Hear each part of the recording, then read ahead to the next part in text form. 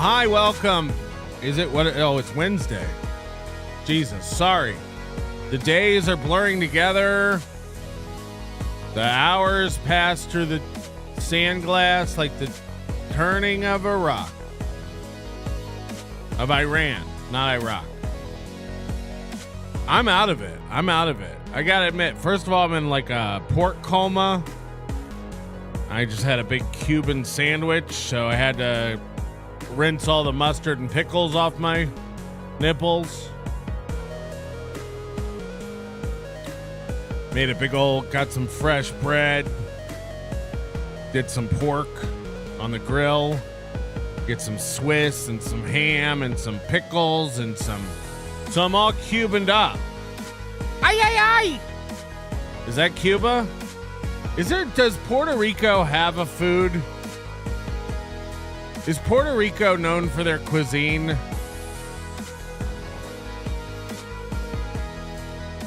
Or just for being a complete garbage island? That's going to piss off the Puerto Ricans in the crowd.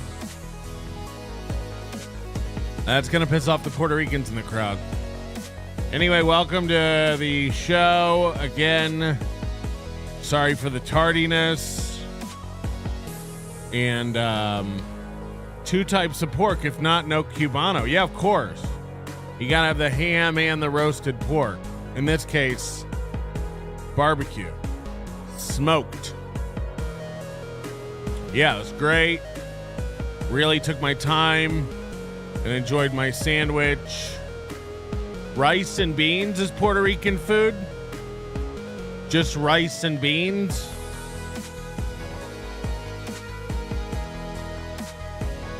I don't know. Do they grow rice and beans? It's American cuisine, rum chata. Is that true? Anyway, we have an executive producer today. It's our boy, Tim Bullinger. Ring the bell, Tim. Ring the bell. It's your day to shine. Don't blow it. Cuban sandwich is not from Puerto Rico.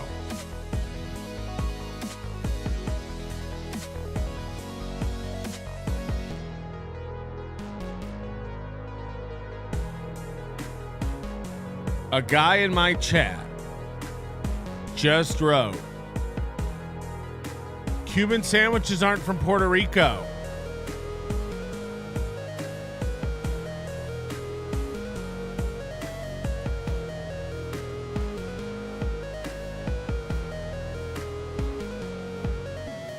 Holy shit. You ever be watching a show and you wonder if other people are watching the same show as you? That guy heard what that guy heard during the introduction to this program was Cuban sandwiches are from Puerto Rico. And he had to type out a correction. Patrick, I don't know if you know this. Cuban sandwiches are not from Puerto Rico. Oh, shit.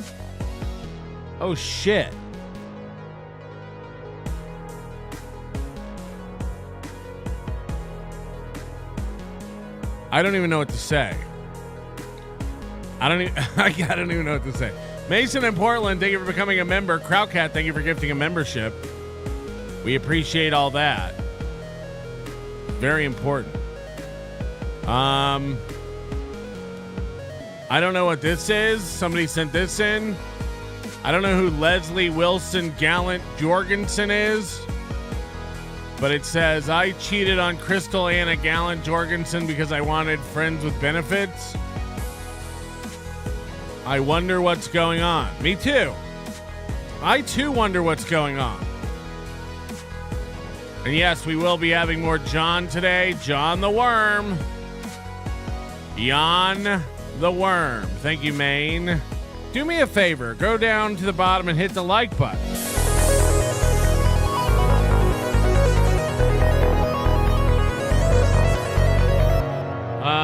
Welcome to the show. We got a lot of Michael Ray Bauer and Karmic to go over today. It's going to be the main focus of today. Thanks to my girl Doom for sending over the entire production. Yesterday, Karmic did a 4-hour show. He hasn't done a 4-hour show in a long time. He's been kind of in his feelings lately and signing off. When he gets frustrated with the chat, he still can't figure out what this show's supposed to be. And so he's been doing like an hour to 2 hours. But yesterday he had Michael Ray Bauer on. The worlds finally collided. And they did a 4-hour show. And I saw little clips of this. People were posting in our Discord, which you should join, by the way, discord.gg/NLO. It's just like a fun, cool hang for nerds. And people were posting clips about this where Michael Ray Bauer was going on and on about his penis and saying how it's tiny but mighty and he fucks a lot. He was telling us how he lost his urethra, which I don't even know what that means. He lost his urethra. The doctors couldn't find it or something. I don't know what that means, but I've not had time to go through it. But Michael Ray Bauer, seems like Michael Ray Bauer is on for over 3 hours. And I'm going to just warn you, we might have to do a complete watch today. I don't know if you have the time. I don't know what you've got planned for the day. I don't know if you're making your own Cuban sandwiches. We might have to just watch it all. I don't know. I imagine there's a lot of smoke breaks with stigma that we can skip over. But we've been waiting for these worlds to collide forever. If you remember, this was the offer for Hackamania, that Michael Ray Bauer and Karmic team up and do a show at Hackamania. And this was poo-pooed by both parties. But yesterday, worlds collided. Yesterday, everything lined up. And two people with no talent, no friends, and spiraling life paths got together to commiserate about their common enemies and find common ground in loserdom. And Doom was so nice. I guess Doom is on vacation in Hawaii, doxed. And Doom said, I'm not going to have time to clip this because I'm relaxing here on the sandy shores of Waikiki. But if you want to go over this, knock it out, and presented to me in a gift-wrapped form the complete show, which I assume Karmic has taken down. I don't know. I didn't even go look, but thankfully we won't have to look. We're just going to be able to watch it. So thank you to Doom. Have a nice vacation. We wish you nothing but the best. And we do have a little bit of John to go over today. I also wanted to say, I don't know if George is in the chat. I meant to do this on Monday, but since George came the closest to gifting a membership to a guy, we were arguing about whether or not the one pun is a guy, and I don't think the one pun is a guy. I don't think that's fair, but we will award George the prize because we need a win. We just need a win over here in the NLO chat. We're taking beating after beating after beating. So George, hit me up. We're going to honor it. We're going to award it. $100 gift certificate. Somebody needs to win. And we might as well give to George for gifting a membership to the one pun, okay? Get my dad off your fridge. He doesn't like onions. My dad is allergic to onions. A reminder that Egg McMuffins are not from Puerto Rico. What are some other foods that are not from Puerto Rico? We're learning a lot today. We're actually learning a lot today. I don't know what this is. Bombs away. This is me in some sort of missile format or something? Or am I like Superman where I'm flying over a warship? I don't know what's happening. Oh, Pretty Antisocial just joined us. I forgot that they're on Wednesday mornings. You know, I don't really watch anymore. It totally slipped my mind. You know, I've been all morning long, I've been working on Hackamania stuff. We're down to a week out from Hackamania. It's time to shit or get off the pot. If you've been waiting to plan your trip, if you've been waiting to decide whether or not you'll come, it's time. Hackamania.com. Save 10% with promo code NLO. We'll see you out here April 10th through 12th in Las Vegas. The weather is shaping up to be beautiful for that weekend. And we're in crunch time now. So I'm like, you know, every week I'm down at the venue doing stuff. And, you know, we're ordering stuff. We're finalizing plans. We're putting it all together. So the next month is pretty hectic for me. So I was doing all that this morning, and I forgot that Pretty Antisocial was even a show. I forgot it even existed. After 2 weeks ago, tuning in and seeing Ashley Cummings on the show, you know, sorry, a month out. A month. Did I say a week out? Yeah, it's a week away. Do you have the dates wrong? It's next week. We'll see you here. Yes, I have the dates wrong. It's a month out, of course. See how frazzled I am with costs, and you won't believe what's going on behind the scenes and what has been going on behind the scenes for about 3 months, four months. There's been a big scam. There's actually been a big issue with Hackamania, and I've been keeping my mouth shut about it. It's not a secret. Like I'm gonna tell you. I just don't know when I'm gonna tell you. I could probably tell you now. I just am not going to, because it's gonna involve some shit talking. It's gonna involve me talking some shit about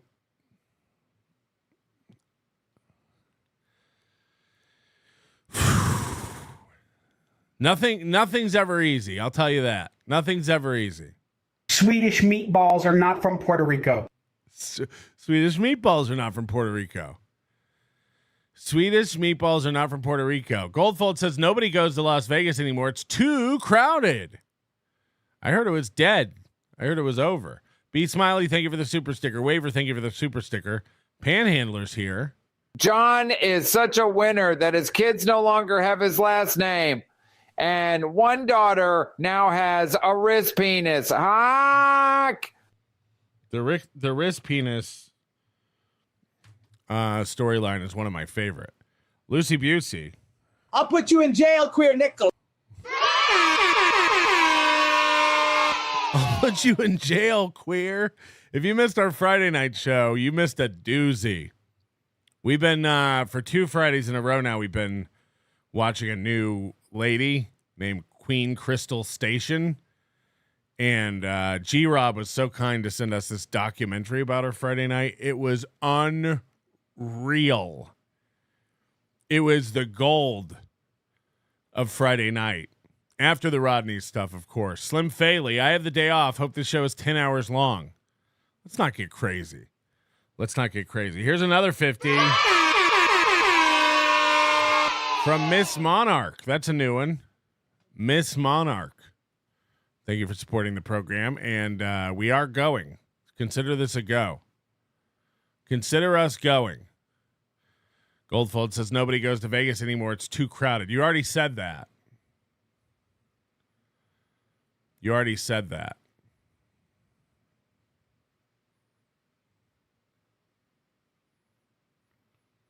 What do you think? What's your theory behind why Goldfolds is choosing to text tip now instead of voice tip? You know, on the one hand, the text tips are $3. Is Goldfolds broke? Usually he'd be doing some sort of merch slam. But is he having to downshift due to costs? These are the rumors. Tim Bollinger, this is from 24 hours ago. Can Super Tip, he's our EP for today too, you know.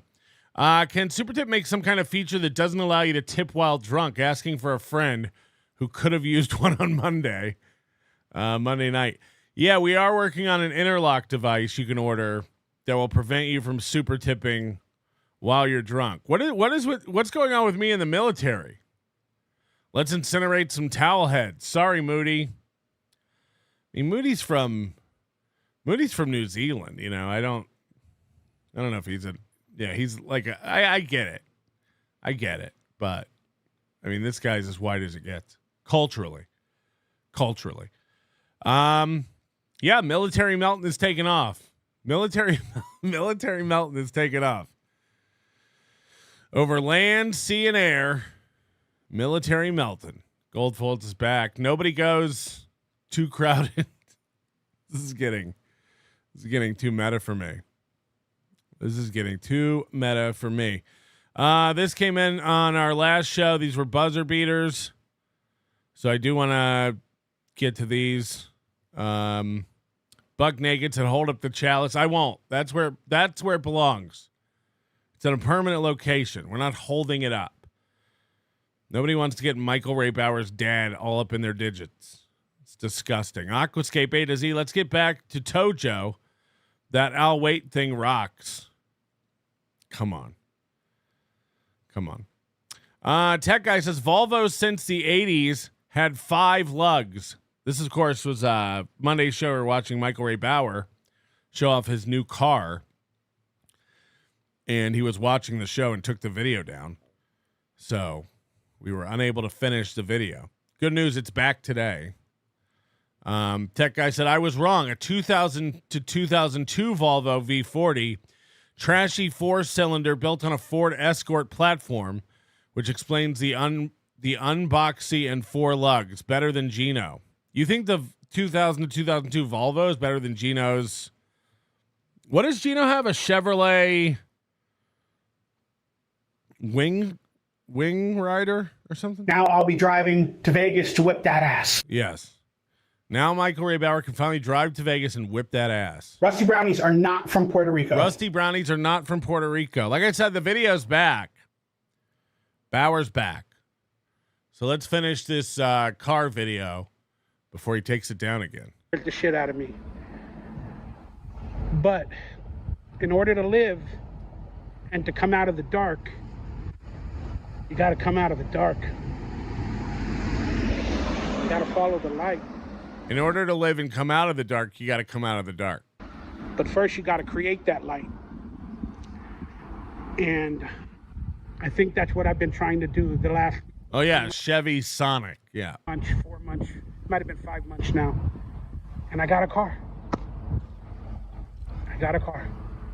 Now, might cost me more money fixing and doing all the other things. I think it's working pretty good right now.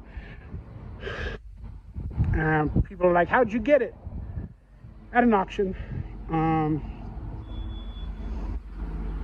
And it was delivered after working on it and doing some things to make it real nice.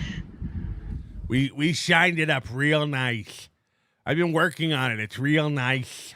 And running and as best as possible in the meantime. Now, I still have the thought, I had to get insurance, which is going to cost me a little bit of money.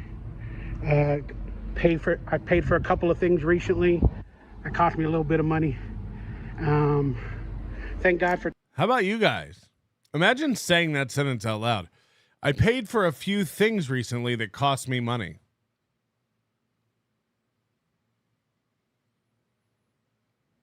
Does he think that's a story? Hey, guys, you might wonder what it's like being a Hollywood star like Michael Ray Bauer. He recently paid for some things that cost money. Now, if you're like me, you're over here going like, wow, that's how it works when you're a big-time actor. For tax returns that I finally got back after owing for so many years. Yeah, it's my own failures and issues. But I got a car, y'all. So now if I do need a job, worst comes to worst, I can become a delivery driver and not talk to them because they might recognize my voice. He's concerned about doing Uber Eats because he's like, of course, if I start doing DoorDash or something, I'm going to get recognized. People are going to recognize me. Ladies love my voice. I don't know why. It is unique. I should be doing more voiceovers and movie work. Voiceovers, is it? But I've discussed why on other videos. But I might start a new series of videos now with this car. Again, it's going to take a couple weeks, if not a couple of months, because I really haven't driven a lot in like 4 years. So it's like muscle memory. I'm freaked out about everything. My dad ended up going blind from cataracts and glaucoma. That's why you can't drive?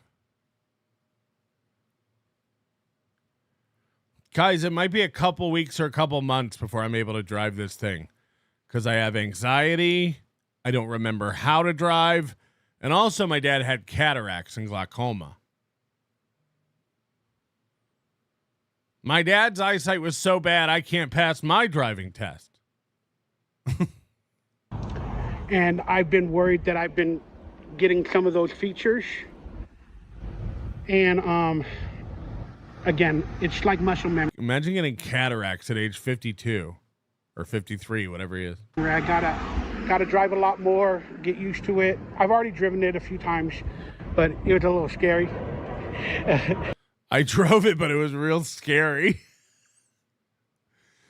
Guys, cars are scary. But we're gonna do good in the month ahead. Then I'm gonna have my surgery, and I hope I'm alive after. It's a good thing it's a station wagon. You can be your own hearse. I'm getting stint surgery at the end of March. And then, again, He's got to do a stint in the hospital. if I'm really doing well at this point after the surgery, I want to use this car and I want to go to film locations. Hey, guys, you need another actor? I'll just be over here in my car eating the Arch Deluxe. Of movies maybe that I've been in, like my Nickelodeon show. His dream is to drive around to places from movies and shows he's been in. Remember? This is where Ashton Kutcher and I were like, dude, where's my car? Tomorrow we'll be going to Camp Anawana. And I want to do a little bit of a vlog from there. Again, I'm not a professional editor, not a professional cameraman. At Not a professional actor. my old age, I struggle with everything. My old age. My old age. I think it'll be really, really interesting to do some. Oh, yeah. Sorry, Bedabbler. Big Arch. The Big Arch. I can't ever. The memory stuff, the storytelling while on location. And I want to see locations of movies like Karate Kid, The Apartments, and the many places around. We're all going to go to Reseda and see the Karate Kid apartments. This is where Daniel Russo grew up in the film. Huh?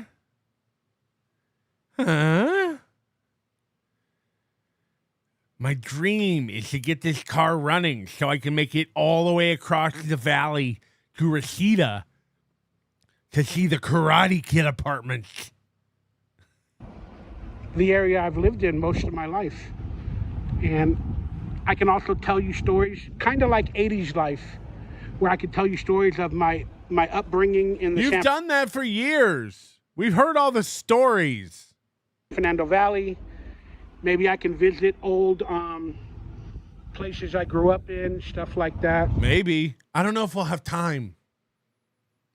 Maybe we can visit places I grew up in. And long story short, I hope to do all that. I cannot guarantee it. Yeah, no promises. Look, honestly, I'm gonna be completely honest with you. I said that I couldn't do any of that stuff because I didn't have a car, and then someone gave me a car, which kind of took my excuse away. So now I'm saying I'm going to do all that stuff, but also giving myself an out by saying, maybe I won't, though. No promises. Now that I have a car, I can do so much stuff, but I'm not saying I will. No promises. because you guys know I struggle every day. I wake up, I'm alive. You guys know what a struggle it is every day. Guys, I don't know what you go through in your day, but on my days, I wake up. You guys know it's a struggle. Every day I wake up. Every freaking day. I'm just proud to be alive half the time. But I'm hoping to do that. I really am. And at least I'm feeling inspired. And thanks to this vehicle, hopefully that'll do that for me.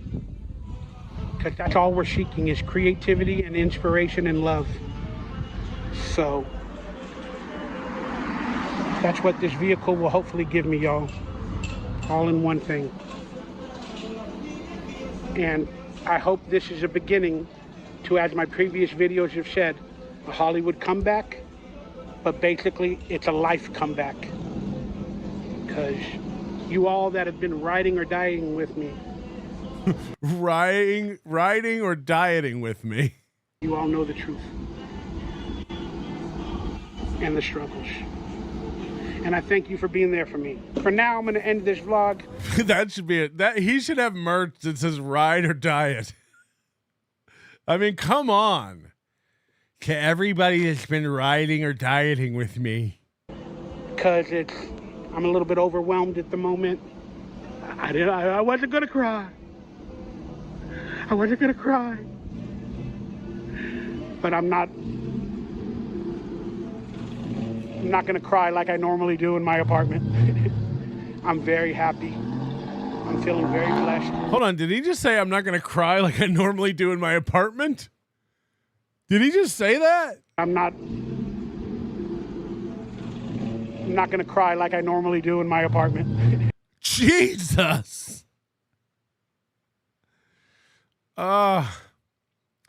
Sometimes I think we should stop making fun of this guy. And then I get over it. I'm very happy. I'm feeling very blessed. And in a weird, little stupid way, I feel like there's a future for me. I don't know what And by the way, I know Doom has been on this 2-day kick of sticking up for Bauer and saying Bauer rules and Bauer's awesome and stuff. Don't fall for it this time. Remember Karmic. Remember Tommy Jordan. We're done with Doom. We're done with your guys that you push, Doom. You're a loser. Go back to the beach. Drink your Mai Tai. Okay? Your fucking barometer for who's a good guy and who's a bad guy and who's an entertaining guy and who's him. Shut up. Get back to clipping, nerd. That's where you belong. In front of a fucking timeline. Snip, snip, snipping. You are not the wind that blows the sails of the Dabbleverse. Shut up. Shut up. Doom's out here like, I discovered a new guy. His name's Bauer. And I think he's going to be pretty big. Shut up, nerd. Get to clipping. Get to clipping. You don't even need a camera. Turn off your camera. Unhook your keyboard. I'll send you the editing mouse. I'll actually buy you the mouse. You should unplug your keyboard. I actually think that... Shut up. I think Bauer's got potential to be... Shut up. The turn is coming for thee. You've built this for years, and it's about to happen to you, the curse. You know? So I'd stop backing dudes because your fantasy team stinks. Your fantasy team sucks. Who's on it again? Karmic, Tojo. These are going to be the guys. Shut up. Shut up. You haven't put a video out in 16 minutes. Why don't you shut up and get to clipping? Get to clipping. But at least I feel like a future. Now I can travel a little bit more. Maybe pick up some friends. Maybe do some fun fucking... Maybe pick up some friends. He just pulls up to a bus stop and swings the door open. Hey guys, get in. I got some candy. Maybe pick up some friends. He's going to go cruising and pick up some friends. But at least I feel like a future. Now I can travel a little bit more. Maybe pick up some friends.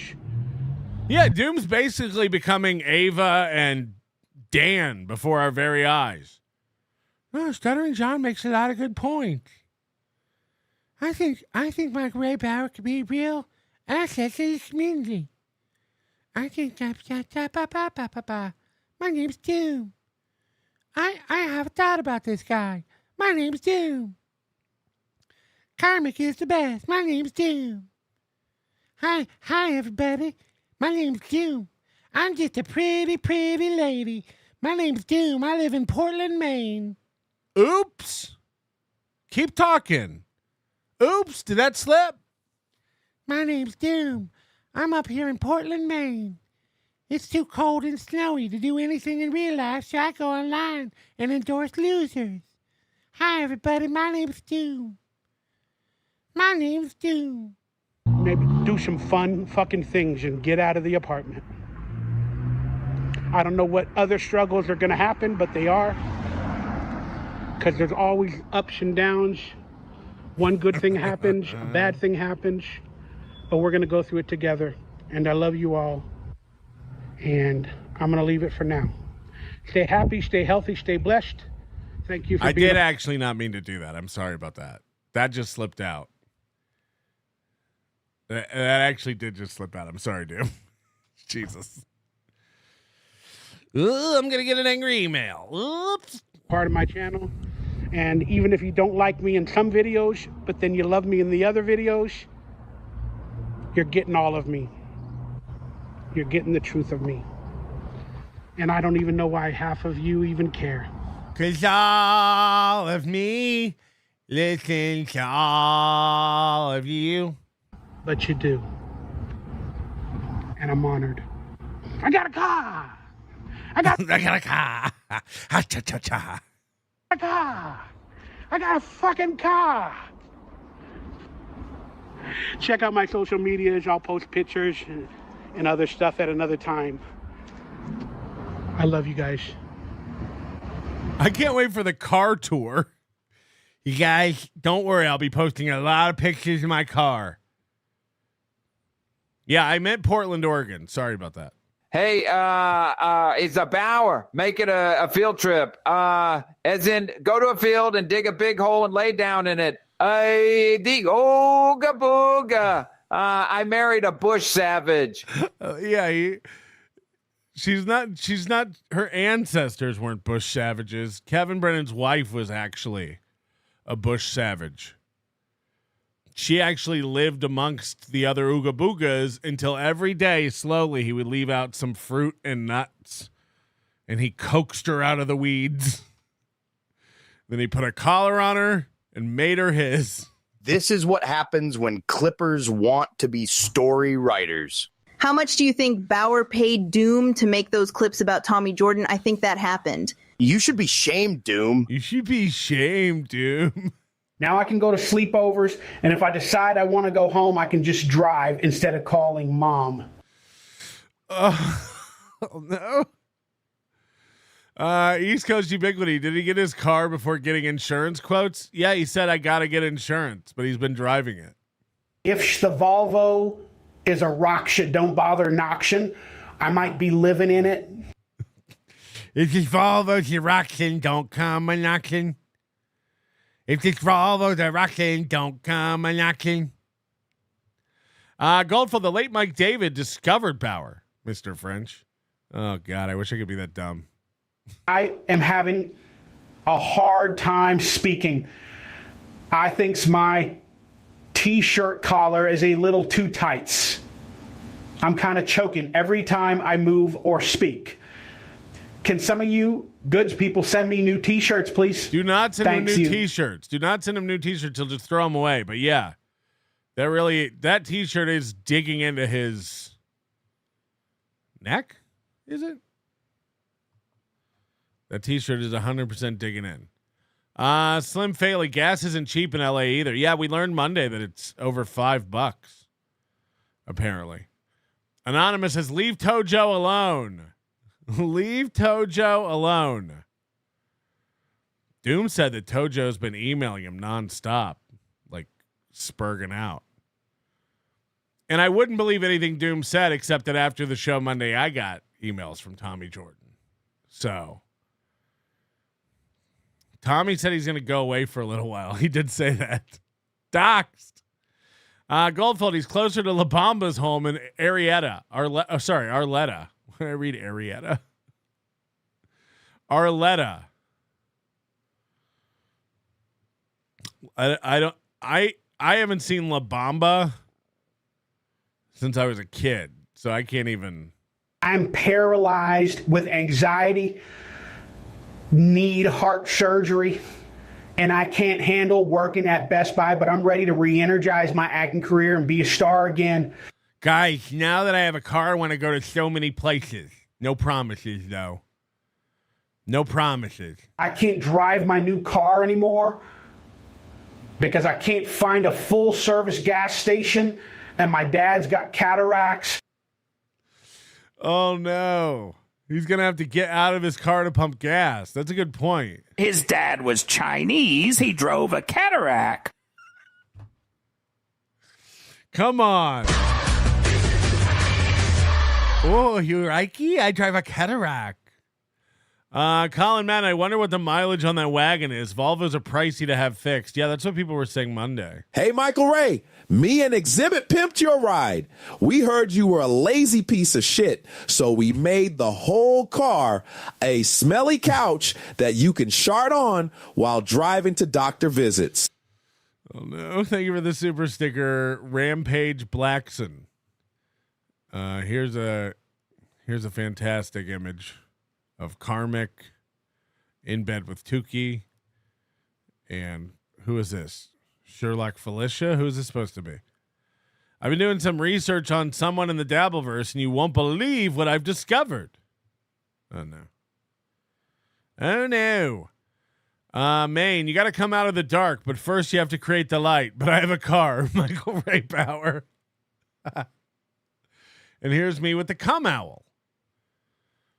Yes, we will have the cum owl for you to take photos of at Hackamania. Goldfold, why did you switch the Hackamania venue to Imperial Palace? Your fans like the Schick Gruber theme? Odd. What's Schick Gruber? Schickel Gruber?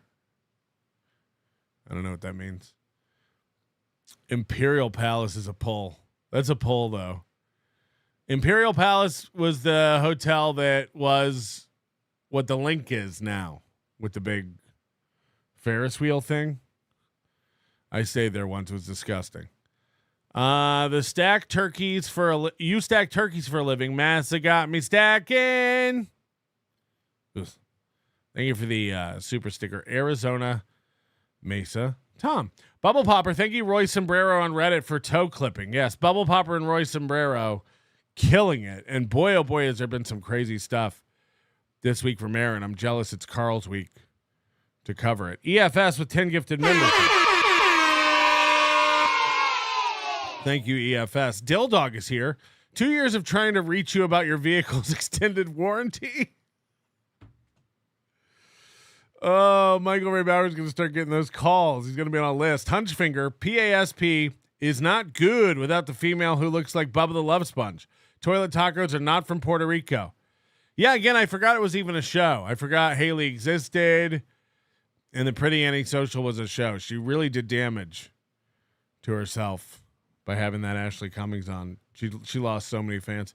King Lou Art, member for 23 months. What would Michael Ray Bauer snort his dad's ashes live for cash? We'd love to know. We'd love to know, and only you, the fan, can make it happen. 10 gifted memberships from Iwa. Oh my goodness. Thank you, Iwa. Keep us posted if you're awake in an hour, will you? We appreciate it. Yesterday, I guess she fell asleep. The One Bond, thank you for becoming a member. Lurkenza, we hope to see you at Hackamania this year. I too pay money for things. Yes. We found out from Michael Ray Bauer he recently had to pay for some things that cost money. Hooray for the United States, where you can be a lazy, broke loser and simultaneously morbidly obese. Well, look, the speculation is the fact that he's been driving around with no insurance is crazy.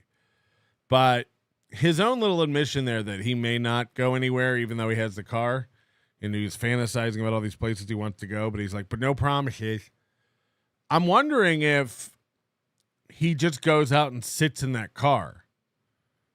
I'm wondering if he just like goes out, sits in the car every day, pretending like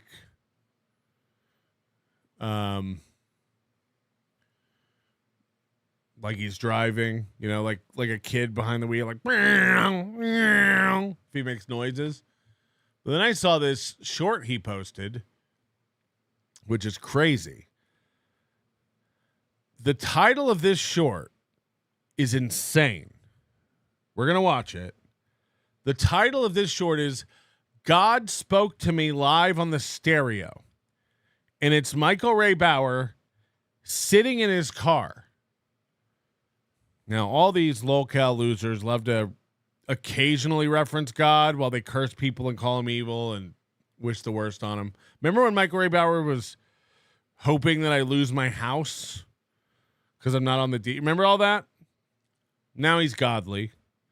And the title of this video is God Spoke to Me Live on the Stereo. And he's sitting in his car, and you won't believe it. Everybody, you're not going to believe this, but I just bought a car, and I got it back, and now this is the first time getting in the car alone with it working. First of all, look at this headliner. This headliner is a sagging. It's not often you see a car owner who has a headliner that matches his tits. Working and everything going on, and I turn on the stereo, and I kid you not, at a moment in my life, this song comes on. I swear it's not CD. There's no CD in here. Listen to it. By the way, how long has it been since this guy's been in a car where he's like, I swear it's not a CD. I promise there's no CD in here.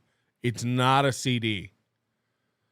This is not a CD, guys. It's like, yeah, cars don't have CDs.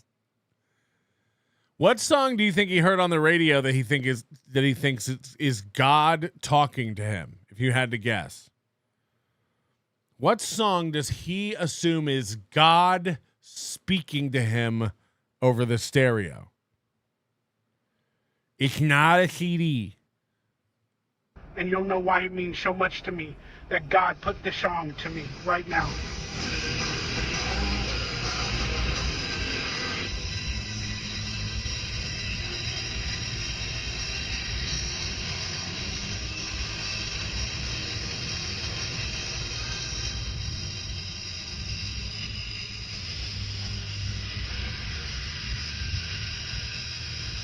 It's the greatest day I've ever known.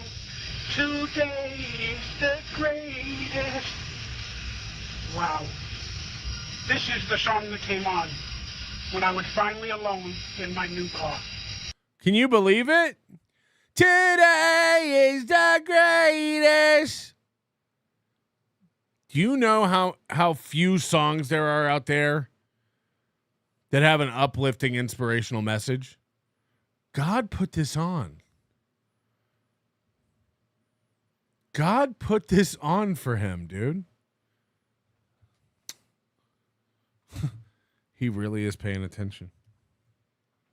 After years of struggling,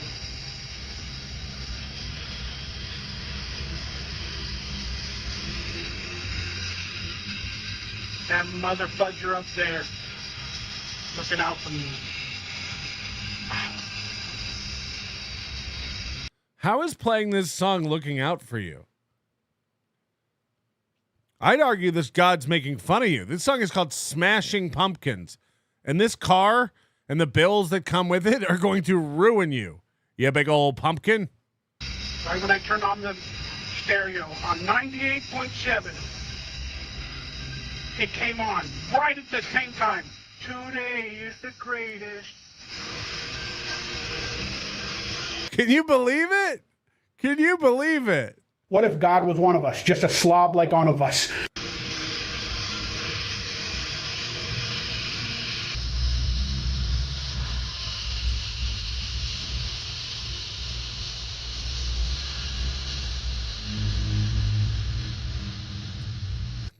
There are no words. There are no words. All my news said in any palabras. I'm laughing just because I think that Everybody, you're not going to believe. This one goes out to Michael Ray Bauer. We heard you had a new car, dog. Home sweet home. Home sweet home. Patrick's Masturbatorium Owl Museum. This could have been Kumia Friday night. This could have been Kumia Friday night. Apar, this is perfect. I think this is what he thinks he looks like. I got a new car, guys. I got a new car. The photo the police are going to use when 5 trannies go missing in the San Fernando Valley after Bauer starts driving. Guys, I got a sweet new ride. I got a new car, guys. Guys. Hey, guys. I got a sweet new car, guys. Queever Sutherland. He's preparing to be living in a van down by the river. Yes. When I turned on the car for the first time, Offspring Get a Job came on. No, why don't you get a job? All right, we gotta look. I want to be done with this Rodney's thing. I'm sure it'll be on shows like BYB for the next 3 weeks, but we're gonna be done with it today. I hope, unless anything crazy happens. This is a Doom clip.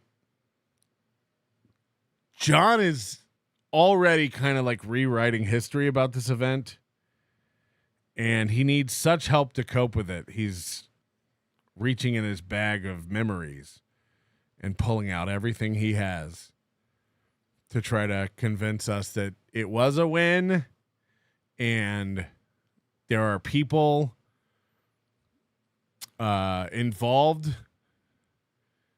I don't understand it, because on the one hand it was a win, but also there are people who ruined the night who are going to have to answer for it, according to John.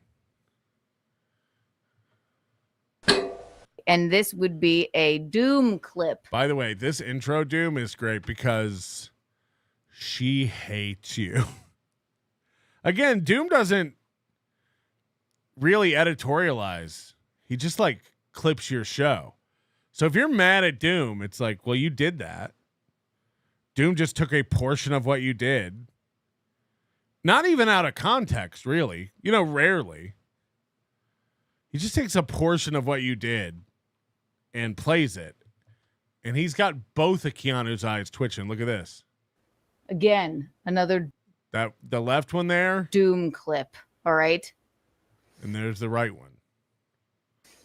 Oh my God. Okay. She hates you. She fucking hates you. Oh boy. I'm moving out of my apartment because it's too expensive, but don't worry, I found a new place. Check it out. My new home is a 1999 Volkswagen. Yeah. That's great. Yeah. Oh no, somebody has a picture of Doom at his house. Or her house. Or their house. What is your pronoun? What do you prefer, Doom? Do you mind when people call you him? Either way, spy report. Spy report. This is Doom in her editing cottage. You know. Bobby Gabagool says, let's be real. All Doom has over other clippers is the intros. Shots fired. Okay, here we go.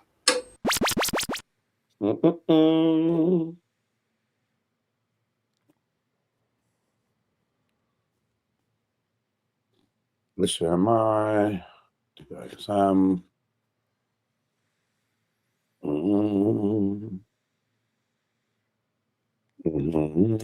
By the way, I got a lot of feedback. Apparently, this is the same room. Like there's a armoire or some sort of cabinet or something to his left, and that was the door that was open, and then he moved his camera as well. But this is the same room. But what a shitty place.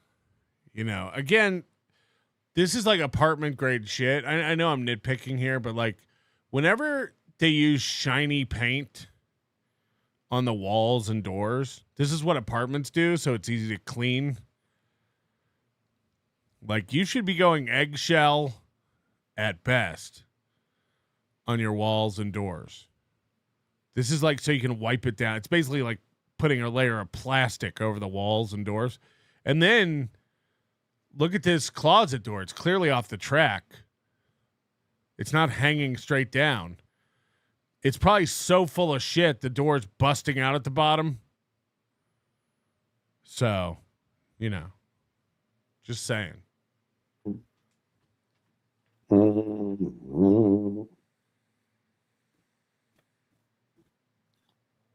There we go.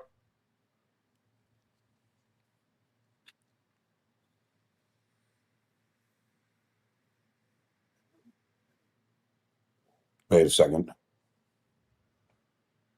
Well, we're waiting. How do I wait? Okay, there we go.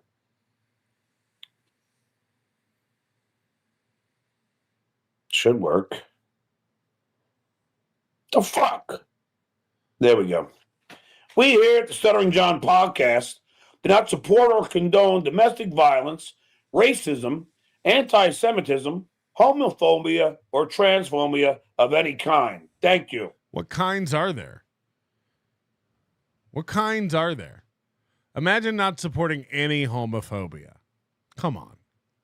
But it's too bad the people in that crowd were cheering on domestic violence, cheering on racism. They don't seem to give a shit. Yeah, have you ever heard Opie and Anthony? They don't seem to care. Doesn't mean anything to them. And therein lies the doubt. This finger. If I had a finger like this, if my finger had this condition, wouldn't you keep it out of the shot? Why is he always putting it in the shot? Maybe people are trying to eat. The Dabbleverse. As Vegas Bear Sells Jerry said so eloquently, it is predominantly a bunch of fucked up people. And that's a fact, Jack. And I still will say this over and over again. And what is this? Is this an ear? Is this bump an ear? Or just a general head bump?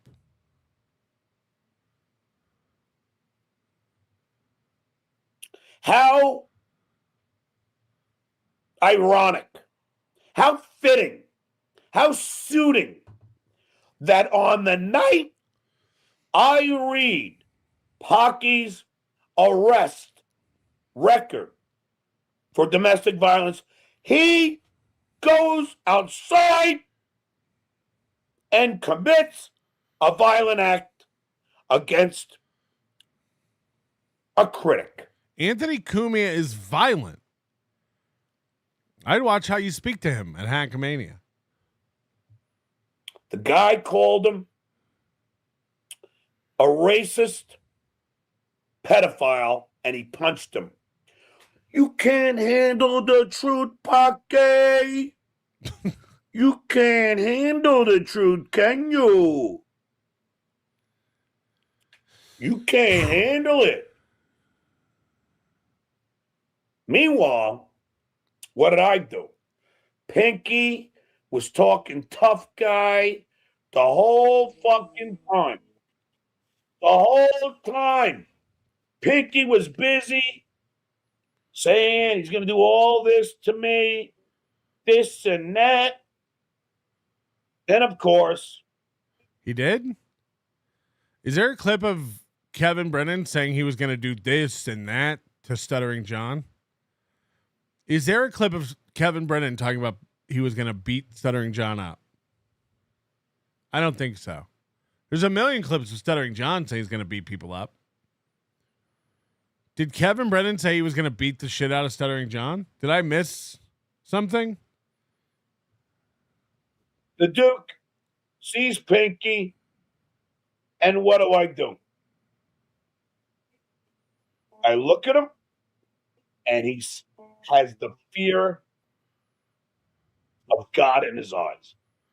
Okay, John's insane because everyone who John hates and everyone John considers an enemy, John perceived their gazes at him in different ways. Like Carl and Kumia had love in their eyes when they looked at John. Kevin Brennan had the fear of God in his eyes. Hey, there's Stevie. You want a piece of him? And I go, yeah, sure. And why did I do that? So that you were hoping somebody would hit you and you could sue him? Is that the answer? You try to antagonize people into hitting you so that you can sue them? Is that it? Because people, look, however you want to break this down, people who get angry at somebody to the point where they want to physically hurt them, just do it. Kumia didn't say to that guy, hey, you better back off or I'm going to hit you. No, he just hit him. John does this thing where he's like, I'm going to hit you. I'm going to beat you up. I'm going to fight you. We're going to fight. Let's go outside. Do you want to fight? But then proceeds to hang around those people. Again, like an AC all weekend long. Rocco, myself were around. Stuttering John didn't do shit. But every time he saw us, he was like, let's go outside. That lets you know there's no real animosity to a point where he wants to fight. And it's probably just bait. He wants somebody to hit him so he can file a lawsuit. Because Stevie Lee's no tough guy. No shit. Way to hone in on that. Wow, Stevie Lou's not a tough guy? We had no idea. Pinky's no tough guy. They're not tough guys. Yeah, no duh. That's why you constantly threaten them and make offers to fight. You know that neither one of those guys are ever going to do anything. They're not tough guys. I'm a tough guy. I'm a tough guy. They're not tough guys. And that's Fat Jack. No shit. Stevie Lou spent months hanging out in our chat room and calling up saying we better stop talking about his wife or else. And then I saw him in Atlantic City and I said, what about all the stuff about your wife? And he was like, nah, never mind. Then he came home from AC and started talking mad shit again. And I said, keep that energy in Atlantic City this year. And then he didn't come. How'd you figure out Stevie Lou's a giant pussy? So that's the thing that these people can't handle. And you know what's so funny? There's some guy who thinks, oh, well, Stuttering John went to Fatty Patty's house. Now, there's some guy who thinks that? If anybody, even Lady K, this is where you fucked up. This is where you fucked up. Uh-oh. Can we see those fingers again? Imagine putting your hands together and they're not symmetrical. You got to have that thing lanced and drained or whatever golf ball size tumor you have on your knuckle. I mean, that's up because you even told Vegas beer sales Jerry at Hackamania what I did at Fatty Patty's house was hysterical. Yeah, everyone thinks that. Everyone thinks that. Your short little stubby Ewok body stumbled down the road. You couldn't get the camera working. You grabbed an old shitty radio. You held it up. You boxed the air. You yelled. It was hysterical. You looked insane. We couldn't believe a boob would do such a thing. No one's ever said it wasn't hysterical. We played the clips of it at DabbleCon, and it was hilarious. Yeah. Your big flex is even Carl thought what I did was hysterical. Not for the reason you think. Didn't you? Well, yes, you did. Yes, you did. Just do it. You know that was hysterical. What I did was performance art. I was funny. Do you think that's what John thought when he was out there boxing the air? Oh, God, I'm doing such good art. I'm being so funny right now. I knew Fatty Patty wasn't going to do anything. You knew I wasn't home. Here's the truth. Beer Sales Jerry did come out to Hackamania last year. I don't know what Beer Sales Jerry looks like. I didn't know him. But he came up to me. And he said, hey, do you know who I am? And I said, no, but I hope you're having a good time. You know, I'm running around doing stuff. He said, I'm Beer Sales Jerry. And I said, oh, cool. Well, welcome. You know, have a good weekend.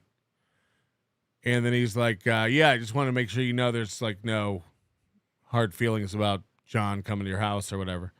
And I said, no, I think I said the same thing. Like, it was funny. It was funny as fuck. It was unreal. Like what a boob. And then I asked Beer Sales Jerry, I'm like, but you guys knew I wasn't home, right? Like, you knew I wasn't home. And Jerry admitted to me that they both knew I wasn't home and wouldn't be home at that time, and that's why they came at that time. Beer Sales Jerry revealed that to me personally at Hackamania. He said, yeah, we knew you weren't home. That's why we came then. But John's trying to use that as some sort of flex to being a tough guy while also simultaneously saying, no, he meant to be funny and it was art. I didn't walk on his property. I wasn't going to do anything. I just did what was funny. James Q. Legend said your house is a shithole, though. That's fair. Holding the boombox up over my head. That's why I stay in the basement and don't let anybody see it. Like John Cusack and Say Anything. John, that scene was about a guy who was desperate and at the end of his rope to prove his love for a girl that he had put on a pedestal and was fantasizing about night and day and had fallen in love with, that he thought was out of his league.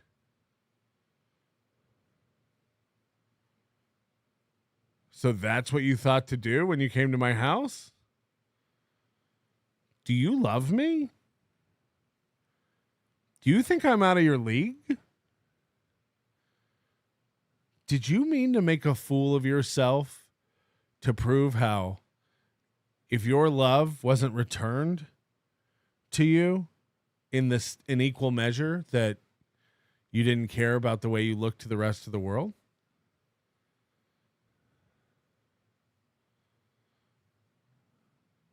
That's not a confrontational scene. It's not a fight scene. That movie is about a loser whose time to shoot his shot with a girl after high school is coming to an end. And he never thought he had a shot with her, but now it's now or never. And so he goes to her house to make a fool of himself, to prove his love. I don't don't remember John Cusack bringing a dorky friend to film it. And I don't remember John Cusack boxing the air before he put In Your Eyes on. Do you love me? Whatnot Chaser. John was terrified of Matt Mead. Yeah, he was really trying to smooth that over before the event. Chad's Mimic. John Michelindes. Michelindes. Here, of course, is me in the Navy. Military Melton continues. Here I am at sea, tracking the Doppler radar. What the fuck?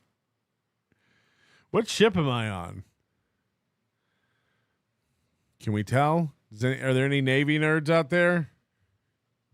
Anyway, I think John's in love with me. I was funny. Something you'll almost never hear a funny person say, by the way. I was funny, remember? I was funny. 80s rom-com talk. 6. Yes. Like anybody else who tries it. And there have been people who tried it, and they can't seem to do it the correct way. I didn't do it in a violent way. Fatty Patty said, "Rada!" Yeah, Riles is saying all the gays are in the Navy. Like, I can't decide whether Riles is my friend or not. He's so fucking mean sometimes. You know, I'm not over here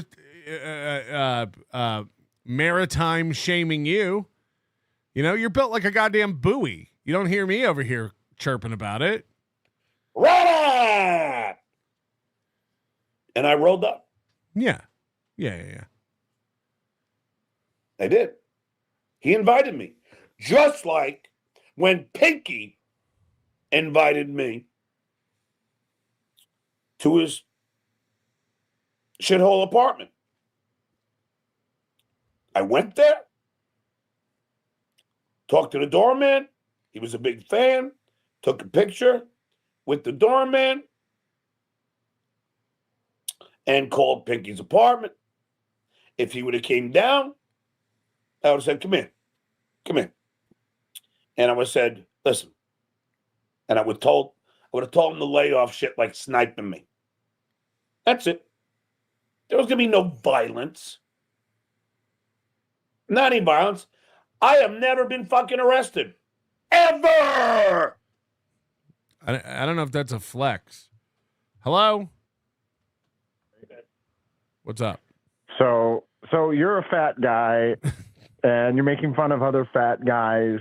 Yes. You can't do that. Got to lose some weight first. Oh, okay. What are the rules? So, look, we all got together. We decided you're a fat guy and you're making fun of other fat guys. So, not a good look. Mark Davis, what's the point of this 15-year-old girl filter? A real tough guy would just show what he really looks like. Hold on, he's using a filter? Or are you saying I'm using a filter? How do you guys know he's using a filter? I'm not, look, I'll admit, I'll be the first one to admit I don't know. I'm not the best at that kind of stuff. How do you know he's using a filter? How do we know that? Hello? Yes, just so you know, never being arrested is a flex. Oh, my mini pizza is burning. Okay, sorry. All right, never being arrested is a flex. My bad. He always uses filters. Yeah, but like, what? To do what? You're saying this is like an improved. Like, what kind of a filter? Oh no. Melton thinks he knows my wife's ancestry. So listen, she's 100%. Gabuga, Bush Savage. She's on the roof trapping birds with berries and twigs right now. Nickel. But you're saying he's using. Ewa says he's using a beauty filter. But what are you talking about? He has wrinkles and liver spots and. Like, how do you know?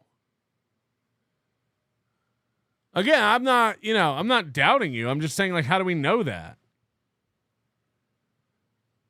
Smooths out his skin and color issues. So you're saying they're way worse. You're saying way worse. Oh, Goldfolds with some actual educational information. Mr. French, John Melendez has arthritis in his fingers, in case you weren't aware of it. It's almost like having an anatomical brass knuckles. First of all, I don't know if you should be sending in fingernails, Goldfolds. Arthritis of the fingers. Okay, so it's a cyst?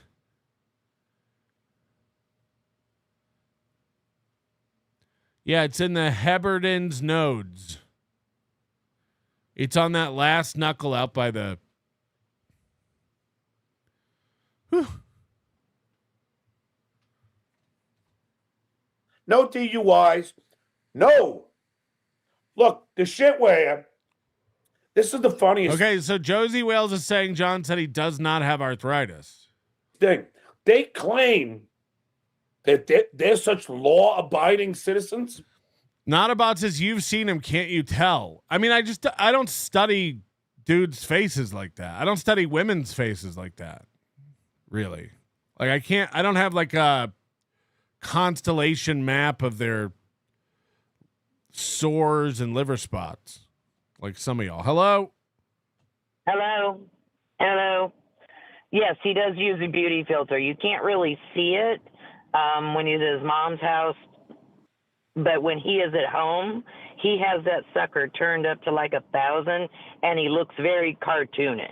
He's trying to get rid of that T in the middle of his forehead. Okay, yeah, the brow cleavage. Right, but I think when he's on his laptop at his mom's or brother's or wherever he is, he can't use the same kind of filter that he uses on his home setup. Okay, I take your word for it. Awesome.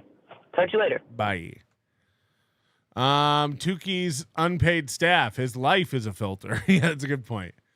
He's definitely using a experience filter. They got a guy, Isolino, who's doing time for child pornography, while their other producer pulled a gun on a 77-year-old, got arrested, and got his ass kicked. I think they're talking about producer Joe. This ISO thing is crazy to me. Because again, like, this world is full of monsters. And you don't really... Like, the fact that this ISO guy worked for Shuli,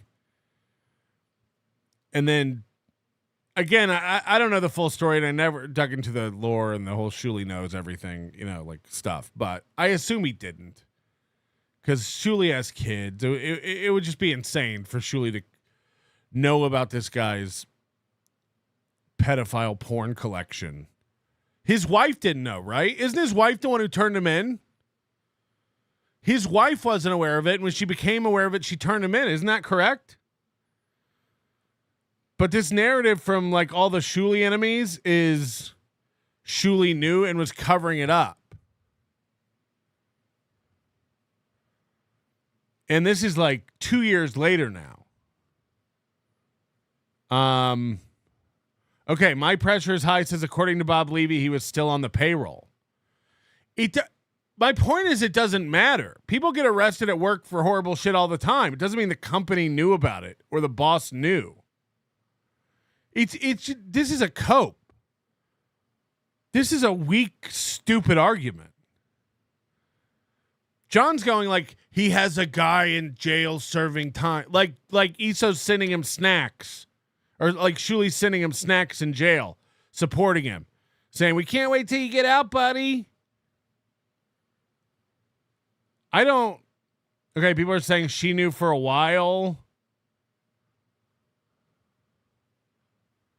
It's just, man, this is like a desperate, again, everyone who's like desperate in this universe and who's like losing and can't, for a living, they speak, but they result to going to the court for stuff and suing people and pressing charges and all this stuff. It's like calling people pedophiles. It's like there's never been a better time to actually be a pedophile because everyone gets called a pedophile and you can hide amongst the fucking bullshit. You know, I've said this a million times. It's like one of the worst things you could be on earth. It's up there with murderists and rapists. So it's such an easy go-to insult for people. This idea that Shuli is a pedophile sympathizer who's covering up for... Love or hate Shuli. It's lazy bullshit. It's so stupid. It's so desperate. It reeks of desperation.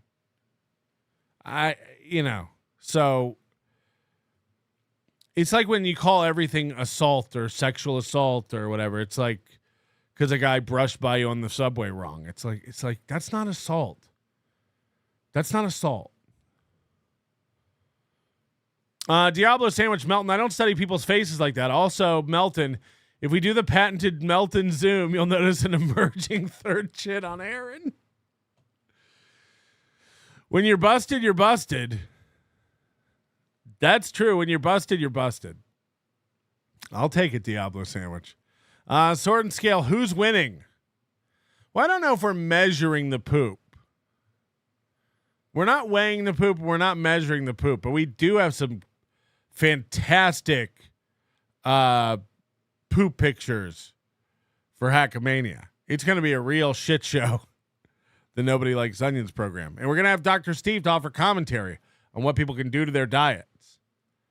So stay tuned. APAR. SJ says his finger is like that due to a motorcycle crash. See, that's badass. Chicks dig scars. Chicks dig scars. Goldfold, Mr. French, you need a filter for your face boils. I can't imagine putting a filter on it. You're a fat, but you make fun of other fats and whatnot, but you're also a fat, and yet somehow that's just not allowed. Cut that out right away. Right. Nobody goes to Kevin Brennan and goes, you're not allowed to make fun of out of it, Kevin Brennan, because you're the biggest out of it. That's what we're doing. That's what we're doing here. So, you know. That's right. But they like to think that they're the good guys. Shitway is a high school hold on. I'm getting attacked by one of Aaron's dogs. Bowls deep, sweep harder. Y'all got to stick together. This is what I'm saying. It's like, yeah. Right. I'm covering up for ESO. I knew about it too, right? Because I'm one. Of course, dude. That's what I'm saying. Of course. Gay credit card thief with $5. Setting plausible deniability for Moody. How nice. Yep, that's a good example, though. That's a good example. Moody, by all accounts, seems like an upstanding citizen. If it turned out he got arrested for having hard drives full of child porn, I have no idea about that. That's crazy. Also, Moody's not on my payroll, but I get what you're saying. I get the analogy. It doesn't mean people murderers get arrested. Their best friends didn't know they were a murderer. It doesn't make sense. It doesn't make sense. It's just a lazy way to attack the guy that you can't beat verbally. John in every way could just watch Shuli's video and make fun of Shuli. John could just watch Carl and make fun of Carl. Do we think Carl, people always yell at me like, how come you never make fun of Carl? I don't know, because I consider him a friend. We bust each other's balls. No one's ever said Carl's the coolest guy. No one's ever said Melton's infallible. Of course Carl could do a show on me. Of course I could do a show on Carl. John could also do a show on Stuttering John and Carl. But he's not intelligent enough and he's not funny enough to do it. He doesn't know how to do it. So he goes for other angles of attack. Legal vectors. Calling people a pedophile. It's crazy. It's crazy. Don't worry. When it's time to turn on Carl, we'll do it. You've been warned, Carl. Jacob Shedd, Issa quit TSN and was arrested over a year later. I don't know, but then people are saying he was still on the payroll. But my point is, it doesn't matter. If Shuli had a fucking studio where Issa worked in the building and edited stuff all day, and the police showed up there and arrested him because he'd been storing porn on the company servers, it doesn't mean Shuli knew about it.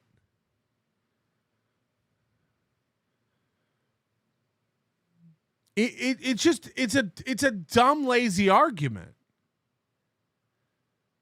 You can hate Shuli. You cannot think Shuli's funny.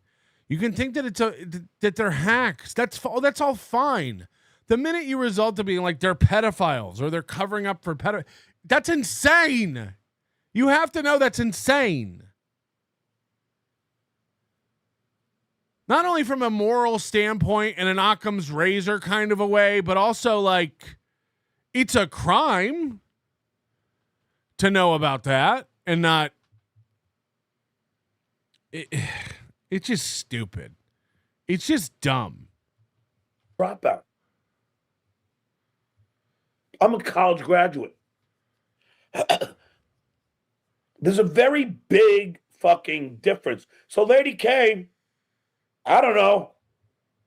I suggest you start rethinking. Hold on, John's a college dropout, but wears a ring from his college at age 60? That's crazy. Your plans.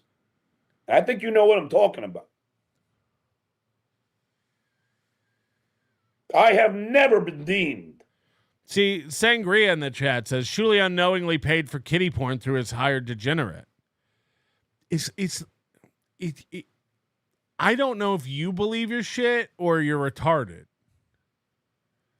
I gotta give you the benefit of the doubt that it's like a troll because no one's that retarded.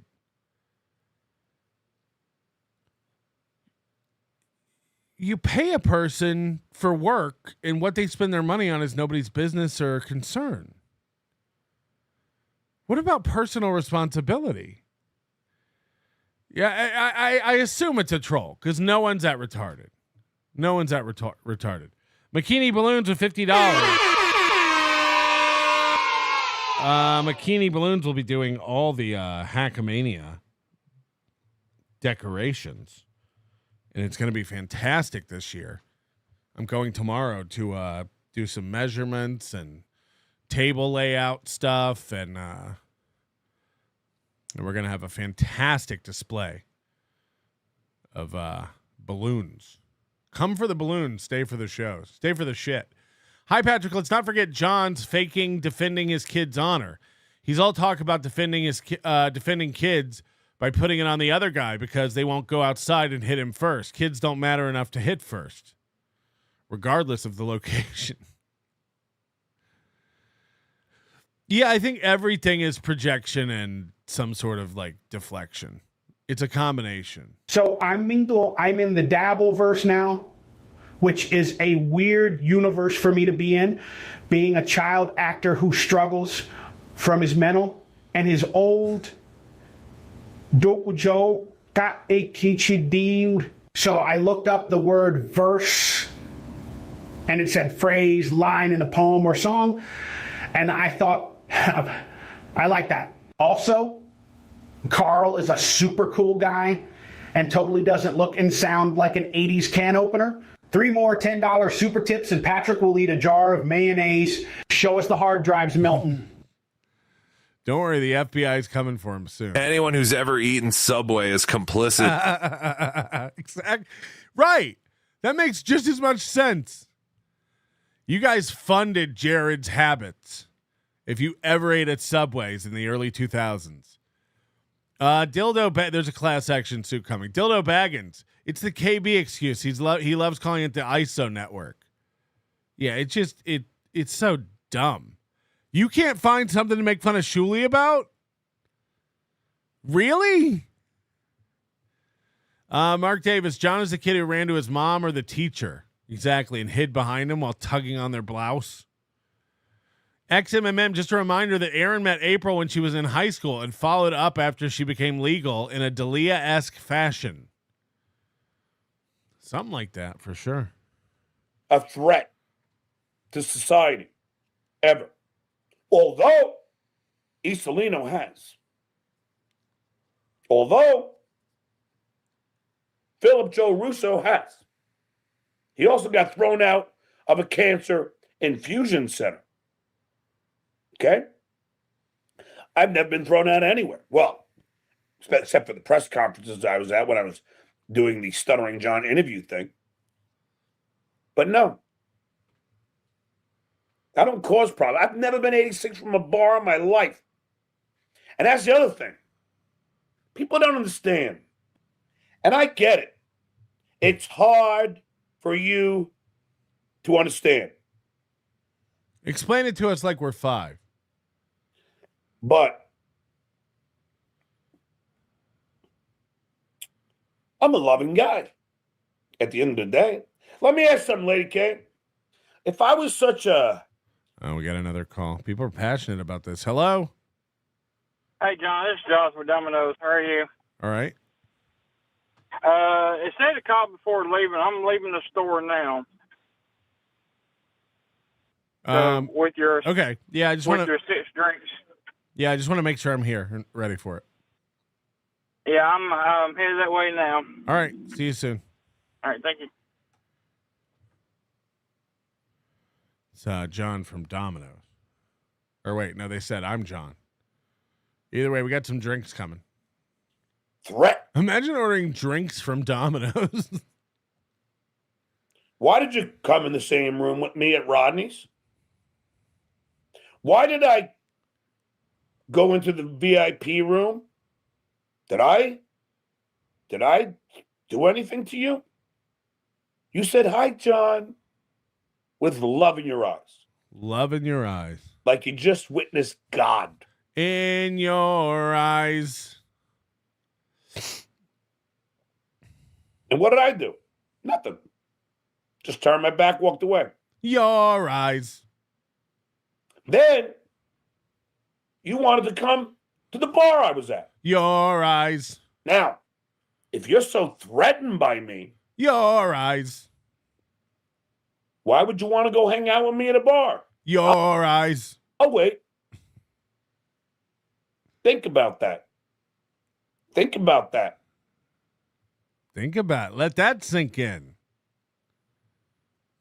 Why would you want to hang out with me at a bar? Okay, hold on. We'll wait. Lazy editing, Doom.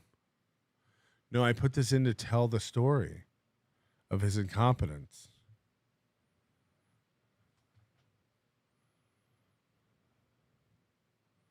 And you want an editing mouse.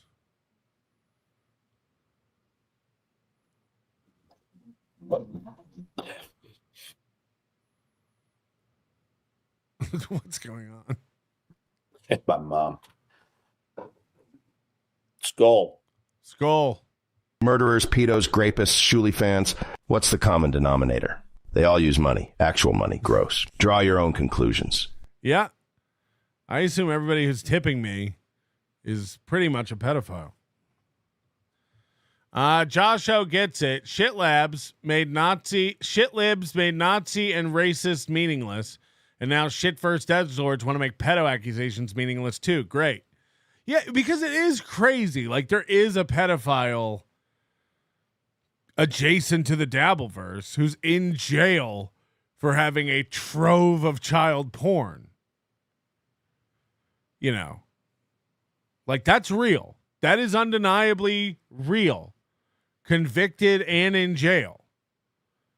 And then there's like 13 other people everybody just keeps saying is a pedophile. It's like, well, those aren't the same thing at all. You got to know that. Hello? Yeah, this is Domino's. Yeah. You have a delivery for 6 2-liters of Coke? Yeah. Well, it says on here to call you, so I'm calling you. Yeah. Okay, I'll be there in a little bit. Okay, see you soon. All right, that was a bit. The first one, I don't know if it was. Ghost Crusaders TV. SJ allegedly raped a woman at a hotel and left shit stains on the sheets after. I don't know that story. Imagine ordering sodas from Domino's. Asking Carl if he knows what words mean is one of the funniest bits. Then driving it home with a theme song is wild work. Carl gets made fun of just fine. Exactly. But that's what friends do too. Friends fucking rib each other. Dildo Baggins, Brian Peck and the father from Seventh Heaven have had less people hate them for their actions than Shuli for having ESO once work for him. Is it ESO? It is ESO, right? Not ISO. I constantly switch how I say it. Who, what, why? Ever see the To Catch a Predator where Chris Hansen catches a guy he took the train with to work? Hilarious. I don't think so. I haven't seen every episode. Dark Side Aaron. I paid a guy to wash my car once. He later died of a drug overdose. I guess I'm a drug dealer and a murderer. Yep. For the Hackamania boy, Hack Show. Yeah, hey, Hackamania VIP at dinner? Will we be served taco bowls and chocolate sundaes in souvenir toilet cups while we watch Dr. Steve's program? Thank you for not puking yourselves during the shit show. No, Gino's not going to be there, so I don't think there'll be any puking at Hackamania. And I don't think we're doing a VIP dinner this year. Everybody's kind of on their own. Figure it out. There will be a VIP reception with pizza and chicken and sandwiches and salad, just like last year. People loved it. That pizza was pretty damn good, you got to admit. But again, oh, I'm getting a call. I'm going to play this while I take this call. no violence, not from the Duke. I don't want to get arrested. Johnny, can you entertain him while I take a call? I just love to point out how much you guys are fucking keyboard warriors. You're all tough guys. You're all fucking tough guys, but you're afraid. You're cowards. You ain't so bad. You ain't so bad. You know, I was watching that Billy Joel documentary again last night. And Billy says, you know, you grow up in Long Island, you got to learn how to fight. You got to learn how to defend yourself. And he's right. Especially if you're a Puerto Rican, OCD-ridden stutterer with smelly feet. So please, please, don't tell me about tough guys. So he just got done saying, I went to Melton's house to be funny. It was performance art. I went to Brennan's building to be funny. I was never going to do anything. I was never going to hurt anybody. It wasn't about violence. That's why I threaten everybody to fight. It's a joke. Now he's like, I'm tough. I know about fighting. It's so contradictory. I'm the real deal. See?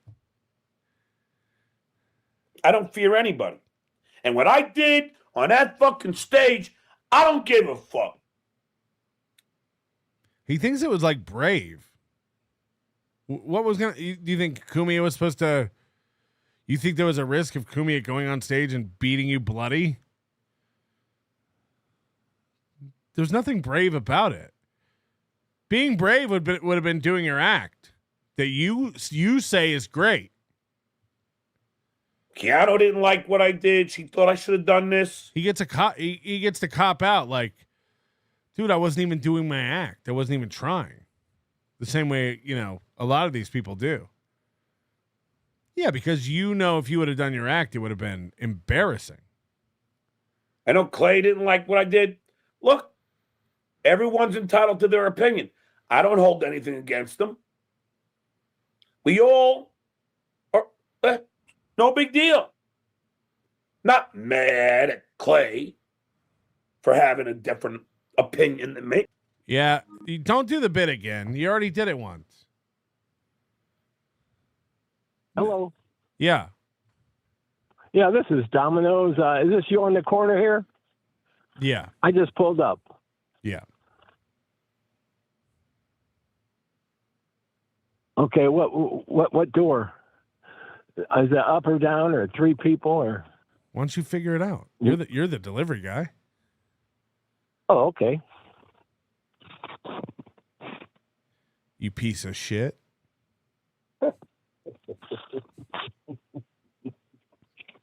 You're a delivery guy. Look at me. I deliver pizzas. I'm a cool guy.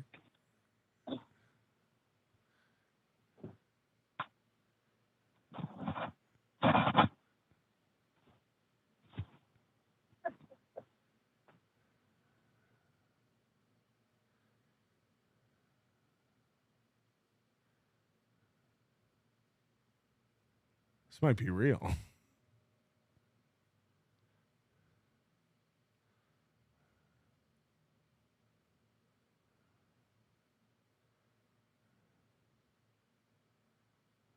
Waters.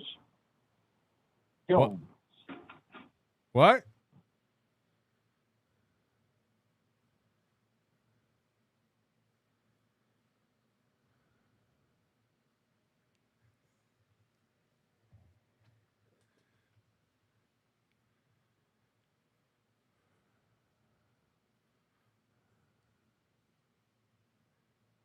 What?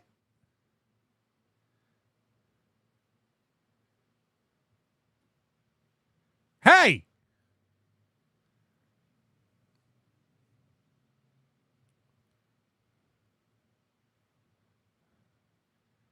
Go put them in my fridge. I'll wait.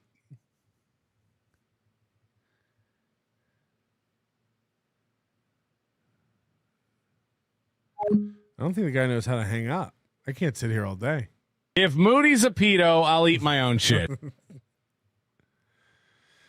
Jacob Shed, John saying growing up on Long Island, you have to learn how to fight is insane. Long Island is a calm, leafy suburb. Leafy.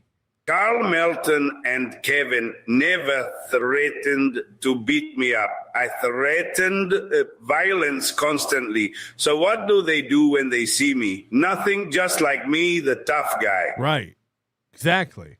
You're the one who says you'll fight everybody, and you also do nothing. I'm not. Everyone's allowed to have their own opinion. And last I checked, we're in the United States of America. We're in America. And we could have our opinions. Should have done that. I should have done that. Unless you're Carl and Shuley, then you get sued for it. I think you should have done that. Don't matter. At the end of the day, I'm the boss of me. Base. To quote a little kid saying. Oh no, the other Domino's guy's calling back now. Hello? Hey, John. This is Josh. Yeah. Are you at the Banker Community Center or somewhere else? It's like a game. You have to find me. I'm at the Welcome Bennett. I'm at the community center, and nobody said they know who you are here. Well, that's just like Friends, isn't it? They said they don't have no name, and I went upstairs and talked to one of the ladies. They didn't have no rental because I'm sitting here at the Banker Community Center. Yeah, this is Nobody Likes Onions. You're on my prank show. You've been pranked.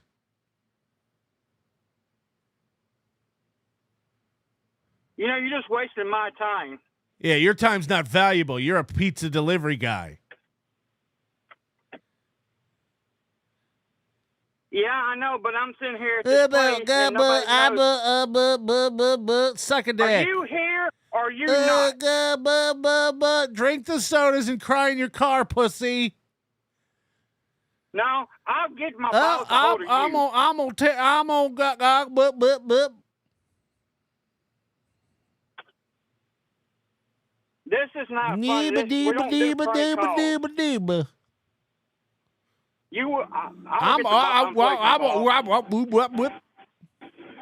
Goodbye.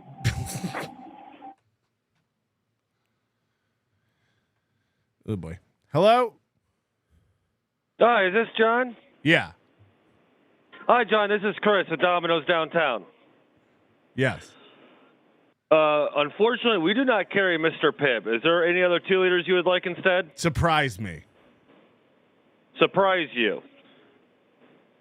All right, we can do that. All right. All right.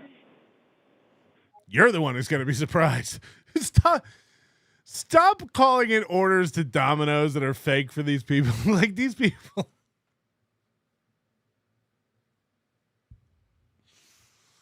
Leave workers alone. Unless you're paying for it. If you're paying for it and tipping these people, then have at it. But leave them alone. Leave them alone. Oh, what a sham. Sword and Scale. Hackamania. Yes. Yes, we're having a pizza party. A cheese pizza party. Never forget. Spider McGee. If only there was a way to treat smelly feet. Bleach? Probably. Leave the workers alone. Workers. I will. Hey, he just wasted. That guy was heartbroken.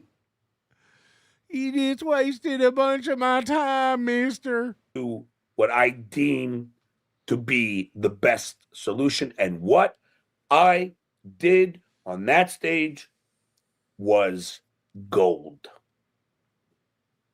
Because they all wanted it to go this way, and I went this way.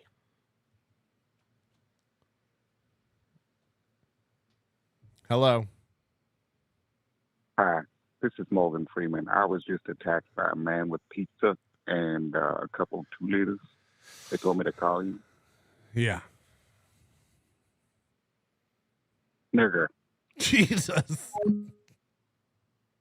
Jesus. Do you see a sign on the front of my podcast? That's it. And that's what you're supposed to do. You don't perform for them like a clown. And the one thing I know that Keanu saying that there was no second act. Keanu, no offense. I love you, but you have no idea what I was going to do next. You don't. I never told you. You did. You said you were going to read another police report of Anthony's. So, no thanks. And I never planned on telling you. There was going to be a second act. Yeah. Doom was right. And thank you, Doom, for your support. Doom's a loser. Skull. There was going to be a second act. But Tommy Jordan took that away from y'all. I was planning to stay on that stage for 20 to 30 minutes unless that happened. Who are you, Janine Garofalo? You need your notes to do comedy? Unless I was assaulted. And Mark Youssef, listen to me. Okay. This is the owner of Rodney's, Mark Youssef.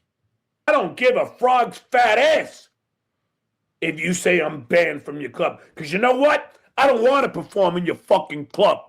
Yeah. When I can't feel safe. Yeah. When you allow your security to fucking take me. On tripods, no less. Is this still the tough guy from Long Island? I'm confused. On tripods. Tripads? It's like a knockoff iPad.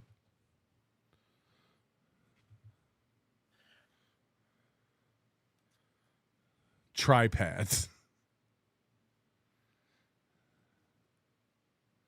Yeah, I would have been on stage for a while. Yeah. I would have soaked it all in. I had a lot of trolling to do. He thinks he was trolling. But Tommy Jordan took that away from us. He's like Karmic thinking he's getting one over on the entire Dabbleverse by being a moron. From all of you. And he assaulted me. And he stole my property. And Tommy, this ain't going to go the way you think it's going to go. Oh, is somebody watching Nobody Likes Onions? This ain't gonna go how you think it gonna go, Nickel. Because if anybody knows the Duke, I'm a litigious motherfucker. So now he's saying he's going to sue Tommy Jordan for ripping up his papers. Don't forget, I'm the one who filed a police report against Raquel Welch. How'd that go? For punching me in the nose. I'm the one who sued Sharon Stone. How'd that go? When a bodyguards fucking took some cheap shots at me. Don't think for a minute. Yeah, Tim Bollinger, our executive producer today, by the way, says he ruined it because John had gifts for everybody too. He was going to do like an Oprah thing. He was going to give away a new car to everybody in the room. But you ruined it. You ruined it. Guys, take the boxes of keys back in the back. We're not giving out cars today. Tommy, that I'm not going to file a police report against what you did. It's all on tape with the 19th precinct of Manhattan. And Mark, Youssef, listen, man, you better shut the fuck up about me. Doom says he's settled with Sharon Stone and made $30K. So this is why he's like this today. He just runs to lawyers for everything. Labyrinth Mystic, do we have a membership target? Yeah, we need 50 more. Step up. This ain't gonna go the way you think it's gonna go, nig her. Jesus Christ. Ghost Crusaders TV, everyone is allowed their own opinions unless you think John's an unfunny hack. Sounds like Mule when he is not on the sauce. I don't know who Mule is. I know it's a chatter, but I don't know. Is he a drunk? You understand? Because you didn't protect me. You let people walk on a stage.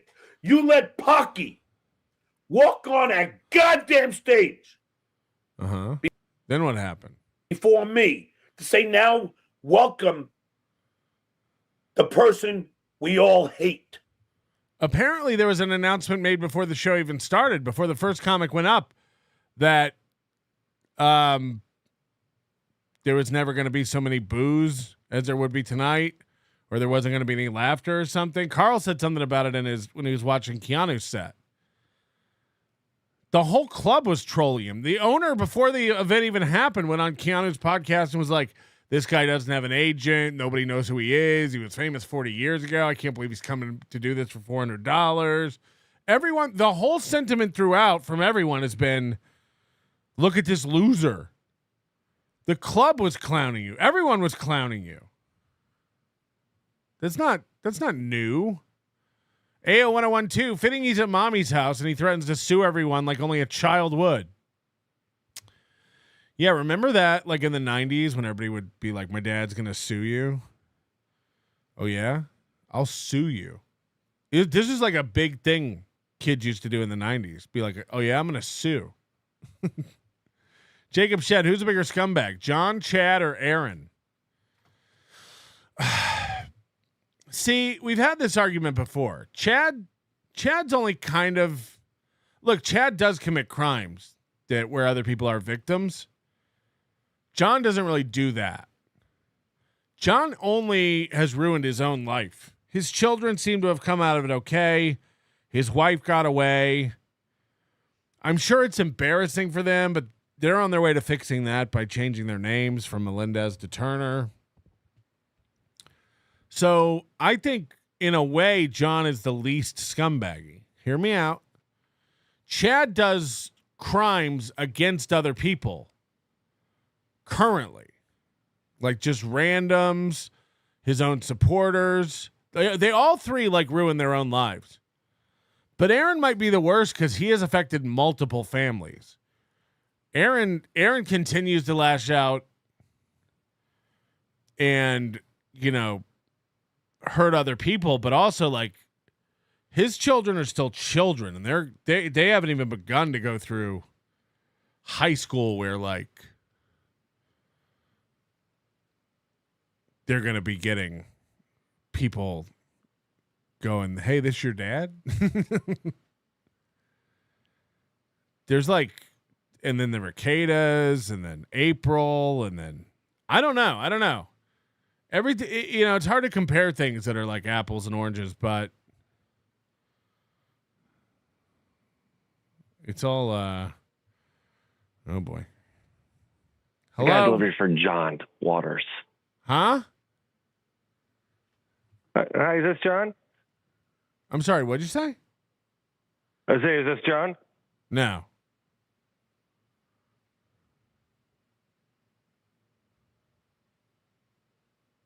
Now you go.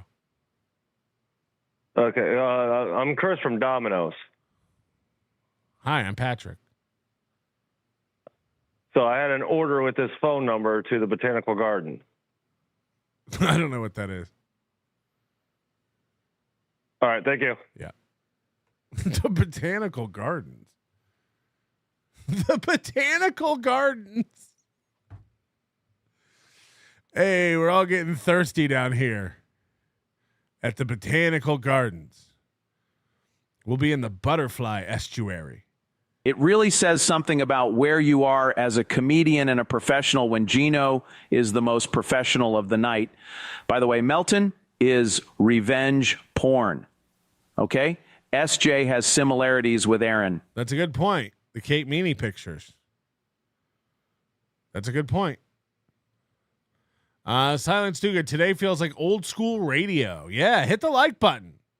Come on now, Melton, be fair. It's not like he's been this for years. It's not like he once bragged he could come up with 5 jokes at a glance. It's not like he was a tough guy at KB or Stevie.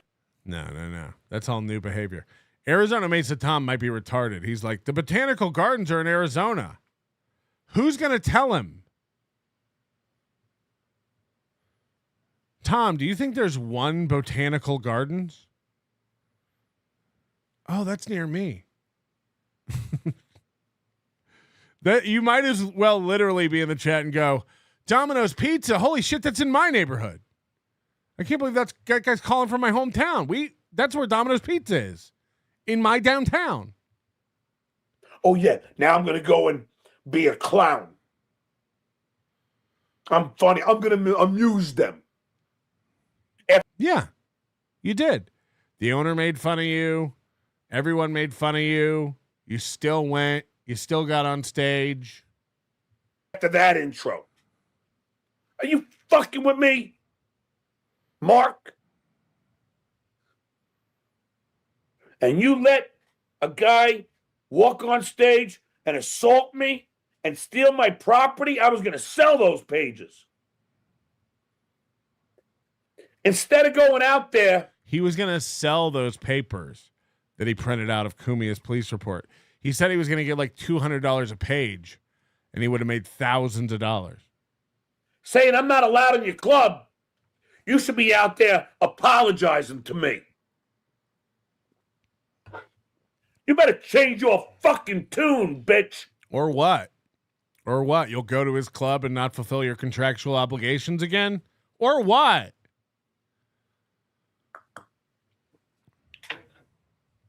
I too have a Domino's. Yes. Hey, the Botanical Gardens. That's right down the street. Fucking. Oh, John's not allowed here anymore. I just sold out your fucking club. And No.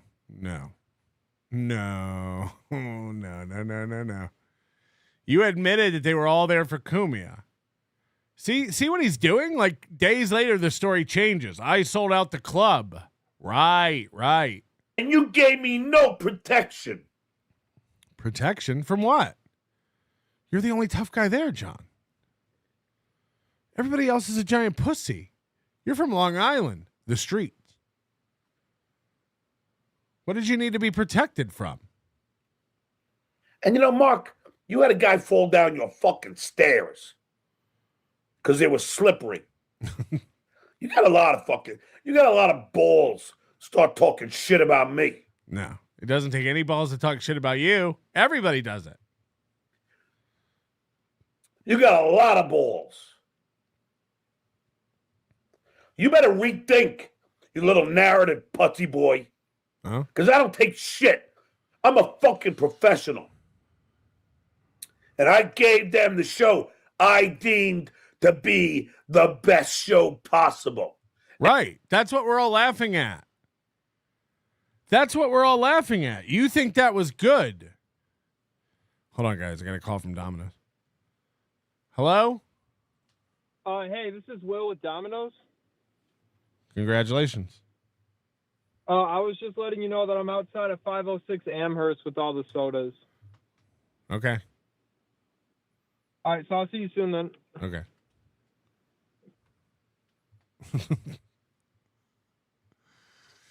.506 Amherst. Doxed. And it was. Hold on. What did he say before this? There was something else I wanted to comment on. You got a lot of balls. Start talking shit about me. You got a lot of balls. You better rethink, you little narrative putty boy. Because I don't take shit. I'm a fucking professional. No one takes more shit. All you do is take shit. Shuli might be the shit wayer. You're the shit taker. You're literally the meme. You're literally in your mom's house, and the entire corner of the internet you hang out on gives you shit. No one takes more shit. The shit taker. And I gave them the show I deemed to be the best show possible. And it was. Now, one of these people that were there are going to leave that fucking show and say it wasn't brilliant. And they will, look at all. No one will leave that show and say it wasn't brilliant. The press you fucking got. You should be fucking thanking me. The press? It's an embarrassing article in page 6 about how the comedy show didn't happen and it was chaos. How the headliner left the stage after less than 10 minutes. Do you think that's good press?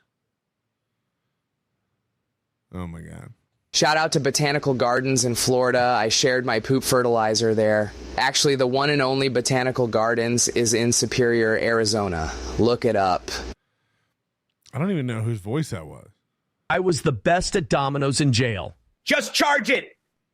Just charge it. These guys are like, hi, it's Will from Domino's. I'm like, congrats, man. Does your mom know?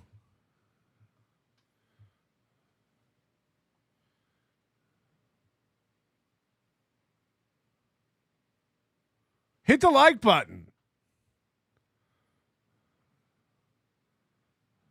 You better start apologizing. And you owe me a fucking apology. Nobody owes you anything. Instead of fucking throwing me under the bus. I've worked thousands and thousands of comedy clubs.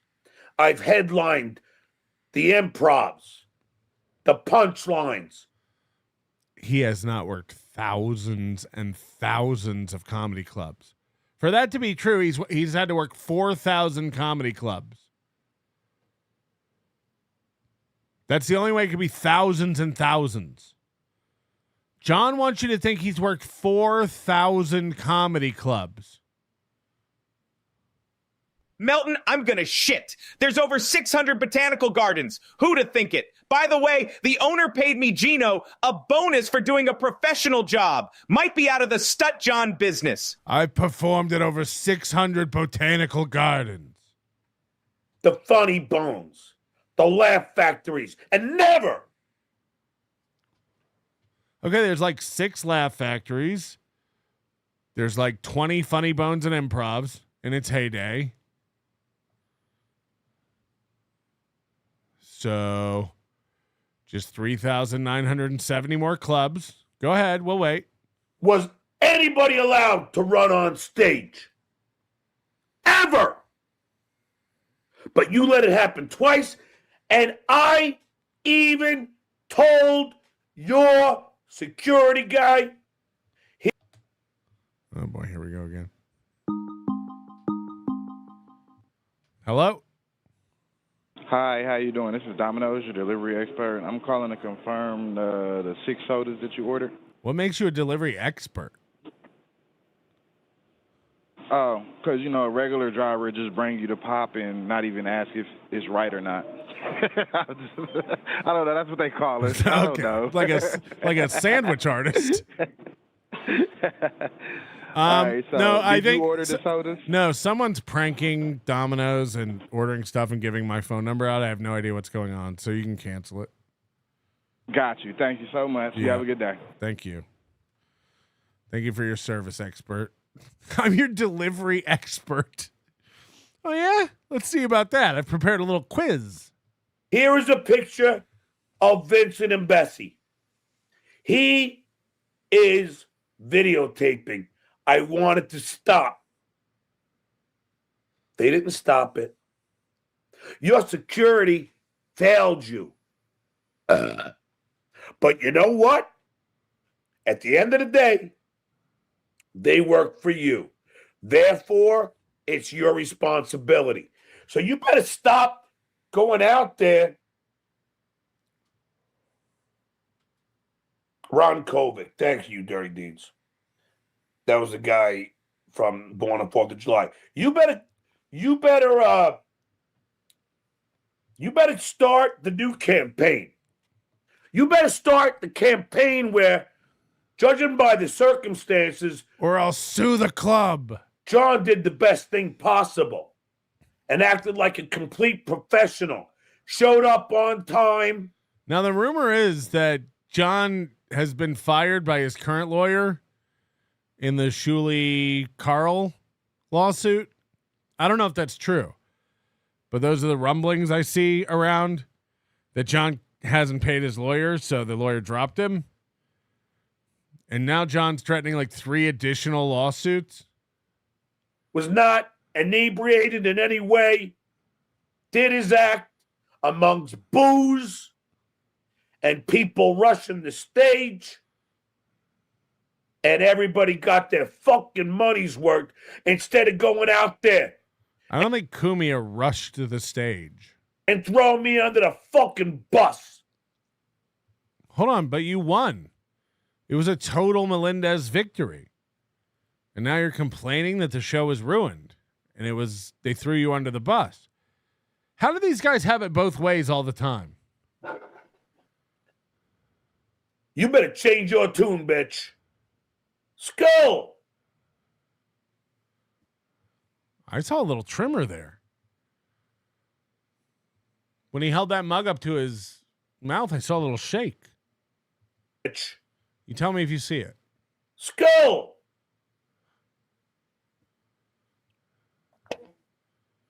This guy might be elderly. Because that pisses me off. Oh. You ask any comedy club owner. I've been doing this for 25 fucking years. Yeah, almost 25 shows. 25 years. I never had that happen to me in my life. Oh. So the lawyer thing is, after they got that change of venue put through, John owes his lawyer $8,400 to make him leave the city of New York to go all the way to Rochester. John hasn't paid. Oh, yeah, they got to change a venue from New York City to Rochester. So now John's lawyer has been paid $8,400. So this thing's going to go nowhere. You had 2 security guards for 200 people that were fucking ornery and violent. You had Vincent and Bessie getting into it. The irony of Gino, who's over $33,000 in debt, and John, who's $8,400 in debt, fighting each other, calling each other losers. With Log Cabin Larry, and your security did nothing. You had Gino Bisconti getting into it with Pinky. It wasn't even at the club. And you did nothing? Wasn't that at like the bar afterwards? The owner of the comedy club is supposed to intervene in a private fight at a different venue? Are you fucking with me? Yeah, most likely, yes. Everyone's fucking with you. And you're going to fucking talk about me? You had Anthony Cumia punch somebody right outside front of your club. No. Wrong. And you're going to fucking say I'm unprofessional? Also, like, the club, technically the sidewalk isn't the club's property.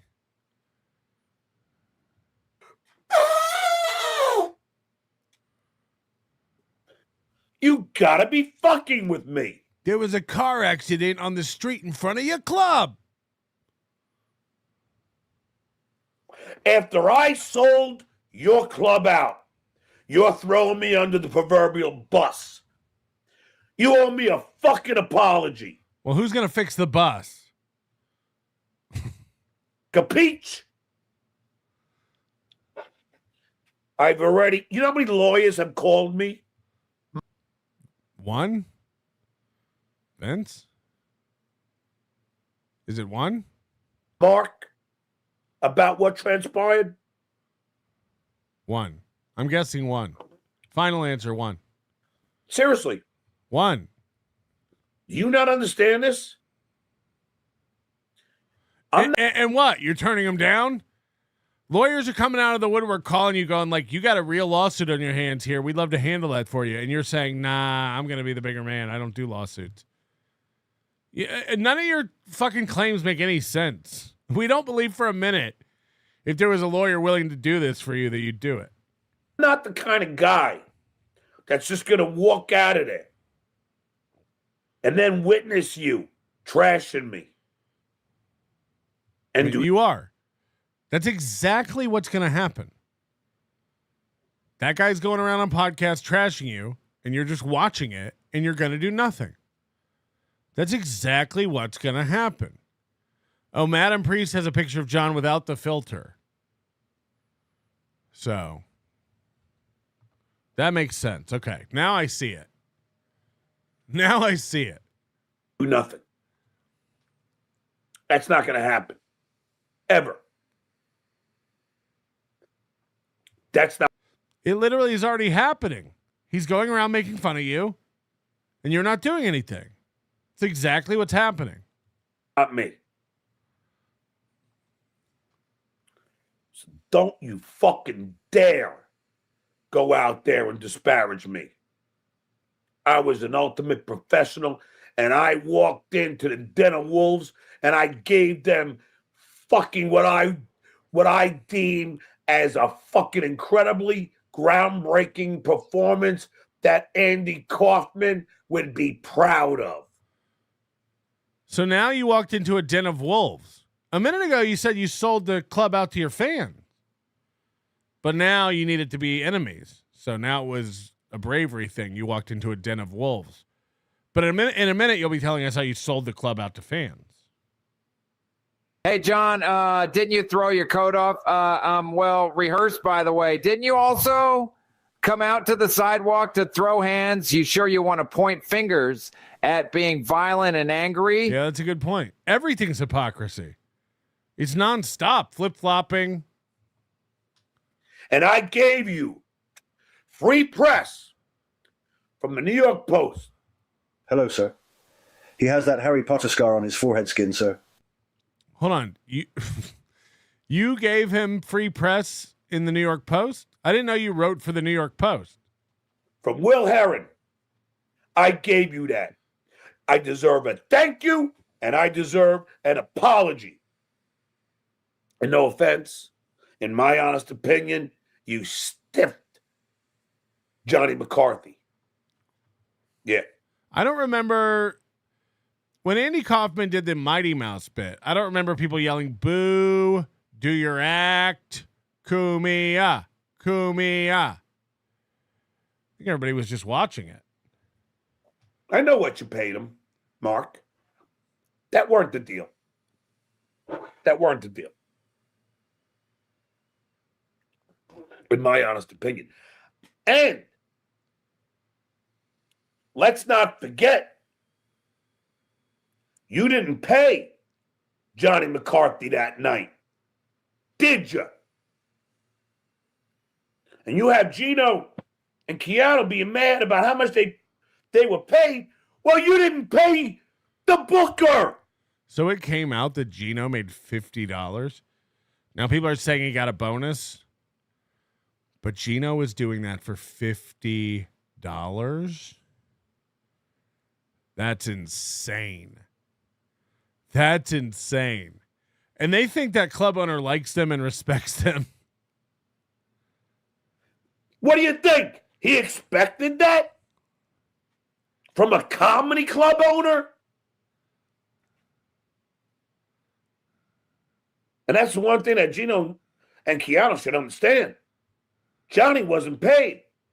And then I see Gino, calling Johnny a cheap fuck and all that. Guys, he wasn't even paid. At least you got something. Guess what, guys? I didn't get paid that night either. Told you.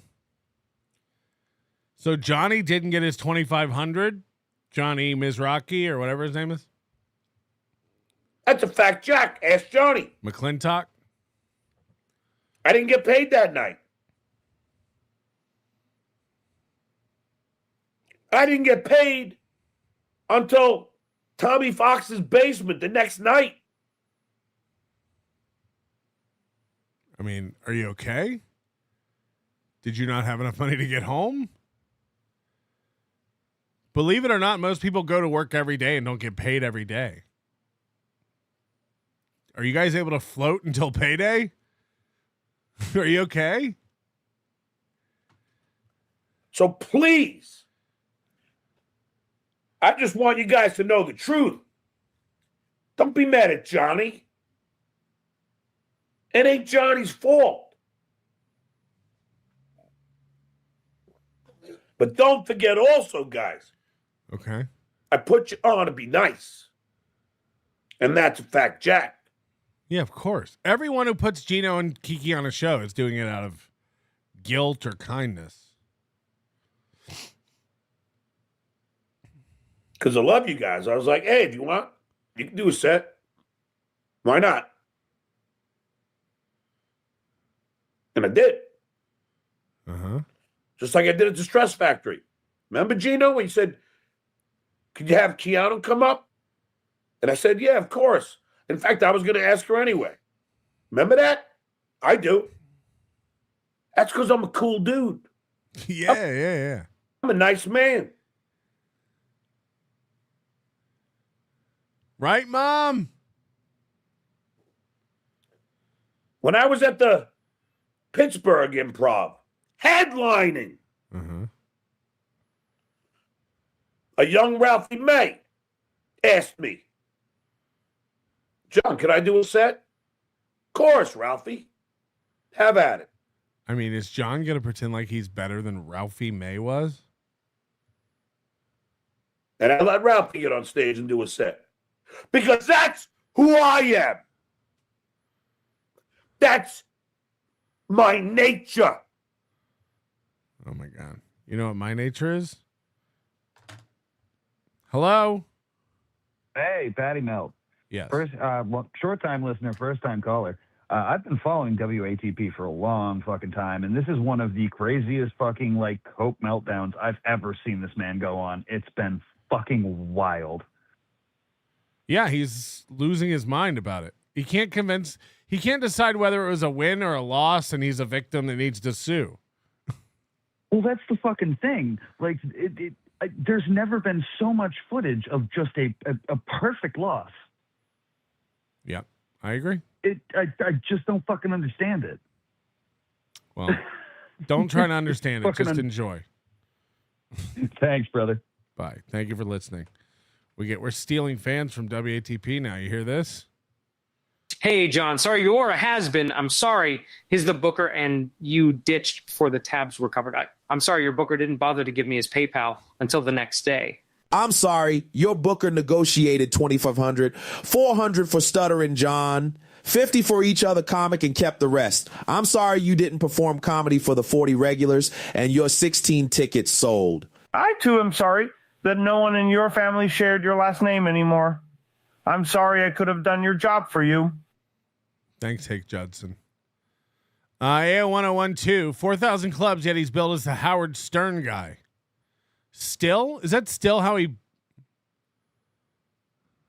bills himself? All right, Arizona Mesa Tom's very mad. He's proving that the one in Arizona is actually one of the first botanical gardens. Yeah, I guess that takes away from the fact that there are hundreds of them. Because what I said was it's not even one of the oldest. I stand corrected, Big Sauce. You were right. I'm thirsty. Are you in the mood? Or sorry, are you and Moody and Carl going to be at the bar on Thursday afternoon at Hackamania 3? All right. I mean, I'm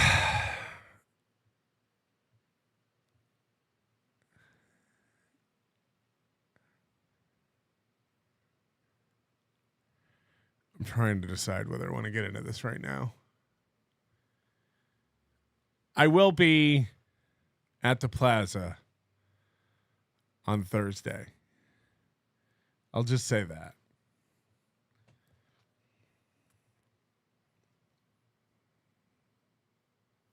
Yeah, I don't think I want to do this today. But yes. Moody, Carl, and myself will be at the Plaza on Thursday.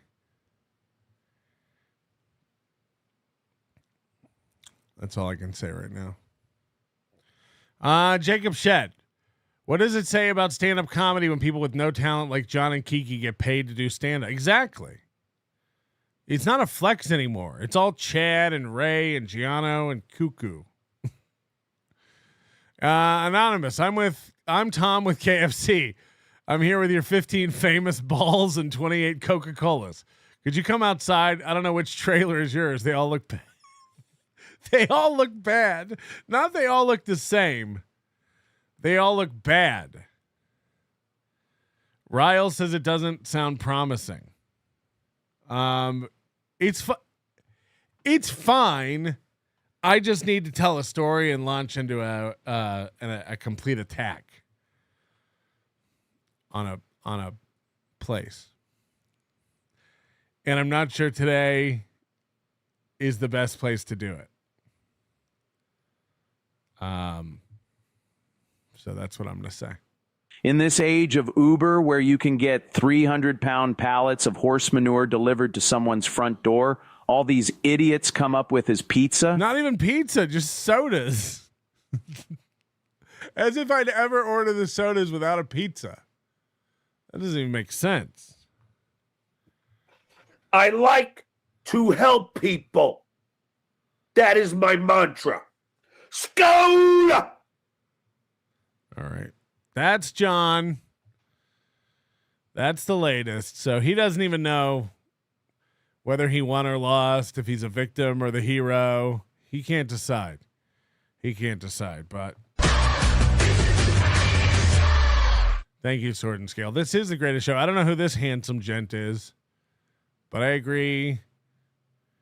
This is the greatest show. Anonymous. Melton is pregnant and can't drink. He will be at the bar, but not drinking. I didn't say I'd be at the bar. I said I'd be at the Plaza.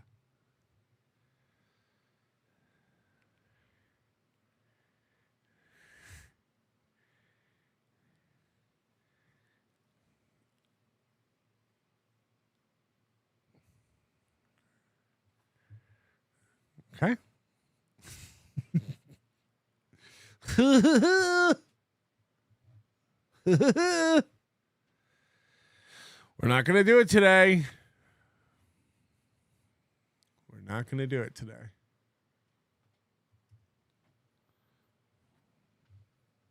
But yeah, I am also not denying that I'm pregnant. Keen eye. All right. Back to Bauer. Back to Bauer. So the bar is closed? I didn't say that. I didn't say any of that. Rocco already spilled that the venue is now some barbecue place in the plaza. Oh no, the secret's out. Can you imagine? Hello, I am Juan, your Domino's delivery expert. I want to confirm your order of quesadillas and hornitos. Wait, okay, never mind. Domino's delivery expert is insane. I'm your Domino's delivery expert. It's like, yeah. What does it take to be a Domino's delivery expert? A driver's license. A driver's license. Okay. As soon as the show was over Monday, a clip was brought to my attention. Pest was so good to pull this for us. And if you think we're not getting to Pest, we are. We're starting to get to Pest. He's crumbling. And he's now sending me messages through his video about my attacks on him. How many 2-liter bottles of Diet Coke will you and your consortium need at the plaza? 2 per person per day, I think. Should handle it. Sorry, I didn't mean to open up a can of Big Sauce Mountain. It's not a can. There's no can of anything to open. Everything's fine. I'm just going to tell you a story about what's been going on behind the scenes with Hackamania. Maybe tomorrow. We'll do it tomorrow. It just there's a lot to get through today, and I don't want to. I don't want to.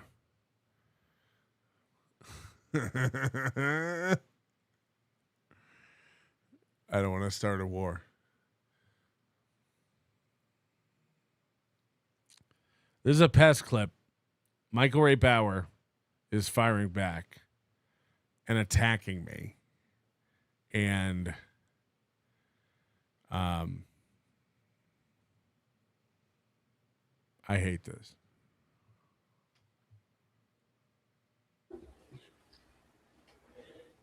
And I don't. So Michael Ray Bauer has a photo of me hunched over a chair at the Borgata.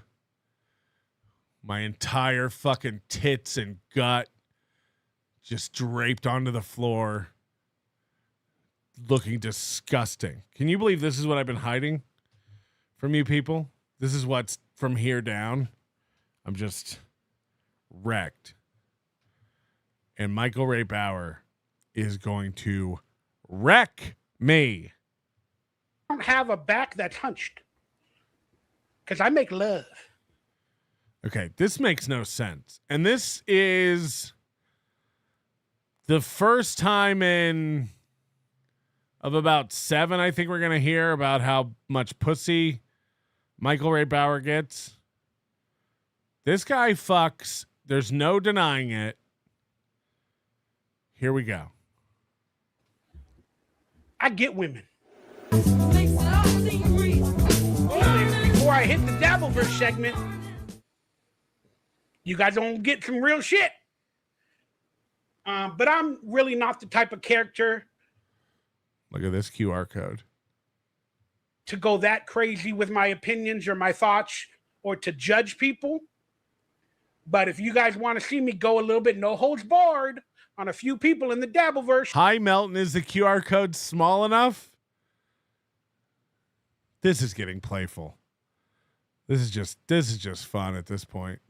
Labyrinth Mystic, oh shit, did we get enough promo code BEARS that Eric Zane is making it to Hackamania? I'll need to save some for all the hard ways I promised. No, unfortunately. Unfortunately not. Let me know. We hit the goal 2 minutes into the, or whatever, 20 minutes into the broadcast. thanks to the wonderful, wonderful, supportive. But now I'm thinking, why are you being so supportive, Michaela? Why do you want me to go no holds barred on the Dabbleverse? Some of the people. Why do you want me to do that? Yeah. So this is interesting. Basically, Michaela is, Michaela did it to herself. Michaela, Dirty Dalish, Jesse Angel. These are all like simple-minded women who have all done this, exhibited the same embarrassing behavior where when they get eschewed out of the NLO community, they run to people we talk about and make fun of and become their fans. Melton doesn't like me. Melton's fans don't like me. So I'm now a Michael Ray Bauer guy. I'm now a Chad simp. Thanks for reaffirming thanks for letting us know we were on the right track. So now Michaela, apparently, I didn't know this until this video, but so Michaela is like wormed her way into Bauer's world and is now sending Bauer presents, donating to his show, and she's the one who got in his ear and is like, go after Melton. And I got to tell you, Michaela, thank you. Thank you for this clip. Don't edge us. No. It'll all come out. I'm just not going to do it today. It's probably going to be a long story, and we're just not going to do it today. So the venue called cause their insurance carrier called and said they'd rip up their policy if lawsuit happy Melendez stepped foot in their venue. So we had to move Hackamania to a Catholic high school gymnasium. That's what I call a win-win. Okay, Michaela joined the membership just to chat and get me. She said, I didn't do shit. You're an asshole to him, so I give him the money I would give to you. Yeah, that's what we said.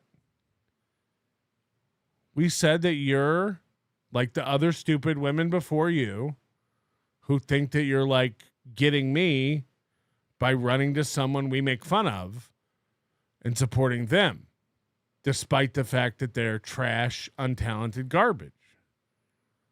We're saying the same thing. We're saying the same thing. You're using your paltry amounts of money to think you're sticking it to me. No, I didn't leave your community and go over and support him to stick it to you. I went over to him because you're mean to me and I'm giving him money that I would have given you. Yeah, that's what we're saying. That's what we're saying. That you're an emotional bitch. And this is how you're sticking it to everybody. We're saying the same thing, right? We'll do it live. Fuck it. We'll do it live. I'll write it and we'll do it live. This fucking thing sucks. She's like, no. You got it all wrong. No, I think we have it. I think we have it exactly how it is. Yeah, because some of them are assholes. But I like some of them. I mean, he says right here, Michaela wants me to go after the Dabbleverse, some of the people in the Dabbleverse. So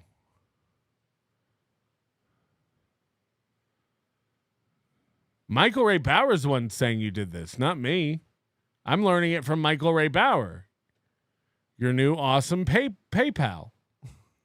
That you guys don't like. They've been kind to me. But Michaela, oh my gosh, dude. I appreciate that so much. It's an honor. It's an honor to have you as a friend. It's not. Wait till you meet her. She's a nightmare.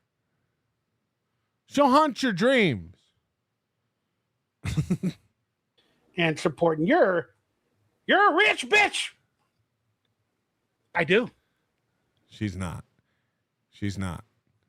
If you've ever seen her pores pour. Okay? Misfit saw her gun. It's not even a nice one. I do. At least the most empathetic or empathic and kindish and Michaela, I'm not spinning it anyway. Michael Ray Bauer said you told him you want him to go after people in the Dabbleverse.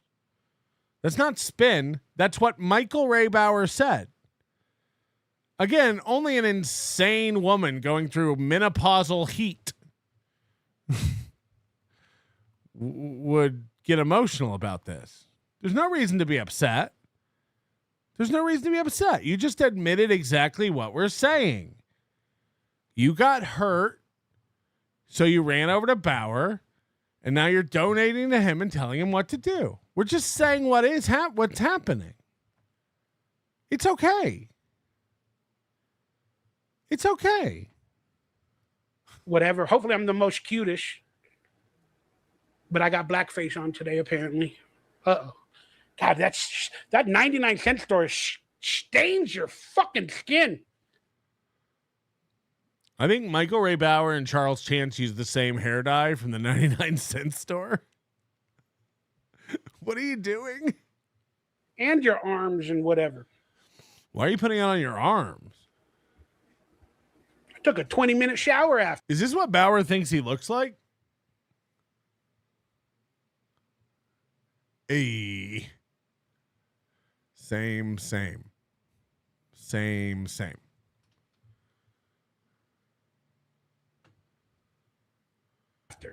I washed my balls. Oh, that being said, real quick. Guys, he washed his balls. Earlier, he paid for some stuff that cost money. And now, when he took a shower, he washed his balls. Thank you, Menopausal Heat, for the $5. Begone, desert hag. Your firearms have no power here. Oh, my God. It's insane. It's insane. Leave her alone. The QR code war between Pest and Melton wages on. Yeah. Never going to stop.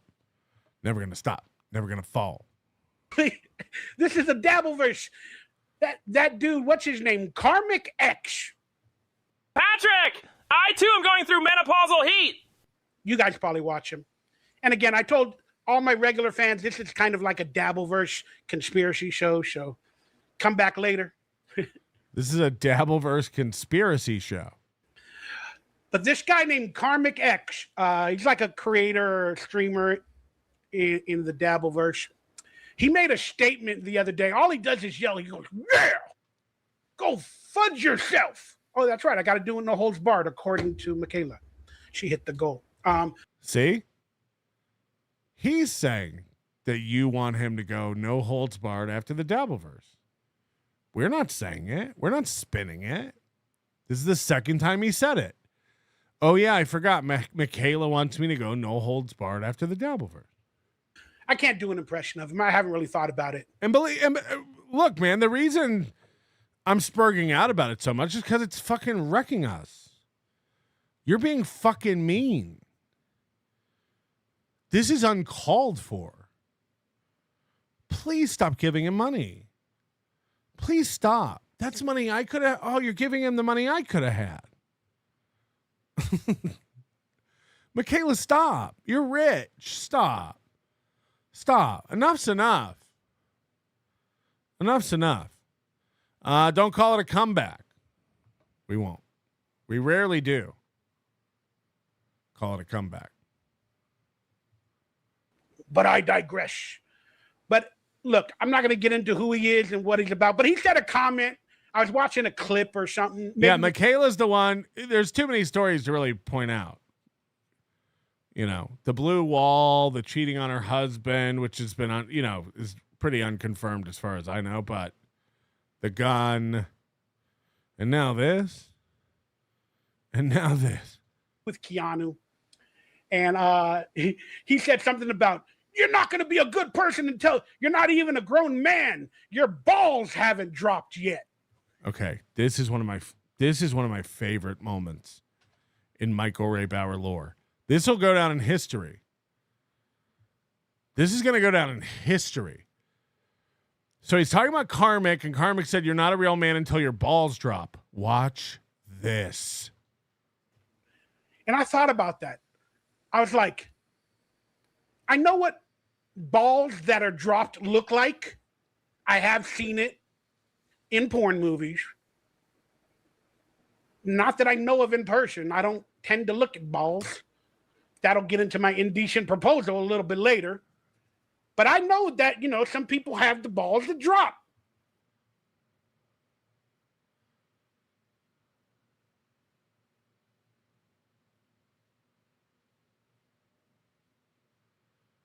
Holy shit.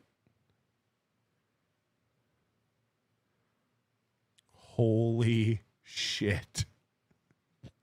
You can call me Nannerpuss, Nannerpuss. And guess what? I love Nannerpuss. You can call me Nannerpuss, Nannerpuss. And guess what? I love Nannerpuss. He doesn't know what balls drop means. He doesn't understand it in the puberty sense. He thinks that when you have like long dangly balls, like old men get where they're touching the toilet water, that's what balls dropping means. This is insane. And it gets funnier. I don't.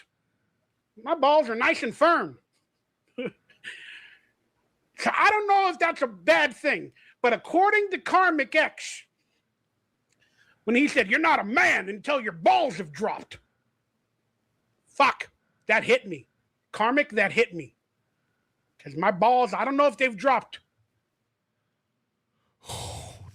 Holy shit.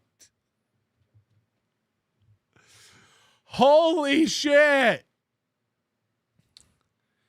I want you to remember why this is so fucking funny and so sweet when Karmic and Bauer team up in the video we're going to watch next. They deserve each other. Like, all these idiots deserve each other. Nobody acts more childish and prepubescent than KarmicX. And DonkeyLips is over here going like, I don't know. My balls haven't dropped yet. I got a tight sack. So according to your math, I'm not a man. I'm not a man. And real quickly, I made a post the other day on Twitter or X. People kept telling me, oh, they read my videos, they read my podcast, and they were like, we noticed you have a lot of haters or enemies, and they say a lot of bad things in your chat or on your forums or whatever. And, you know, they're really mean to you. Yeah. And I was like, yeah, I know. But I didn't want to play victim. Then I thought to myself, you know what? None of these motherfuckers that do this for their living, they're allowed to do it. I have no problem with it. I do. Yeah, exactly. It does get to me. I am spurging out. I do take videos down, and it does affect my mental. But I don't mind. I just don't want to see it when it's about me. Then why do you watch it? But I started thinking to myself, no matter what these dudes do against me, they can never be meaner or more spiteful to me than I am to myself. Hello, exactly. I have a brain that is just, I beat myself up for my bad choices and every decision. Even after doing a live stream, I think about everything I did wrong or whatever the case may be. I haven't always been this way, and I beat myself up. So none of these people can be meaner to me than I'm actually meaner to myself. So are you evil? Because you call me evil. But you're saying I don't even get to you like you get to yourself. That doesn't mean anything to anybody else, but it does to me. So I wish I didn't have that brain that beats myself up. I need to be kinder to myself. and I'm trying. Try this one, Michael. I heard this one recently. You know what? Never be mad at the people who get attention by talking about you. All that means is they can't get anybody to listen when they talk about themselves.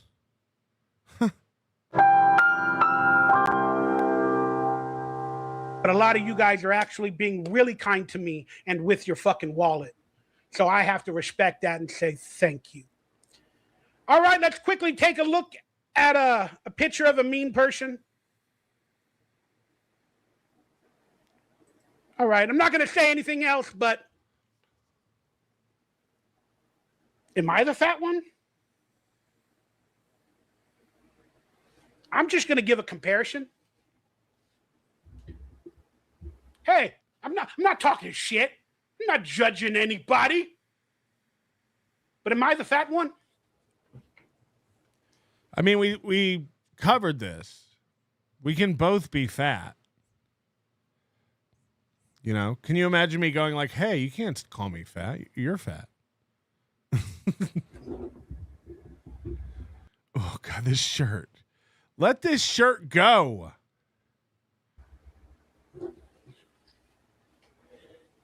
And I don't have a back that's hunched because I make love. I get women.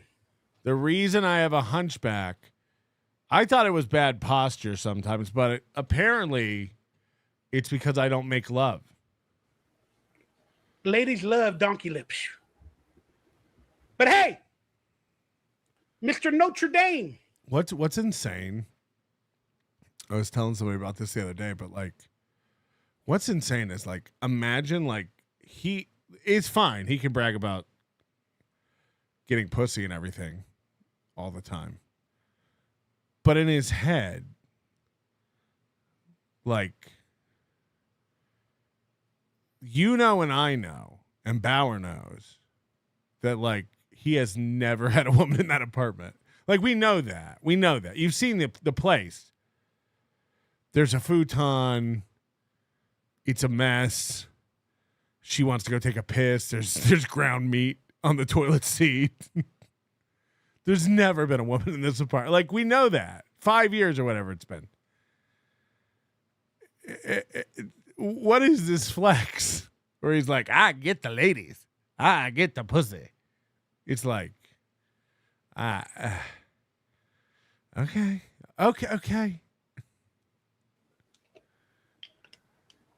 Kudos to you and your lawsuit. And your I don't have a lawsuit.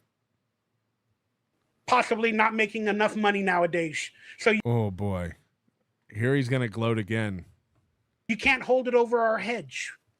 It's true. It's true that I make no money. It's true that I have a lawsuit. It's true that I'm losing my house. This could be the turn we've been waiting for. I haven't been exposed like this in a long time. You can't hold it over my head. You can't do that. Yeah, you make more money than me. But I'm still... You just said I don't make any money. Better entertainer all around. I am the actual comedian GOAT. That's right. I don't want to be like Stuttering John and not have any humility, so I'll leave it at that. All right, I quickly wanted to thank a few friends of mine for sending me some cool stuff for my birthday and Valentine's because they went hand in hand. And Michaela as well sent me a gift. A couple other people that I just didn't write in front of me. I went live really quickly. But a girlfriend of mine, she's just a girl, and my friend. Then just say friend. Girlfriend has a specific connotation. Just say a friend of mine. You can have friends that are girls. Relax. All the Dabbleverse people. Oh, shit. We need more information about DonkeyLips' love life. We need more information so we can go after these people. And we can prove that he pays for sex.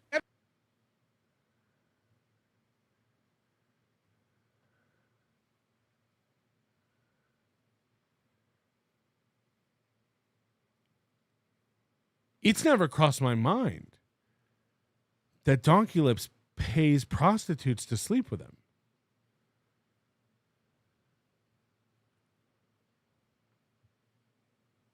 What was that?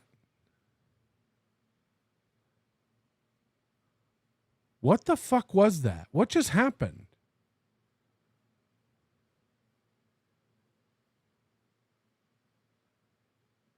He said, a girlfriend of mine sent me a present. She's not my girlfriend. She's just a friend who's a girl. And now the Dabbleverse is going to be like, oh, what did DonkeyLips say about, we need to know more about his love life. We need to prove that he pays for sex.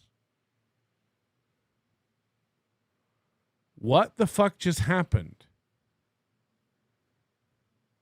I've never seen anybody accuse him of paying for sex. I don't know what he's talking about.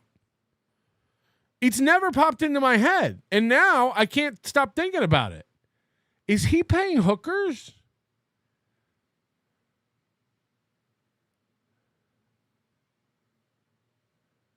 Like, what in the fuck? What just happened? Chad Boozmock. Well, Chad and Michael Ray Bauer leave some pussy for the rest of us. Yes. Devin Downey, thanks for taking my stupid ramble call. And yes, you're stealing WATP fans. We're doing it. Take that, Carl. By the rules of the great DonkeyLips, all you need to do to no longer be fat is just find another fat person and declare they're fatter than you. Then just like that, the pounds melt away. Bauer's fat is dead, dude. Ugh, in that shirt. We got to make a DonkeyLips ride or diet shirt. Why does Bauer look like he's at a gay bar on biker theme night? Yeah, I mean, this shirt doesn't have sleeves or sides. I don't make love. I fuck hard. Hard. Mark Davis, I think that guy behind him chewed off his sleeves. Sword and Scale, pound for pound, this is the best entertainment available. I got a tight shack. My balls haven't dropped yet. I got a tight shack. Megan D508, I too wash my balls. Yes, Megan. You happy? We all wash our balls. Never forget, you get a lot of things right, my MRB. Waiver, you're a good egg sometimes, waiver. You're a good egg sometimes, waiver. Sometimes. Oh, I'm a big-ass celebrity, and AI cannot duplicate me because I'm unduplicatable, bitch. Yeah, if this was really Bauer, the chocolates would be gone. Bitch. That's right. I'm unduplicatable, bitch. Dude, I am going to be enemy number one for him for like 3 fucking weeks. You did it to yourself, Mikey. No. You said no. Nobody over here feels like you do. Nobody over here spurgs out when you get made fun of like you do. I you know what I mean? Like I'm it doesn't affect me when a biological glitch like yourself just thinks he's getting, you're like, it literally is like karmic. Oh no, did I go too hard? Oh, I'm sorry. I guess I shouldn't have gone so hard. He's going to be so mad. Said it in a video so he can make fun of you. You showed it in a video so he can make fun of you. You showed your toilet tacos so Tukey and Iku Pineapple and whoever, they can make fun of me. This is all the inside voices coming out. They're going to find out I pay for shacks. Because I did it in a video. They showed my bathroom. It's dirty. I can't reach it. I struggle cleaning. I have issues. You can't reach your bathroom?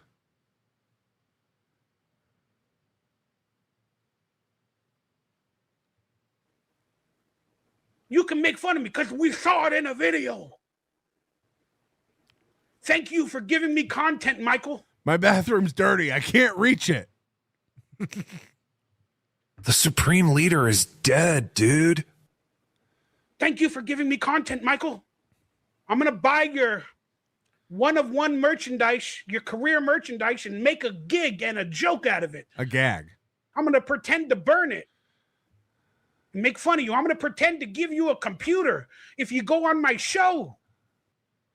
I would have given you a computer. Again, Michael, as much as people hate you and your complete lack of work ethic and responsibility for yourself and the situation that you're currently in, people would turn on me if I promised you a computer to come on the show and didn't give you a computer. People would turn on me if I ever said I was going to do something for you, if you did something for me and I didn't do it.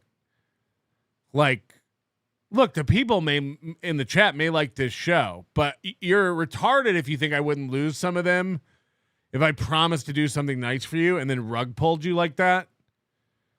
Some of them would be like, fuck this guy. Like, that was just mean. I think when I didn't burn the video and sent it back with gifts and a heartfelt note, that it humanized me a little bit to some of these people. I've never offered you something I wasn't willing to do. Because you need a computer. I'm going to pretend to give you a brand new computer, but you got to go on my show, and there's a lot of stipulations. No, there was just one stipulation. You can't, you got to do like an hour or something like that. I'll give you $1,000 if you come to Hackamania. I'll give you $10,000 if you come to Hackamania. Well, now you're just fantasizing. Nobody ever said that. You got to grow up. You got to grow up. Nobody ever said they'd give you $10,000 to come to Hackamania. We're good. No thanks. What a dream. What an insane dream. Now he's just making up shit that he turned down. You expect me to believe any of your bullshit? No. You expect me to believe that? You're going to give $100,000 to Stuttering John? Okay. Where are you getting that? From the bank of Tukey? The bank of Kevin Brennan? Yes. We all know the puppet is loaded. Why would I fuck with you? Now I know why you called it Hackamania. Because most of the motherfuckers there are actual hacks.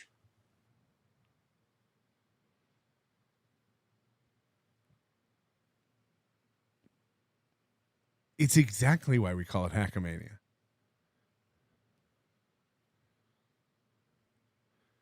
Yeah, no duh. Sick burn, DonkeyLips.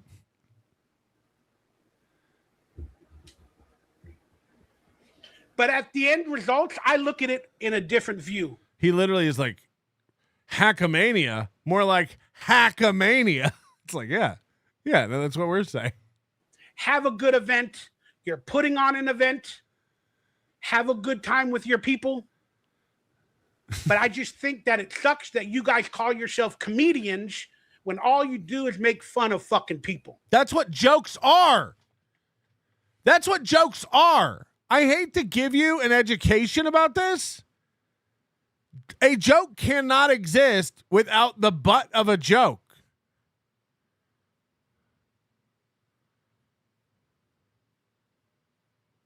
That's what makes it a joke. It has to be at something or someone's expense.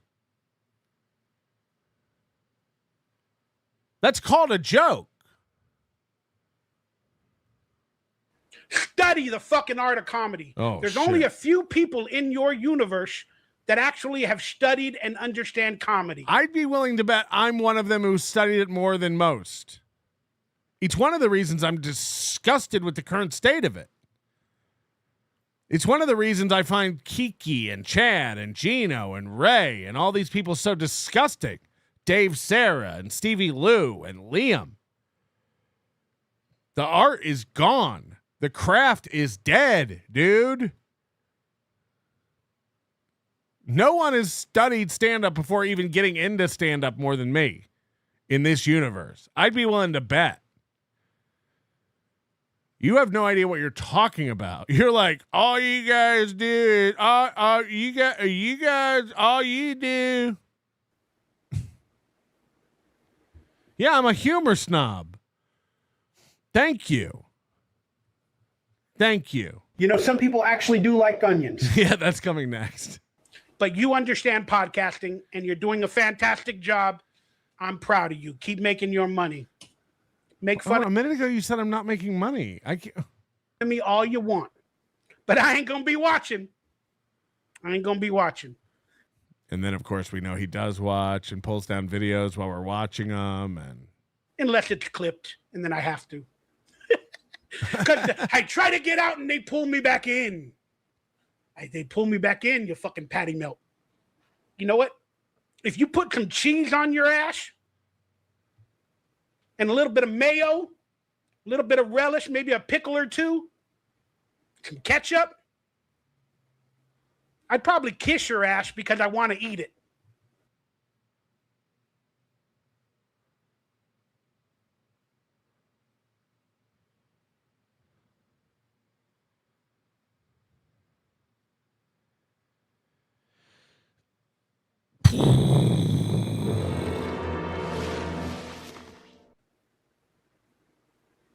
Patty melt. But hey, I'm done. Do you? And thank you for bringing me some new fans, some new friends, and some good quality people in my life in your proxy. Michaela? All right. I got my shit out with him. We're done. All right. All right. The Dabbleverse segment will come up after this. Boom, roasted. Because I wanted to make people wait. It's called edging. It's what people do. They make them edge. So the Dabbleverse people, I'm going to make you edge. Going to make you edge. They probably all want to go to bed. They've been awake in New York, and they're like, fucking DonkeyLips is streaming. We got to get a clip. We got to get a fucking clip of DonkeyLips talking shit about the Dabbleverse and Patty Melt and everybody else. I want to go to sleep, though. Thank you for pulling this past. We would have. I assume this was Friday night during the Rodney's thing. We would have never known this happened if Pest didn't pull this.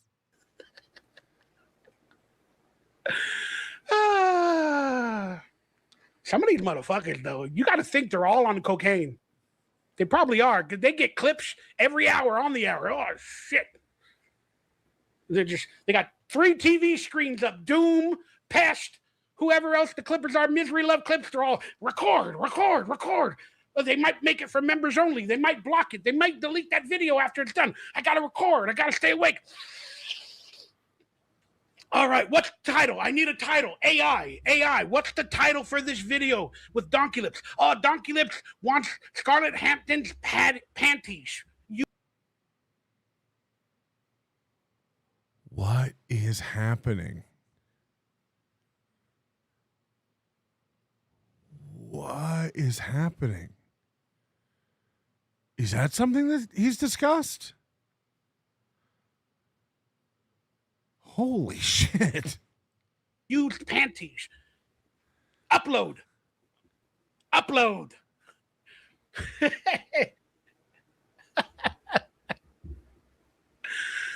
Oh, this shit is a train wreck. Why do I watch? I hope I'm not a train wreck. I know I am. They call me a lolcow. I don't really want to be one. I'm sure I am. I'm self-aware.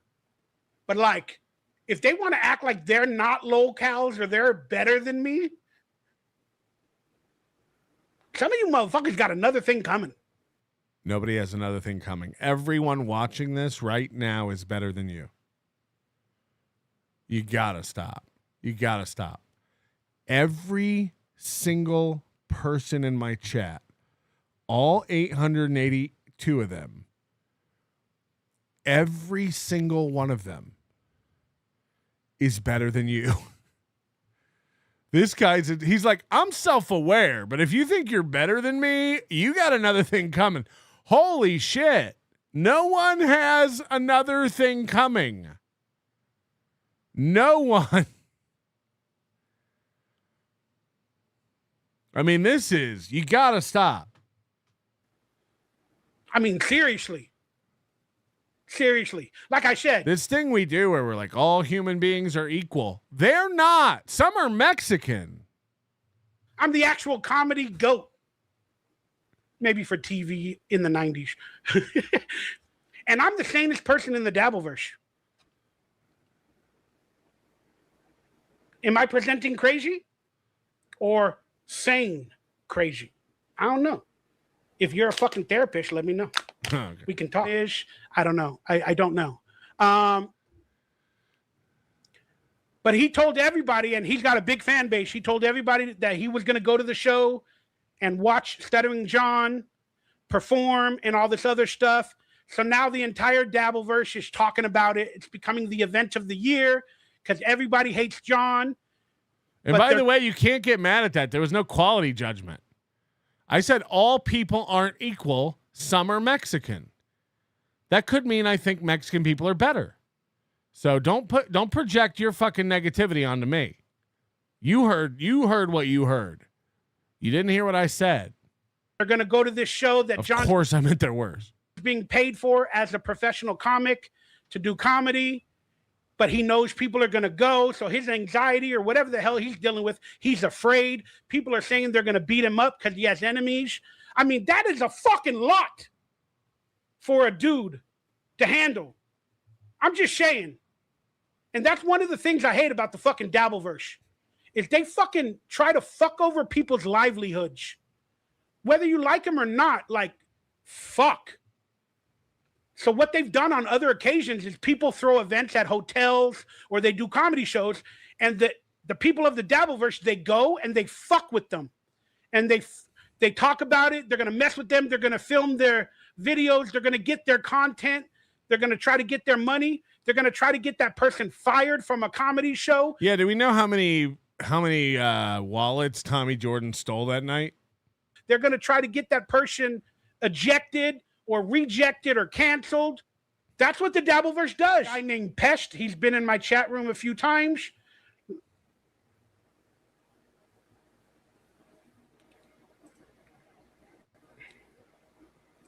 You didn't do help him. You didn't do help him.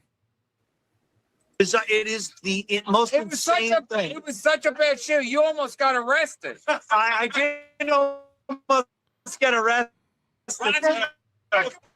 Is he done helping? Is he done attacking me?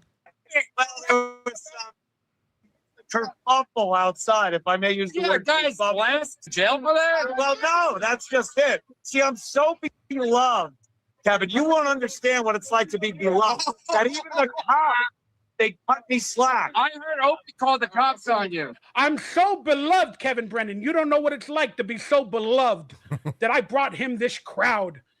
I'm so beloved, Kevin Brennan, with my fucking egotistical ass that even the cops let me go. No, we watched the videos earlier, bitch. Sorry, I get angry.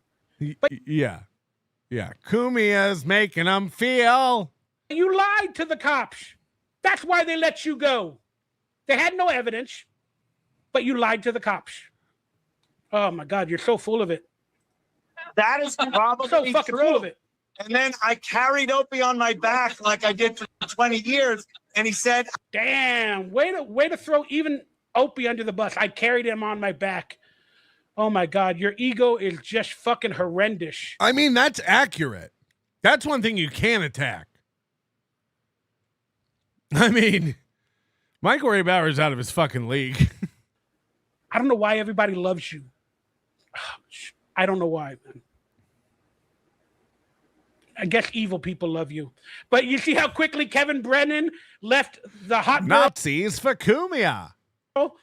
For Daddy Kumia. It's so hilarious. So I guess the girl gets the camera from Tommy Jordan now. And then she still shows her boobies and stuff. Doing? Asking for money. Now Kevin Brennan's back. Oh shit. He's back. He's back. I don't know if I can watch this. I don't know if I can. If he's done attacking me, we're done watching that segment. That's a fact check. Ice Dancer says, is fake Ice Dancer. Am I better than Bauer? Yes. Of course. Every single person watching this right now and later, hit the like button. Coach Lev Kramar, Worker West Coast, 5 golden shower. I drew my hair on with a Sharpie. Let me eat that ass patty melt. Yeah, that was insane. Him fantasizing about eating my ass and what condiments he'd like on it. Spider McGee, hope he survives his heart surgery. He's gold. We wish him well. Silence Too Good. Bauer sees someone putting in effort putting effort into something, and he's like, "Yep, just another cokehead." Well, it's pest, so you know. Oh, we're doing these backwards. See, this is what who was calling me out for that the other day. 4 golden shower. 3 golden shower. 2 golden shower. 1 golden shower. You know what that means? Really? Golden shower. Golden shower. Facts.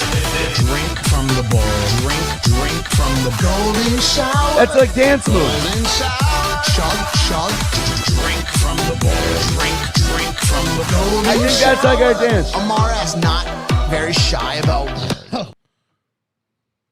Yes. Thank you, Lev Kamar. You made it happen. I didn't plan on doing that today, but you'll wait. Sword and Scale. I don't. This is just monstrous. Is this Burger King's new burger? The Big Melton. Oh God. No, that better not get clipped. I trust you guys. I trust you guys to not clip that. We'll edit that out in post. I'm so embarrassed. Fatty, you studied chicken wings way more than comedy. Boom, roasted. Goldfolds is on fire. Goldfolds is on fire today. Offering help and opportunities to all these assholes, even Richard Leland Neal. You're a real piece of shit for that. Exactly. I'd give Michael Ray Bauer his biggest payday ever. Not $10,000. He's fantasizing, but he's losing it. So let me get this here straight. This piece of shit can't afford rent, but he hires strangers to have sex with him. So he begs for money from other strangers. That's it. We need a mass culling. Where's Mecha Hitler when you need him? Jesus Christ. Yeah, we did find out that was a Red Bar song that Steel Toe was using, the Golden Shower song. I did not know it on Friday, but I think we found out Monday. Man, again, a Quinn Martin production, not your house. Nice try, though. I almost felt sorry for you there for a second.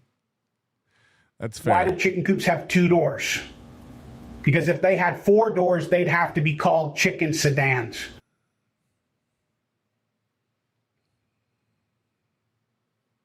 See? That joke is at the expense of chicken coops. So wait, you want me to put on this red-haired wig and this camp shirt and call myself Budnick? I guess I can, but it'll be an extra 100. That's fine. How much more would it cost for you to strap this on? I bet he's jerking it to Scarlett, that little peen. Didn't he say he jerked off like this? Oh, you guys wish I was just jerking off. You guys just wish I was. Are you smoking a cigarette? No, this is how I jerk off. This is how I jerk off. Lewis Gossip Jr., both hands, and admitted it was arthritic. So somebody said he said it wasn't arthritic. I can't trust any of you guys. KarmicX Electric. John bought a fake NYU ring to show he graduated, but it's fake. He was on Stern while supposedly in college. No proof of a degree anywhere. But then he said he was a dropout. Labyrinth Mystic with 10 gifted members. But he said he was a dropout in that clip we just watched. Doesn't make sense. It makes absolutely no sense. Lance, Truth Seeker. Heard you on an episode the other day talking about how your streams don't work in the background with YouTube Premium. Number 1, I told you years ago about it. Number 2, not Google's fault. Call me an NR. Yeah, we've known about that for years. Are you okay? No one said we just learned about this the other day. Michaela became a membership to Cope. Doom's pay. Power's a good man, and he gets it. Stop. Doom.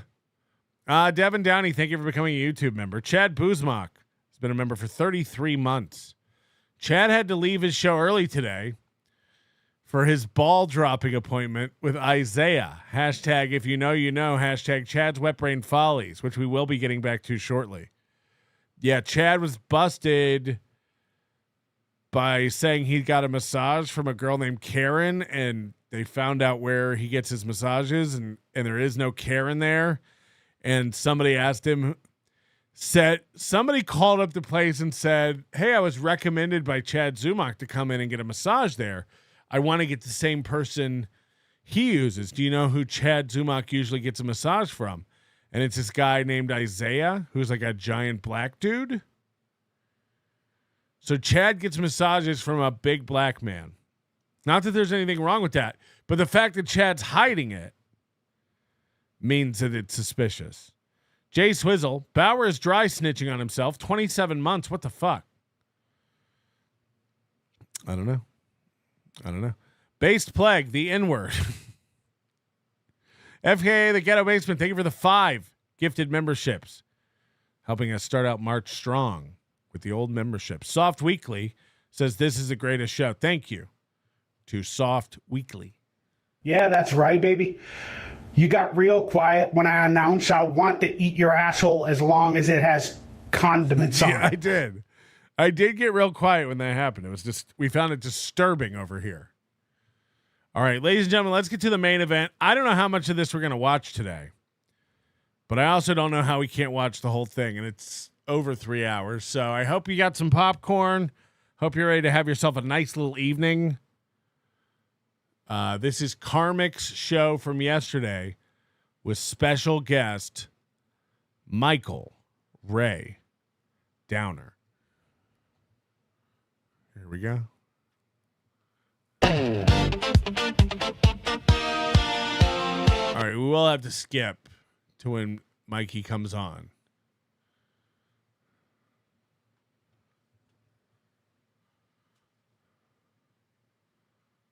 Today, Junior.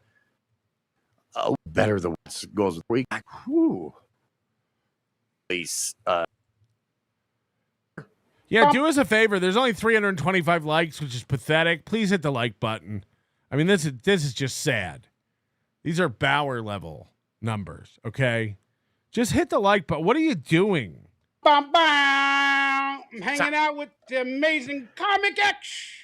I should have had a trumpet fanfare when I brought you on. I think that would have been more appropriate. By the way, the clip we just watched, he was wearing the same Voltron shirt. That was Friday night. And here he is Tuesday wearing the same shirt. How many days in a row do you think this guy goes without showering? Just be honest. He lives alone. You know, we know there's no women coming over. Like, be real.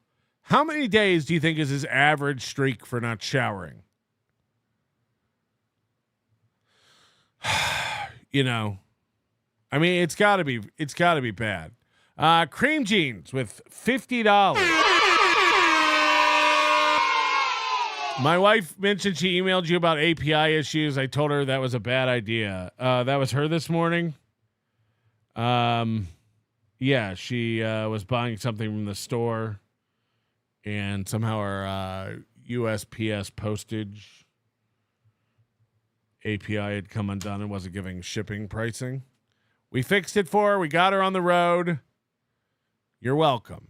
Thank you for the support. We appreciate it. So toss my salad is to eat out the asshole with jelly or syrup. I prefer syrup. Man, Patrick, I'm trying to dabble in the world of podcasting, so I need to get one of those things that goes and make sound effects, bam, bam, bam, and laughter and all that other ridiculous stuff. It is handy to have a little sound board on hand. Within my streaming thing, and it's a little cumbersome, but it does help kind of punctuate a word or two, or every once in a while. You're right, brother. It's silly fun. It's silly fun. Get him a body bag! It is. It's good to meet you, man. I ain't going to call myself a big fan. I'm a big person. Hey. But I don't know that much about you. I really haven't watched a full show. I've watched, probably 7 or 8 types of clips. But I like it, brother. I like your music, your ghost pod. And, I like it, man. That was a surprise hit amongst people. They, even if people had an issue with me, they tend to gravitate towards Ghost Party, which was surprising to me when I had that out. So, but yeah, I have a daily stream. Do you stream daily as well, or do you just? Nah, man. unfortunately, I'm not consistent in life enough. I have a lot of, mental barriers and a lot of little struggles, just like we all do. And every day I have to wake up. I haven't been able to be consistent enough to really make a world.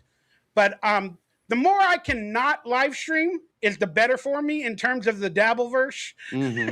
Yeah, absolutely. It's a vicious place. Absolutely. It's all good, brother. But I'm sorry about all the shit you get. But again, maybe you're a wrestler. Maybe you're doing a character. Maybe you're the heel and you do it purposefully. I don't know.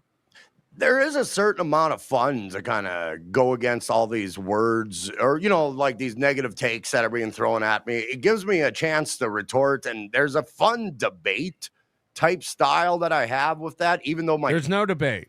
There's no debate. Everyone sees you as a fucking clown, and you sit there and stream and cope with it. Debate is... There's no debate. No one's going around going like, let's give Karmic a chance. He might be a really smart guy who's owning everybody. There's no one on that side. Nobody. And if one rears their head in my chat room, they'll be banned. We don't put up with alternative points of view around here. Peppered with foul language as well. I'll be honest. I don't think anybody in the Dabbleverse actually knows how to debate. They know how to master debate. Yes. But they don't know how to debate. Yes, and that skill doesn't really help a person in life. I gotta say, it's a very, very, very. I made my own penis sore doing that. There's not a job market for that type of skill, unfortunately. I put it on my resume and got 0 bites. Yeah, the Dabbleverse is just about finding one thing about you that they can use against you when they're mad at you for whatever reason, and then they use it against you daily, hourly. Nobody's taking that bait, Doom. Monthly, weekly. Oh yes, yeah. I had a couple. It gets annoying, and absolutely, I had a couple moments last year. They're still harping on me about it, and it's like, okay, yeah, we've been there, done that. No, you're literally reliving the same exact thing as you did last year. Now we're laughing because you're literally reliving the same mistakes.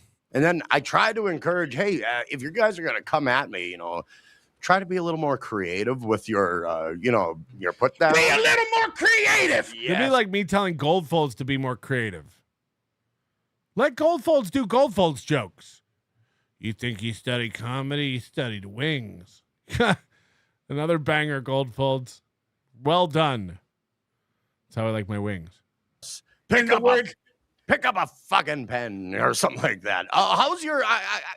I'm coming in kind of blind too. I'm coming in here just to have a general. By the way, that's what Moody used to do to Goldfolds. When Moody was getting to when Goldfolds was getting to Moody with all the Grand Miftu stuff in the beginning, Moody would be like, "It's just not funny. It's just not creative enough.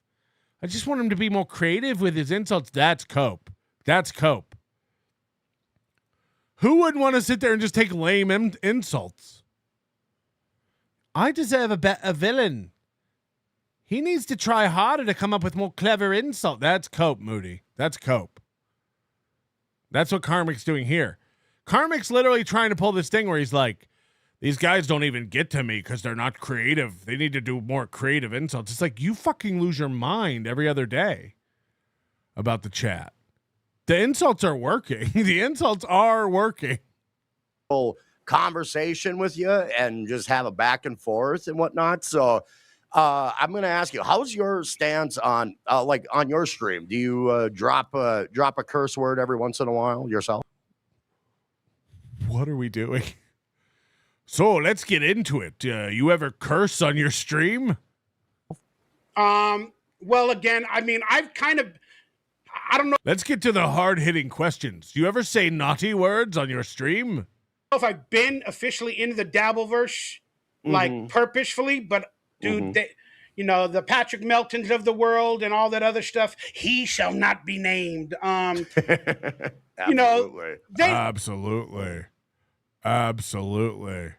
No, I know what you're saying. Scarlet might as well be on. Goldfold gets it. All hail Grand Miftu, Home Didi La. I don't know what Home Didi La means, but it must get to Moody. I don't speak that stuff, but They actually like me, man. The truth is they like me. So I have to actually think about that beyond all the bullshit that they do publicly. I know they like me. Of course. They love me too. They probably love us so much they can't even take it.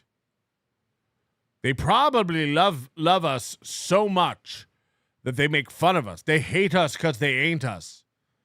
In reality. No, we're the smart ones. We're the cool kids. I think you should take that type of a stance as well, because they actually like you, brother. Otherwise, they wouldn't be watching.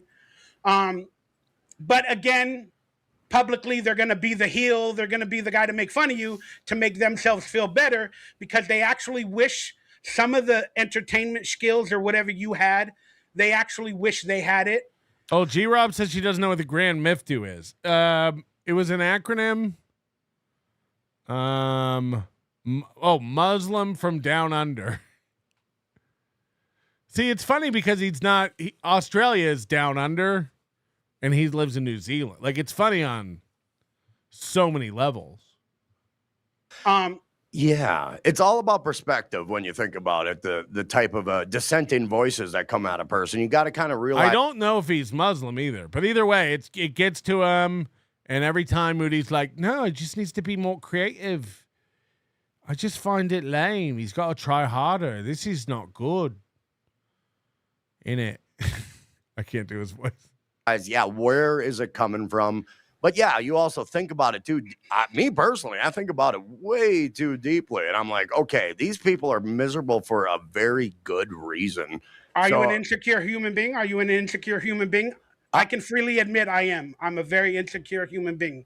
Yeah, but you don't channel the insecurities into a negative take towards others. He does. He relishes in Schadenfreude. He calls other people evil. Michael Ray Bauer is just as toxic as anybody else in the Dabbleverse. Don't you fucking forget it.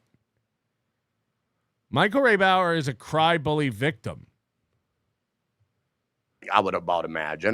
Because I've been bullied my entire life in one fashion or another. Right. I'm a big fancy star. And I'm mounting a comeback, but also I'm a victim and I've been bullied, and you got to be nice. And that's why I became an entertainer and an actor, was to get away from that so I could have the stars shine on me, so I could avoid everybody else from making fun of the way I talk, the way I look. And that's what I did it for. But you can't. I try to make people love me until I can't. Right. And then, yeah, there's you can't, that's another thing. Is a repeat. All hail the Grand Miftu. All hail Hum Didi La. Now, I don't know what the Hum Didi La means, but I have a feeling Moody does, and it really gets to him. If people don't dig you, if people don't dig me, I'm like, okay, there's nothing more I can do. It's just, Yeah, that's how you handle it. Yeah. That's how Karmic handles the hate. Look, you don't dig me? So be it. Moving on. That's how Karmic handles it. No, it's pretty cool. I turn on the camera and cry every day. Flip out when people say mean things. I have a lot of fun. I ever tell you how I beat my dick raw in front of this chick who runs my life? Atomic Dogma says a Hum Didi Law stuff is some racist shit. He sees it in hard right rhetoric. Sure. Yeah, but what does it mean? IP Freely. The dropout is Shuley, if I recall correctly. Oh, I thought John was saying he dropped out. Shuley's a dropout. Like the Amish kids. Step away from the table, move on to the next person, pretty much. But yeah, you have a history in entertainment. Can you illuminate on your times in Hollywood? What does he think his show is? And here he is proving once again he doesn't know what any of these words mean. Can you illuminate on your times in Hollywood and showbiz? Can you illuminate on that? Illuminate on that. What does he think this show is? Behind the Dabble Studio? So I heard you were an actor. Can you tell us about that? Or well, I've recently found out Hollywood's fucking evil. Yeah, everybody who doesn't like Michael Ray Bauer or thinks he's a talentless boob is evil. I mean, I really didn't know all the behind the scenes stuff with whether it be Nickelodeon or the PDF files and all that other stuff. And in the last, like, I don't know, I mean, I became a conspiracy type of theorist person in 2011. And I started learning about Hollywood, Tom Hanks. And the reason I mentioned Tom Hanks is because there's controversy with the Epstein files and all that. Yes. But I really Yes. Can confirm. Yes. didn't. I finally recently had the time to look at my life. Yeah, Sinister Charlie. I heard you like tacos. Discuss. And all the experiences I've had in Hollywood. And then they had a Nickelodeon documentary come out a couple of years ago. And that opened up my eyes because I interacted with one of the persons mentioned, not only Daniel Schneider, but I interacted with the guy named Brian Peck. Yes, that guy who was notorious for doing something salacious with one of the members of Drake and Josh. Yeah, Drake Bell. He abused Drake Bell. Yes. Horrible. I worked with him on a movie, a horror movie, and nothing happened. We've heard these stories that are not stories. When I saw the documentary, I was like, oh my God, I never knew he was convicted of pedophilia. I was kind of friends with him those years when he was working with Drake and Josh on Growing Pains. I was friends with him.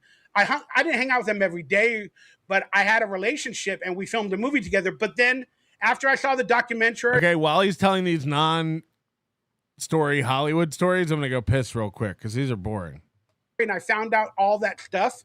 My mind remembered a lot of the little instances where something weird was going on that I was working on, and it all became clear to me.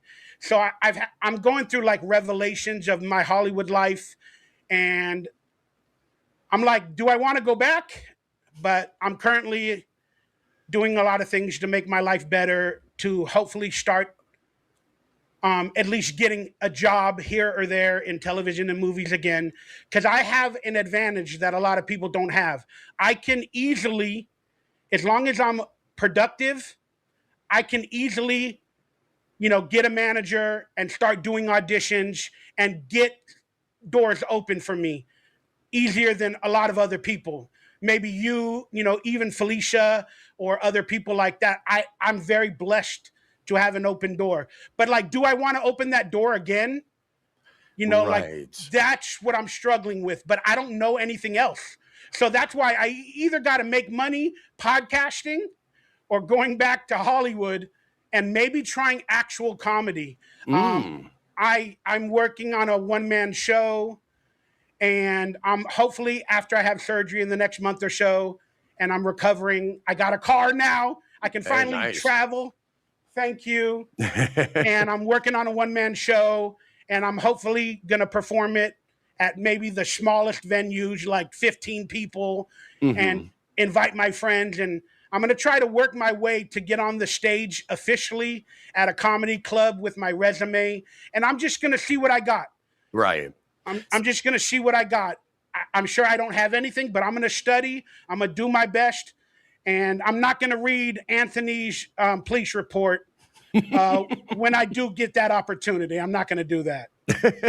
But yeah, man, you do have a resume that will allow you further work down the road. Absolutely. I got to ask you, have you ever kind of dabbled into the independent movie scene where it's a little separate from the Hollywood connections? Yeah. And real quick, I wanted to let you know I'm at a good mental space. So people that are donating, if you guys want to say bad things to me, if you want to donate to Karmic and do it, I'm okay for it, because my boy Karmic is earning a few bucks. Go for it. You can show it on screen. I don't care, Karmic. I'm at a good mental place. I'm not here to yell at anybody. I'm going to speak the truth. Make fun of me. I'm at a good mental space. Have at it. Give my boy Karmic some money. Give him some love, some respect. And that's what we're going to do. I'm here to find friendships, not enemies. Cool. That's not how bullying works. Can you imagine going to school and just walking up to your bully and being like, just want to let you know, if you guys want to steal my lunch money today, I brought extra. It's fine. You can go ahead and give me a swirly. I feel pretty good today. I got some good news. Carry on bullying me. I give you permission today to beat me up. If you guys want to kick the living shit out of me, break a couple ribs, stomp my cranium into the sidewalk, I'm okay with it today. I'm okay with it today. I give you permission. If you guys want to say some bad things about me, if you guys want to pick on me and say mean stuff, today's the day. Go ahead and get it in. I give you guys permission to be mean to me today.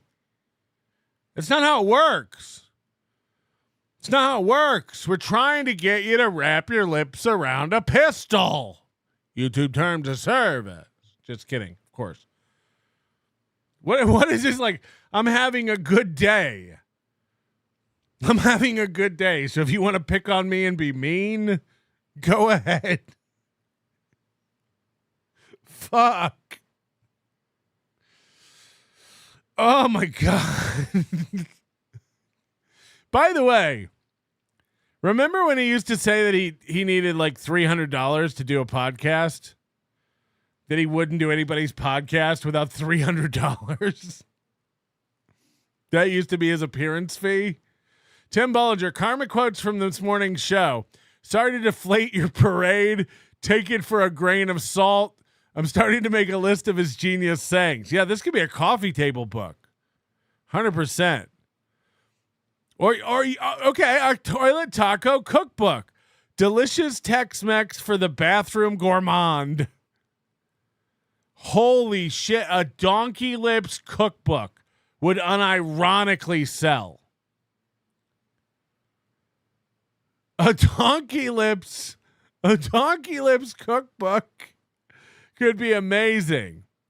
These people think they're better than me, Michael Ray Bauer, actor, chef, one-man shower, comedian, philosopher, almost a god, really. Does anybody for a minute believe Bauer wouldn't frazzle drip 10 babies if that would make him a legit stat? If I cookie push this Molac owl, I can be in the A-lister club. Sign me up. I don't know what that means, but I'll do it. $50 from the Sidley twins. Finally caught alive. When you have time, check your DMs. Yeah, I was very upset because it turns out that, you know, the Sidley twins, they were hanging out at San Francisco Sketch Fest. They got me an autographed poster from the kids in the hall. I was very excited about that. They sent it to me. I go to my P.O. box. It wasn't there. I was confused because it had been over a week. And they had sent me the tracking number for it. So I went and looked up the tracking number. I shit you not. My post office, I've had about enough of it. Paying $300 a year for a P.O. box. These people are fucking idiots. I posted this on the Discord, discord.gg/NLO. Come join us. I shit you not, on Valentine's Day, Saturday, February 14th, they delivered that poster to my P.O. box at 7 a.m. Or sorry, at 9:36 a.m. 7 a.m. it arrived at the facility. 9:36 a.m. time-stamped that they like delivered it to my P.O. box. At 11 a.m., less than 90 minutes later, they marked it unclaimed and returned it to sender. Less than 90 minutes after they notified me in my P.O. box that I had a package, they sent it back to the Sidley twins. I guess I didn't see the rules of P.O. boxes. I didn't know I had a 90-minute window to pick up packages on Valentine's Day. These people are retarded. These people are fucking retarded. It made no sense.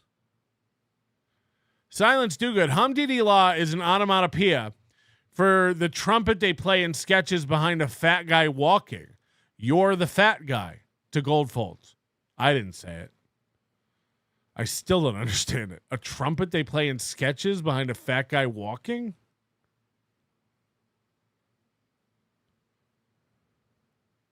I don't get it. Just got here, but spy alert, Tojo's origin was on Chad's debate stream. He was a chatter, and on a show no one watches. Rocco and Mersch glazed him, but make no mistake, he's a Chad product. Well, there you go. I can stop being blamed for Tojo. Chad brought Tojo into this world. I'm not calling the Sidley twins retarded. I'm saying the post office is retarded. How do you market for return that quickly? Bauer's dead dick. This is the point in the stream where Karmic starts losing interest in Bauer's life and stories. The rest of the stream is like torture to him. Yeah, I can't wait to hear about this dick. Don't clip that. Bauer is going to get into some deep talk about his cock. Cool, man. And yeah, I was kind of withholding these super chats just because they're a little bit egregious with their behaviors. So I will pop them up. But if you say, "Hey, enough is enough," you let me know. I'm here to be in service of comfort. You let me know if you're a little bitch like me and can't take the heat, and I'll stop reading these mean things people say. You let me know if it's too much. We'll back down immediately, okay? Oh, Little Emmy's here and says, feel. It's good to see Little Emmy because I was watching some clips yesterday and she was on the clips, just in the corner, not talking. And I asked on the Discord if she was okay. And also, when did you learn to keep your mouth shut? Maybe you could have kept Granny around if you would have learned that sooner. Shut up. I'll shut up. For you and as a guest. So, I mean. It's all good. But real quick, let me answer the last question you gave me. I forgot it. But let me answer that. Then we'll do these, and then we'll talk a little bit more after. Cool. Yes, about the ability to look into jobs that are kind of disconnected from the Hollywood circle. Have you ever looked? Independent movies. That's what. Yeah. See, I'm a member of a union called SAG-AFTRA, right? Right. And when you become an actor, you have to get in SAG and AFTRA to be on the legitimate projects. Gotcha. So I was so proud to become a member of SAG and AFTRA when I was younger, that you don't want to fuck with them. And then in like 2000, I forgot the year. It might have been 2008, 2009. I went out and I did some independent movies for producers and people. And it wasn't affiliated with the Screen Actors Guild. Okay. But I'm a member of the union. Right. I'm not allowed to be a scab. That's called a scab. Yeah.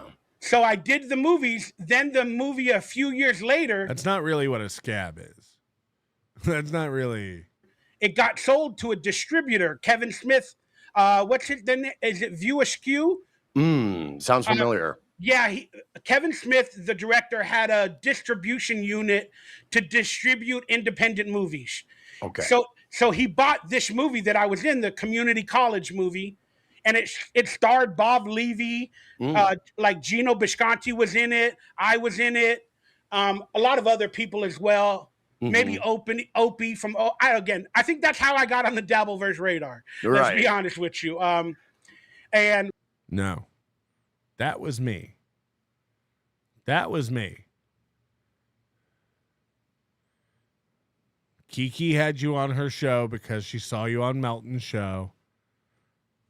I take responsibility for opening up Bauer to the Dabbleverse. Again, I don't think I discovered Bauer or anything, even though we have been making fun of him since 2005.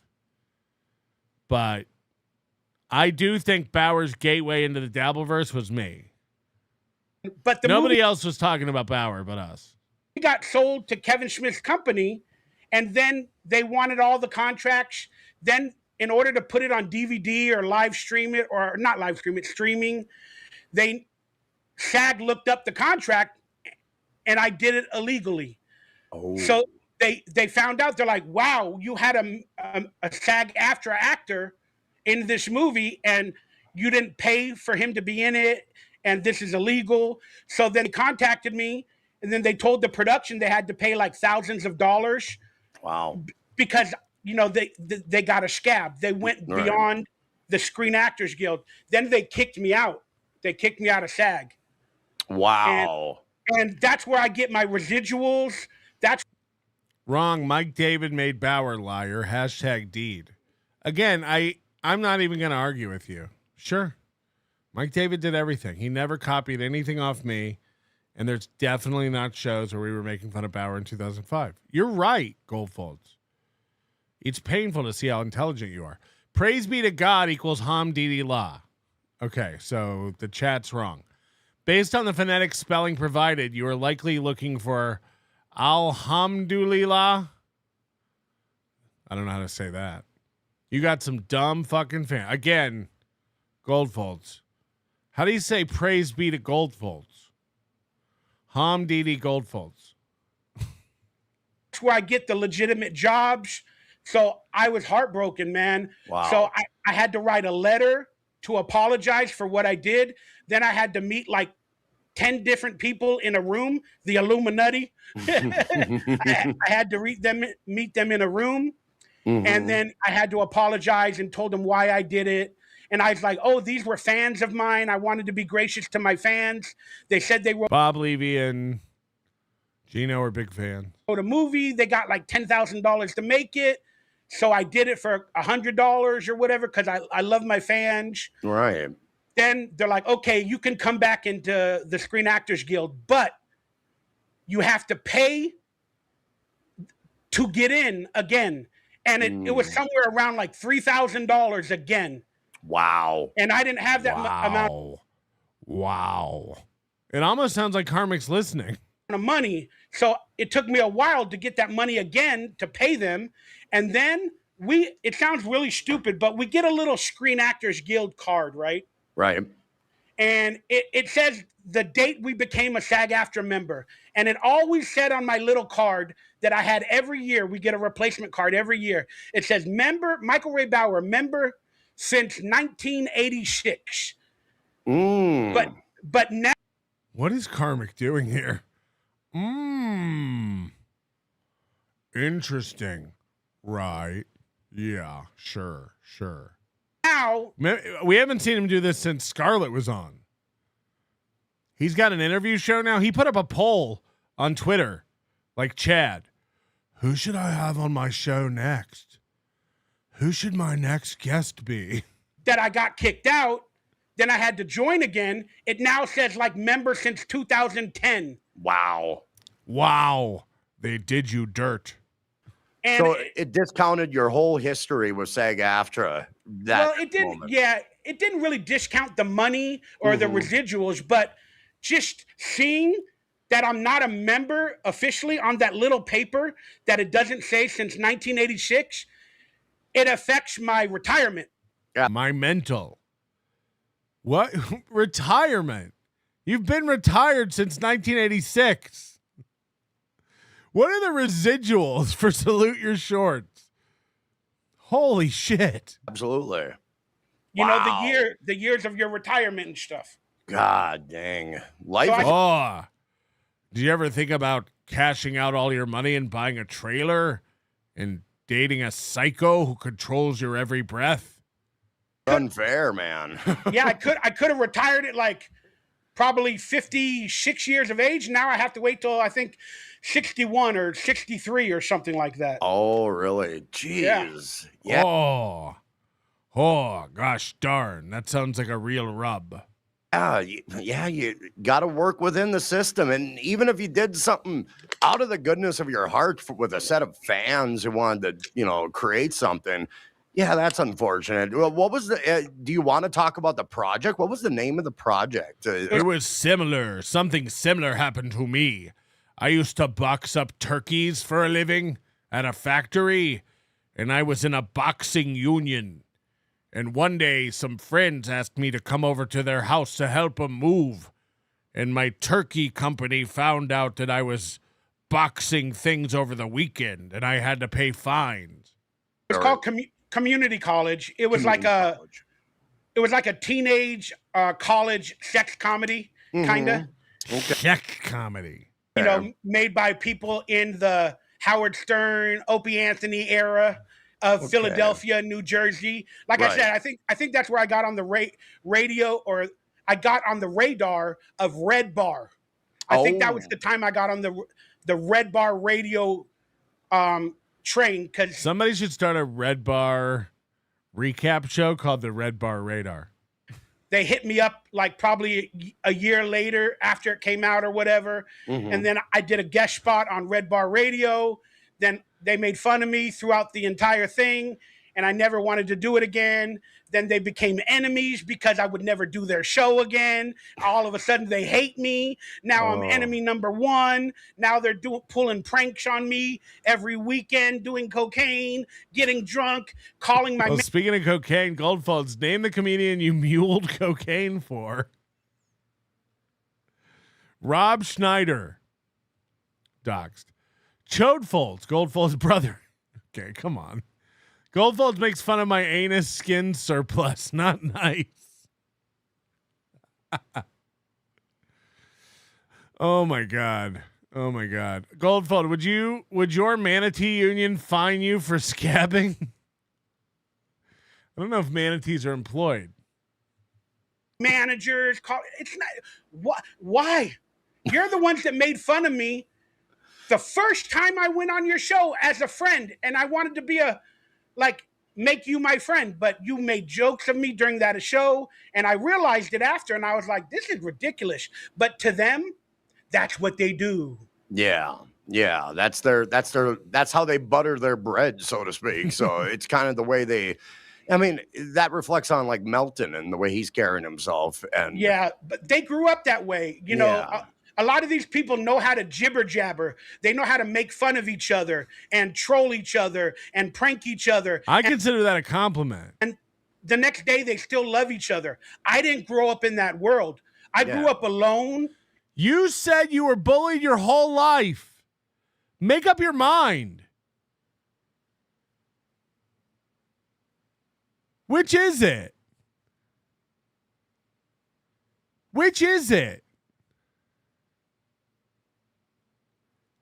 A minute ago, he said, I was bullied my whole life, and that's why I got into show business. Now he's like, I didn't grow up with people picking on me like that. That's crazy. Goldfold, Red Bar. Even Bauer admits it was Red Bar. #Deed. No, he said that's when Red Bar discovered me. It actually goes contrary. Red Bar fucked with his life. Like, Red Bar would contact him and, like, do stuff to him. But he's saying that was around 2010. Again, you can go back in the Overdose archive and hear us going over Michael Ray Bauer's raps and stuff back when he was putting his rap up on MySpace. So, thanks for proving my point. Feel much, Goldfolds? Bauer and Karmic joining forces? Ha, you're so fucked, Melton. Yes. Finally, these guys who get it are teaming up. In a room playing video games, being bullied. I'm afraid of everything. I never had that interaction. I don't have tough skin. I'm barely starting to get it. And you might be the same character. I don't know. Again, I don't know you, but you might be the same as me. Now, how's he going to handle this? Bauer's saying basically that Karmic is a bitch with thin skin who's never been picked on or had any sort of adversaries like him.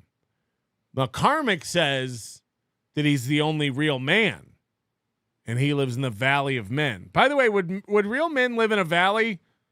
I imagine real men would live on a mountaintop. The only ones in the valley are the ones who slid down because their pussies were so wet. Lack a little bit of tough skin. I never had that stuff, so Right. I'm barely learning how to deal with it. Yeah, the way I deal with it is just rage. It's probably not it's healthy to let it out of your heart a little bit, this anger, this vitriol that's welling up in your heart when Goldfold, old great idol maker, did you discover Josh Denny? I mean, there's no discover. Michael Ray Bauer was a thing before we started making fun of his rap. I'm just saying how long we've made fun of him on my show. That's all I'm saying. We started going over Michael Ray Bauer stuff in 2005. Josh Denny joined the show in 2010, but lived in LA and was doing stand-up. I don't think I discovered anyone, It's the wrong way to look at it. And somebody's giving you some grief, I guess that's how I deal with it. But yeah, I have a certain amount of sensitivity that I wish I didn't have. I'm trying to learn how to grasp it myself and move forward. And yeah, it's difficult. It's easy. But then again, so here's Karmic agreeing with DonkeyLips. It's difficult to have all these people picking on you because I have a thin skin and I'm sensitive. This is our real man. If you're gonna admit it though, but that's what I'm saying. Like, again, I still got enemies, whatever. But like I said, I think they're friends. They're enemies, but they want to be friends. But I was gonna say embrace it. You know what I mean? Like, if they want to make fun of you and say, "Hey, Karmic, are you dating Felicia?" or something like that. Right. And again, I don't know what Felicia has told you, but be like, "Yeah, what does it matter? You got a problem with it? Who gives a fuck?" Like, it's none of your business. But we are seeing each other. We're building our relationship, and that's that. But yeah, we don't have a problem with it. Karmic has a problem with it. That's why it's funny. Then, tell us more. Tell me more. Tell me more. Did you get very far? Oh boy, now we're gonna get into sex talk for sure, right? Hello.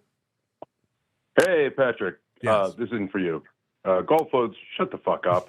Just shut up, Goldfolds. Hey, bye. Leave him alone. Leave him alone. This guy is single-handedly paying my wife's mortgage. Be like, I ain't gonna tell you shit. Let's put on Ghost Party. Yep. Move along. I'm not right, the droid you're looking for. Instead of answering the question, write the Ghost Party. Absolutely. That's a good idea. Yeah, there we go. Start the chats, man. I want you to earn some money. You got it, man. Platoon Goon asked Bauer if he'd ever get a job, or is my tax dollars have to pay for his lifestyle? And I ain't gonna repeat the ending of that. Oh, it's fine. It's fine. Like I said, I'm at a good place. Am I ever gonna get a job? I would say I have a job. My job is to hopefully entertain you guys once a week at least, and your tax dollars pay for my lifestyle. Well, I do get EBT. I am very proud and blessed member to get social services. At certain times in my life. I have had to use social services. I am very, very limited income right now. I still work.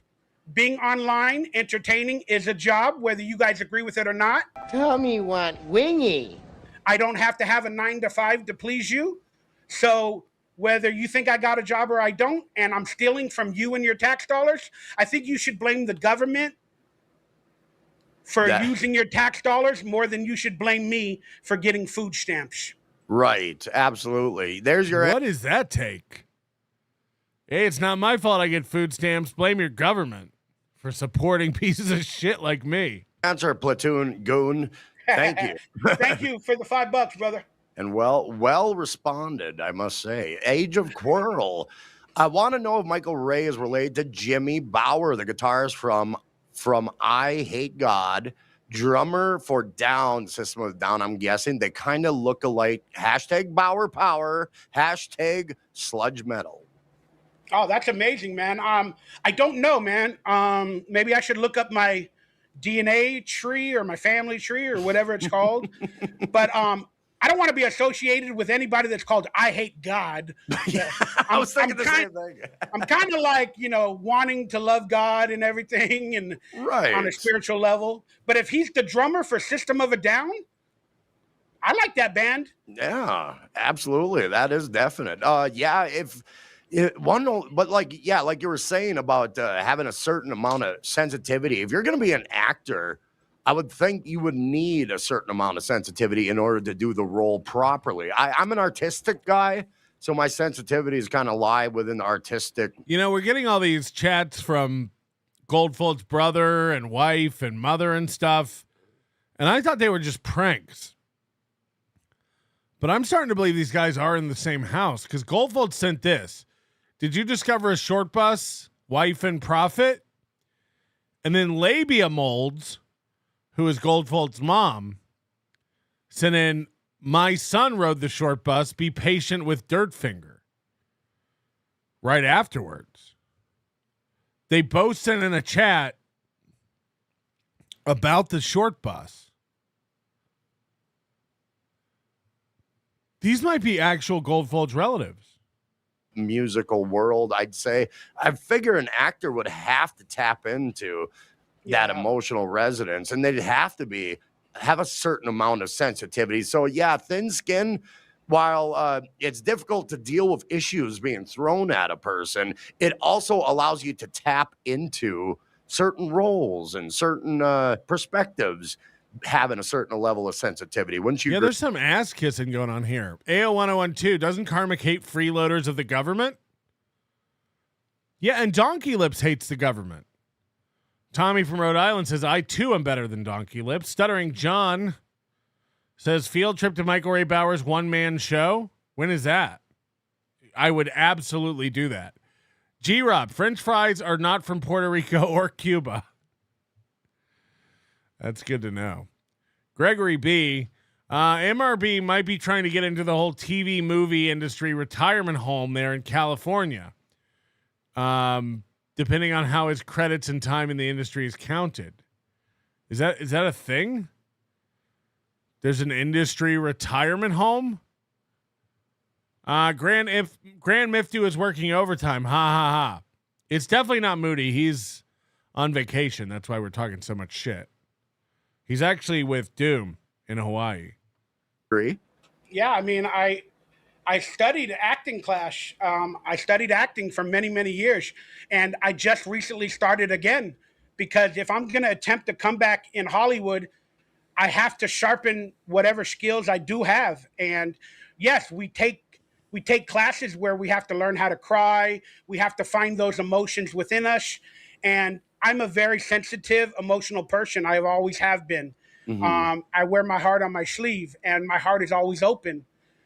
So yeah, we definitely got to tap into that, being an actor or a creative. You're tapped into anger. So that's what you've been tapped into for a while. But Karmic, I'll be honest with you. When you don't drink and or drug or whatever you might be doing, that's a much better mental space for you to actually be creative. A lot of these people in the Dabbleverse, and I know you guys want this to be a Dabbleverse heavy show. Maybe it will be. Maybe in a little bit we're going to go fucking wild with KarmicX. Right. Let's fucking do it. I'll talk some shit. I'm ready. I'm at a good mental place. I'll pull out karmic shit out of my ass for you. Again, this guy thinks this is how it works. Oh, yeah? Well, guess what? Today, I'm in a good mental space, and I'll go toe-to-toe with anybody in the Dabbleverse. Today, I'm having a good day, so bring it on. But, yeah, man, like, just try not to do drugs and alcohol. That is a recipe for disaster, and it ruins people's lives. And yeah, nobody's ever been creative on drugs and alcohol. I know you're on a journey right now, and I'm sure... Again, I'm not trying to get into it. Maybe we will a little later if you don't mind. That's but fine. I know Felicia's trying to help you to be a much better a human being. Who he's nodding here. Michael Ray Bauer might get some stuff out of Karmic. Because a lot of people are hating on her, you know, for whatever they see. But I guarantee you, in her own way, she's trying to help you with certain things in your life. And you got to respect that a little bit. Oh, absolutely. She has been instrumental in getting me in the right headspace to kind of say, yeah, I can be creative without the requirement of being in a different state that substance will provide. First of all, you only do things from a different state. You're never home. Second of all, a month ago, you said you might have to quit streaming to be with Felicia and that you would. Don't think we forgot, Karmic. Don't think we forgot. Goldfeld's retarded third cousin. The joke you done told about the short bus was knee-slapping hilariousness. We all done laughed and laughed. Goldfeld said, if you work 20 years in the biz, you can get into the motion picture home. At 70, you're eligible. I'll be there. Bauer will not. You, a ditch. Rude. And I have been creative for a lot of my life, utilizing marijuana. That has been the top tier of my addictions. I still doubt it's like free, right? There's not like some free retirement home they just put you in if you've been in the industry for 20 years, right? How would that be viable? Or is that what all your dues go towards? I don't know. Dimple Balls Karmic Walters asking all the prying questions to famous and talented actor Michael Ray Bauer. And yeah, this is what he pictures right now. Some people, they got the mental shit where they just have to medicate on marijuana. But I would prefer marijuana over alcohol and some of the other hard substances because, it's a bad place. It's definitely the lesser of the evils, for sure. Marijuana, I would admit, but yeah, it's still a requirement to get a person to feel a certain way, and I kind of want to feel a certain way without the help of it. So it's. I notice you drink Red Bull a lot, or you know what? My brother's an alcoholic, right? Mm-hmm. And I've been through the ups. No, I don't think Goldfolds was an actor, but you remember in Curb Your Enthusiasm? Like on the studio sets, they had Mocha Joe, who was like the guy with the little coffee cart. Like those guys, get benefits too. Goldfolds used to go around peddling his little leather notebooks from studio to studio. So he's involved in the industry. In the downs, and I've paid for him to go to rehab on 2 occasions. It cost me a lot of money. And I'll just be honest, a lot of trauma in my life because of him and his habits. Right. And I noticed whenever he was off of the sauce, he would always have to drink Red Bull and Monsters because it has a taste and a flavor that somehow mentally is similar to alcohol or that type of stuff, to where they need to drink those fucking energy drinks to get a little bit of a buzz. But it's better than alcohol. But I noticed you drink it, and that's because you typically like to drink. Yeah, it does help. There's a certain, let's say, there's a certain effervescence with a can of Red Bull that kind of reminds me of like beer. There's a certain. That's what I'm saying. Yeah, and then it tricks. Oh no! Red Bull reminds me of beer. The mind, but yeah, I was kind of realizing that as well. It also tastes like Sour Patch Kids, which is one of my favorite candy, and my teeth can't handle Sour Patch Kids at this age. So. Who the hell is this guy? He's acting like Aaron M. Holt right now. Oh, my teeth can't handle Sour Patch Kids. Oh, they're too tart for my teeth. Did you hear about what they did to the fucking gummy bears? What'd they do? Apparently, the company called Haribo or Marabou that makes Haribo, the gummy bears, they had a recall. They had a gummy bear recall, right? Turns out they were bouncing here and there and everywhere. Of all their gummy bears that were printed in let's say December or October to December. So all the grocery stores had to, throw away or send back the gummy bears. But I went to a dollar store the other day, but nothing's $1. Everything's $2 or $3 nowadays. Right. Oh my God, he's doing Chad's material. Have you been to the dollar store lately? Everything's $2 now. It's crazy. Call it the dollar store. Yeah. But I was looking at candy. I'm I'm going to treat myself. I got a car. I'm so lucky right now. I went shopping for the first time alone myself in a long time. Yeah. He doesn't have insurance yet, and he's driving this car around. It's probably not even registered, right? Insurance and registration cost a couple $100. At least. Tag. Yeah. And I was like, I'm going to buy some gummy bears. I want gummy bears. Then I saw the Haribo gummy bears there, and they were on sale. He's just fantasizing about all the drive-thrus he can go through now. Instead of $2 a package. Sorry, no offense, Rocco. 50 cents a package. And I go, those are the fucked up gummy bears. I know it. Those are the fucked up gummy bears. And you're trying to sell me the fucked up gummy bears for 50 cents. And I'm going to go home and get drugged and die from a gummy bear. Wouldn't that be a horrible way to go? Oh, thanks for bringing the heat to my program. This is comedy. bad gummy bear batch got me in the end. That would be awful. Yeah, there's fun ways to leave this mortal coil, but death by gummy bears, Yeah, that can't be a Finally, he's doing the show he's always wanted to do. positive I'm obituary. thinking. I don't really do drugs. I drink probably 2 or 3 times a year on football occasions. Right. And I don't really like marijuana and all that stuff. I've dabbled in it. I ate a fudge brownie one time. I guess, what are they called? Weed brownies, or it has all that stuff in it. Yeah.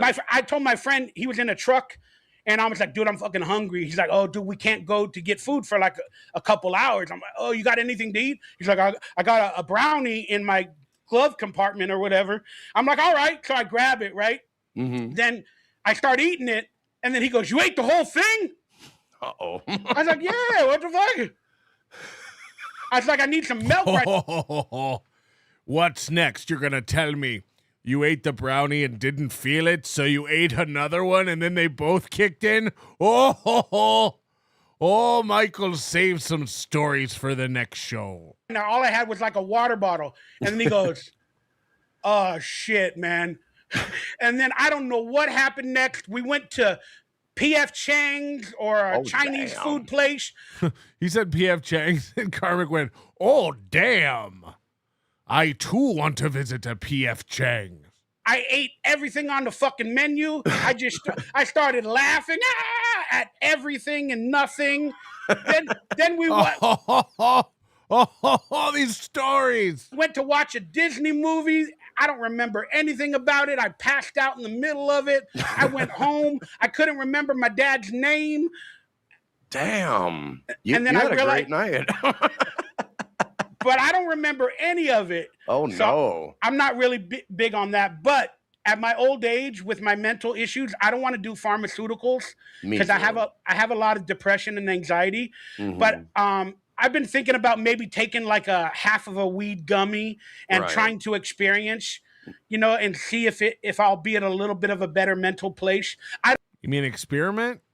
I don't know, but I was thinking about trying it one day. Have you ever done it? I have. And Michael Ray Bauer, you've never microdosed anything. I've did it for like, well, here's the thing. I used to smoke weed, and then for the last 3 years, I quit the smoking of it, and just to kind of save on my lungs, because since I'm a cigarette smoker, I wanted to do a little less. Yeah, a little less smoke in my lungs. So I switched to gummies. And here's the thing. If you do use them, you might be wanting to use them daily. And then every time you use them daily, you'd have to up your tolerance level will get even worse. So that's what happened with my porn addiction. My God.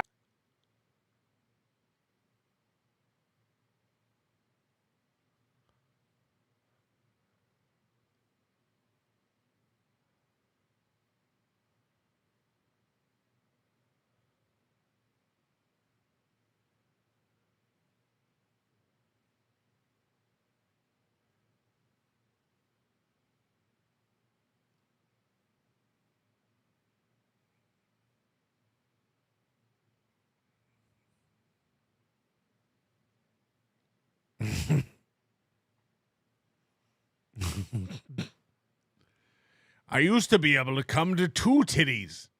Now I need at least 4 or 6. You see a hot chick and you're like, all right, I did that today. It took 20 minutes. Then you tried, I'll try it again tomorrow. Now it took 30 minutes.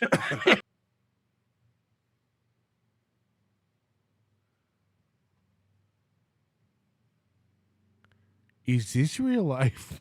What is happening? Found a different girl, found a different fetish. And 2 weeks later, you're like, are those whips? Are those chains? Why is she dressed like a clown? But it's still turning me on. Yeah, that's how it happens with porn, any type of addiction. You have to build upon it, and yeah, it can be a vicious cycle. But yeah, like they say, always in moderation, they claim. But easier said than done in practice. Moderation. When a person needs to feel good, moderation kind of goes out the window from time to time, unfortunately. Breaking news: Butt Nick's sidekick killed by gummy bears, dude. Tommy Jordan wants to know how many gummy bears are still lodged in his gums. Tommy Jordan also says it's less honorable that Donkey wasn't on crack. It's less honorable that he wasn't on crack. Oh, looky here, donkey dicks. You've never been high until you have a fat broad named Felicia holding your head under the covers and nearly suffocating from her farts. Armpit folds, gold folds, lice and scab, wet nurse. Your family just wants to get you help. Peroxide, Mr. Clean, Dawn Soap. Please clean your nasty nails or the family is disowning you. We need peace. This is an actual picture of Goldfold's nails. No cap. It's insane. It is insane. So. But it's the way it goes. Jesse Angel coming in. I had a rough day. So wait, should I do it like the super tips with my own voice that they're using? I had a rough day, so it's nice to come home and watch a show with you two fun guys. There you go. We got the man actually doing it with his real voice instead of some AI protocol pushing it out under his voice. So yeah, we got it right from the source. Yeah, that's not a thing he was saying though. Oh, thank you, Jesse. Jesse Angel, thank you. She's the mod at KarmicX Live. So mad respect to Jesse. Thank you. Dirt Show. Oh, look. A Micro Pecker Anonymous meeting. Oh, they got us there. They got us there. Oh, Karmic doesn't know. Oh, Karmic doesn't know. What is DonkeyLips doing with his face? Carter's kids!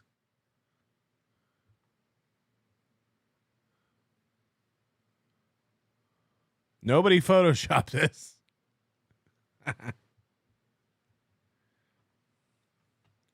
Oh my God.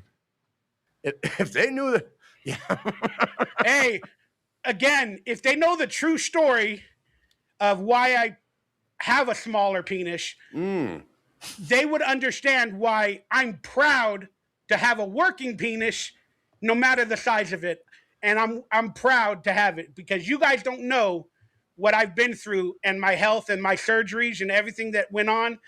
I'm proud. These lights will guide me home.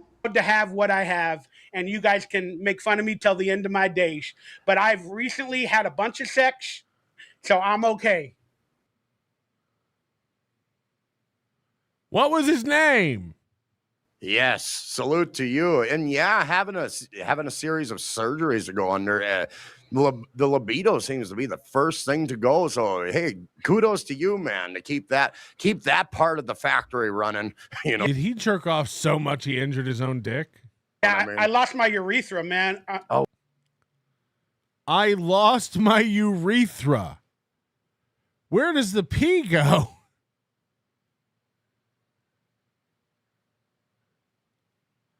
Bro, this is wild.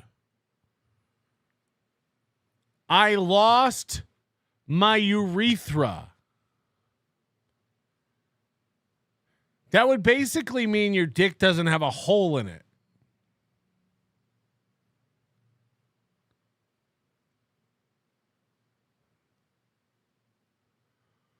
What is happening?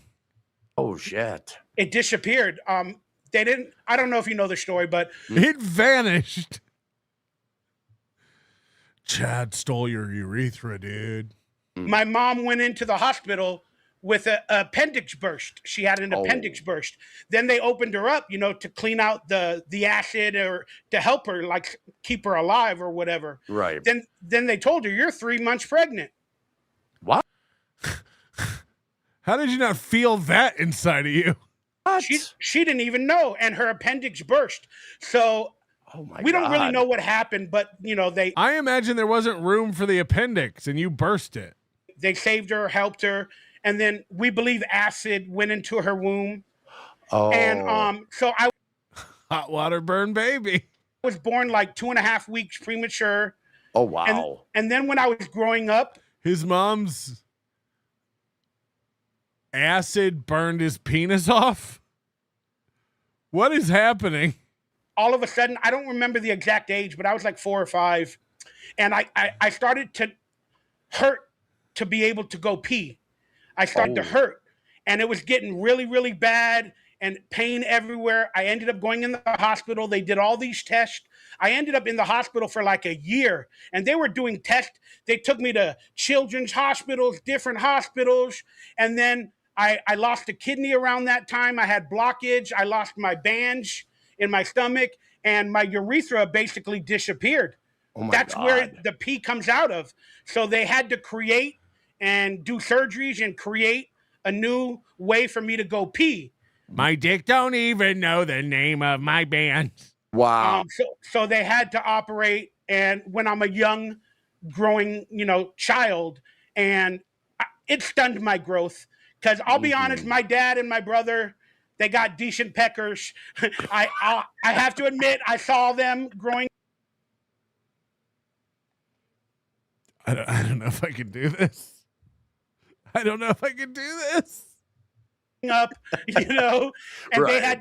they had pretty decent ones, and I had a little, I had a smaller one because of the surgeries. But like I said, to this day, did they cut it off from the tip or the base? Why is the surgeries are the reason your dick is small? Knowing that I couldn't even pee, that I'm doing great, and I can have sex, and I can sperm, and everything is good. I am so great. I can sperm. Everything is good. Grateful for whatever I got. And plus, I'm a fat guy. So we always got that fat area that covers your penis a little bit. Yeah. No fat covers your penis.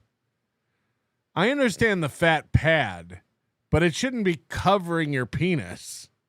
It covers it? It covers it. Fupa, they call it. Yeah. And I didn't even know that people are circumcised and uncircumcised. Oh. How could you not know that? It'd be like looking at Clifford, who has one arm, and being like, I didn't even know you could have two arms. Yeah, if they cut something off, there can be people who didn't have it cut off. Oh, yeah. Growing up, I didn't know what that was until recently I started to think, and I realized they have a... Recently? Yeah, like when I turned 51. A sleeve or whatever. Yeah. I'm circumcised. I got a big-ass mushroom tip. It's all good. They claim that... You have a small penis, but a big mushroom tip. Circumcisions have to exist for the sake of what is it called? Cleanliness. That's what they claim. But yeah, that's the Jewish nature, right? Yeah, absolutely. So they say the Jewish nature. I'm circumcised because of the Jewish nature. Goldfolds. Is your dick as dirty as your fingernails? that's the reason it kind of prevents like infections and such. So I can see a point in that, but also it seems kind of rather barbaric to do that to a baby when you think about it at the end of the day. It's true. It's true. Again, I don't know what it's used for because I've never had one, but somebody wrote, "Can I sperm?" Oh yeah, man. I've had the opportunity on many occasions. Can I sperm? Bro, this is insane. Can I sperm? My pecker can the till sperm. I couldn't afford to be circumcised. It was already tooth mauled. Oh my God. My mommy didn't know she was pregnant until I began to subsume her organs. I ate her appendix and my urethra fell out. Oh my God. Oh my God. I can still sperm. Don't worry, guys. I can still sperm. The desert hag sure knows how to pick them. How's that marriage going? Someone stole my urethra. Whoever did this, I will find you and I will put you in jail queer. I don't have a decent pecker anymore. I can still sperm. It's like a little smoky shaft and then a tuna can tip. Tuna can tip with $5. Patrick, he didn't know balls are supposed to drop. Can you be surprised about anything he doesn't know at this point? Yes, you're right.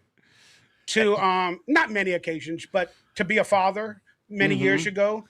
But the women took that opportunity away from me, and I'm forever sad because I had a few opportunities to be a father. But what was that rope? What was that? He's just organizing some rope. And I'm forever sad because I had a What is that? This doesn't even make sense. Few opportunities to be a father, but they got rid of the baby. Oh, and, sorry to hear that. Now at my age, I'm like, man, like I'm alone. I don't know if I could have afforded to be a father. It would have changed my life. I don't know if I would have been the best father, but I would have tried. You would have been the best. Who are you kidding? Goldfolds with some evidence. Bauer and I roomies? Nope. Yes, it is possible to stay at the Motion Picture and Television Fund retirement home if you have no money, provided you meet industry eligibility requirements. While residents typically pay for accommodations, Motion Picture Television Fund has a long history of charitable support. If your finances run out, you will not be kicked out.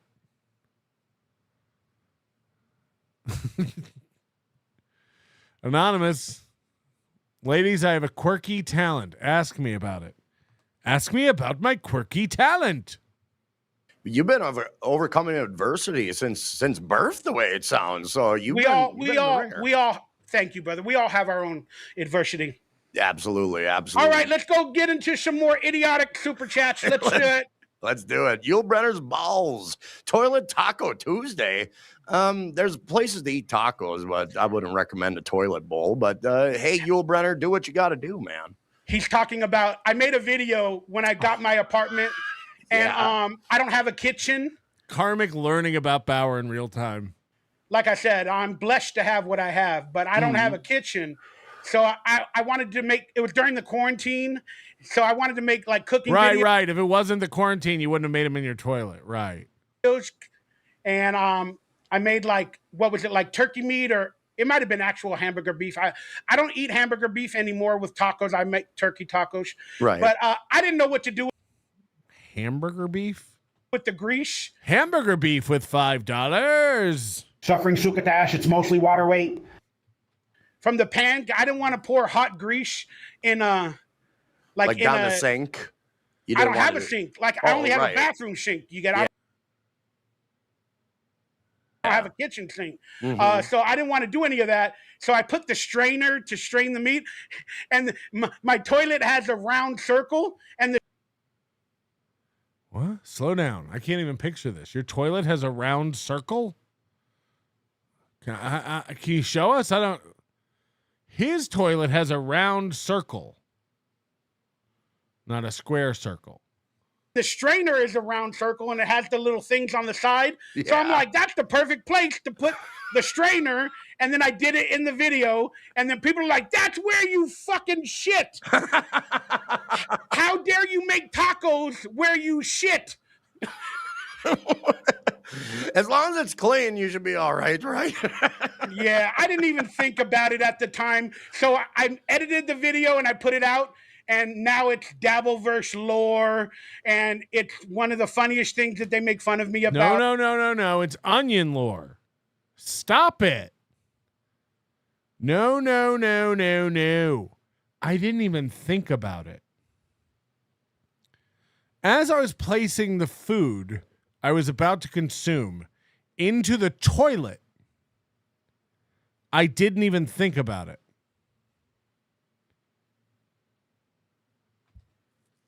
Oh, yeah, he put it in the actual bowl. He put it in a strainer, which was in the bowl. He's like, I didn't even think about it. Imagine a scenario where you're putting what you're about to eat into your toilet and you don't even think about it. I mean, it bothers me because I didn't purposefully do it, but... I mean, you definitely did. They have a point. And by the way, you know he still does that. Are we going to pretend like this is the only time he ever did that? He did it so naturally on the video. He had done it many times before. And we're going to pretend like he doesn't still do that to this day? They have a point. I put it next to where I take a shit. I put my hamburger meat for my tacos. Not next to, into. Don't gaslight us. We watch it on this channel once a year and have since you did it. That's hilarious. Now that I look back on it, it's definitely a funny visual, you know, and it makes the video more interesting, gets people talking. Well, now I know where Toilet Taco Tuesday comes from. Thanks, you Brenner's balls. Yuchi 2444 Taper Skins Small P KarmicX. Yeah, they made a song. Somebody made a video or a song about me. Because I was feeling brave one day. A lot of people. I have to go find this. What is it? Tappin' skins, small P. Hold on.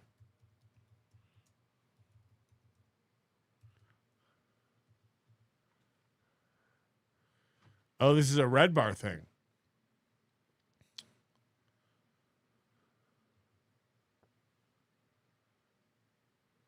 Oh, this is Songs of Red Bar playlist. Holy shit, there's a lot. Where's Small P?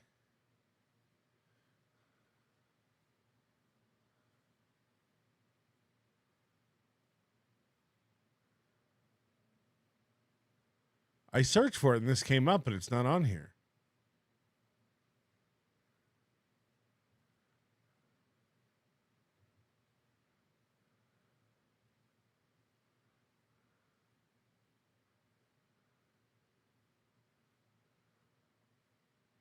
Oh, come on. Where is it?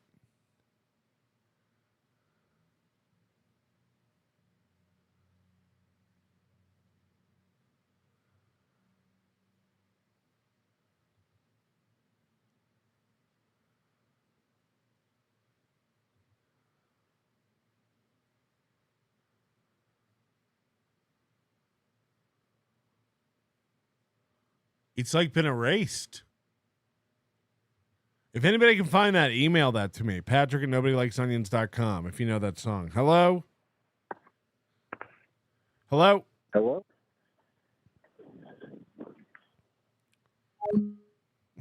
Okay. Pretty good. I gotta go make white. Has anyone seen a urethra maybe under the couch cushion? How can you not have a urethra and piss and cum? Doesn't make any fucking sense. This doesn't make any sense. I mean, that is not Michael Ray Bauer's body. And he's also never cleaned it.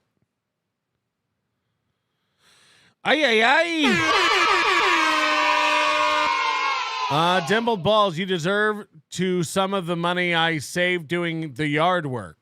I did myself while listening to today's show. Also, Goldfold is an ass, but he's entertaining. He'll appreciate that. I think he'll appreciate that. People, again, they don't know this about me, but I go through ups and downs, man. I try to feel brave, and then I have my really low moments. Then I try to feel brave again, come out of the shadows. And again, they can make fun of me all they want because they made a funny video. But one day, like, I shouldn't have done it, but I'm not proud of it. But I was watching an episode of the TV show Glee. Okay. You know, and it's about, I'm like a theater kid, kind of. You get it? Gay! One of those type of kids. Right. Insecure mentality, whatever. I'm one of those theater kids. Yeah. And in one of the episodes, some of the kids, they get bullied. And then they decided to face their bullies head on. So they printed T-shirts with whatever their insecurities were or their flaws. And one person write, I'm flat-chested. Or another person would write, I'm scared of men, or whatever their insecurities or their problems. What the fuck? That's not an insecurity. Were. They posted it on a T-shirt. Then the kids in the episode of Glee, they wore the T-shirts in the quad all day, so everybody could witness them telling the world, this is my insecurity, this is my problem. And then, yeah, they're going to laugh at first, but then after a while, the longer you stand there and show them, I'm not afraid, I accept who I am. Mm-hmm. And then after that episode, because I've always had the insecurity, with... It makes sense if you're ugly and have rat hair, or you're fat, or you're four-eyed. If you're like, I'm fat, and write that on a shirt. Everybody already knew you were fat, but you're owning your insecurity publicly. Okay, sure, it's gay, but whatever. No one knew Michael Ray Bauer had a tiny penis. Nobody knew that. So he writes on his shirt, I have a micro penis. He makes a video proclaiming and telling the world he has a micro penis and he's proud of it. Yeah, that's not the same at all. That's totally different. It'd be like if I went around telling people about my scarred butthole from the time I tried to launch a bottle rocket out of it. No one needed to know that. Your asshole was fused shut, Patrick, from the firework incident. No, I'm owning it. It's like, okay. Having a smaller penis, that I was starting to be on YouTube, I made a vlog. And I said, I'm going to let everybody know the truth, man. I have a small penis. Right. I do. And it is fun to kind of let people, like, you want to let people into what makes you tick. And, you know, it's fun to tell people you have a tiny dick. It's fun. All right. LL Cooley sent us the song. This is the Michael Ray Bauer Small P song. I'm just going to go out and say it. Captain Skin. Mike David and Red Bar Radio. My life is getting more positive. I'm starting to understand the future a little bit more. Oh, no. And it's getting brighter, and I'm trying to get excited. I love you all truly. Thank you for being there for me. Go me. I have a small P. Ooh, yeah. Go me. I have a small P. Oh, wow. Go me. I have a small P. Hey, yeah. Go me. I have a small P. Let's go. Child actor. Yes. Stopped getting work. Yes. He's a complete dick.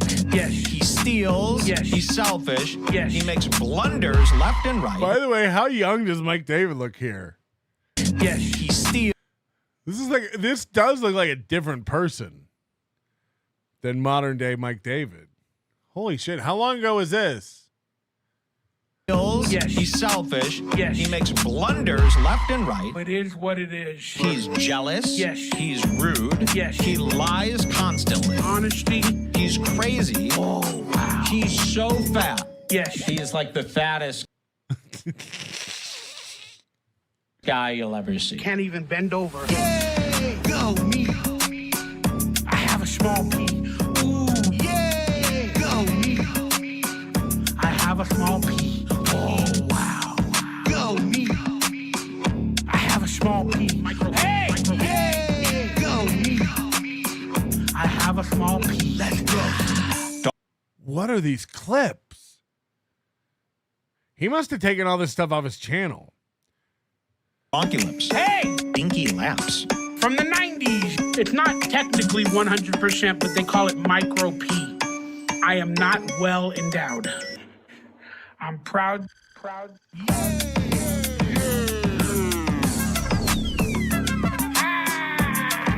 have a small micro P. Hey! I'm Michael Ray Bauer. I have a small P. I've never been huge. I'm also a fat.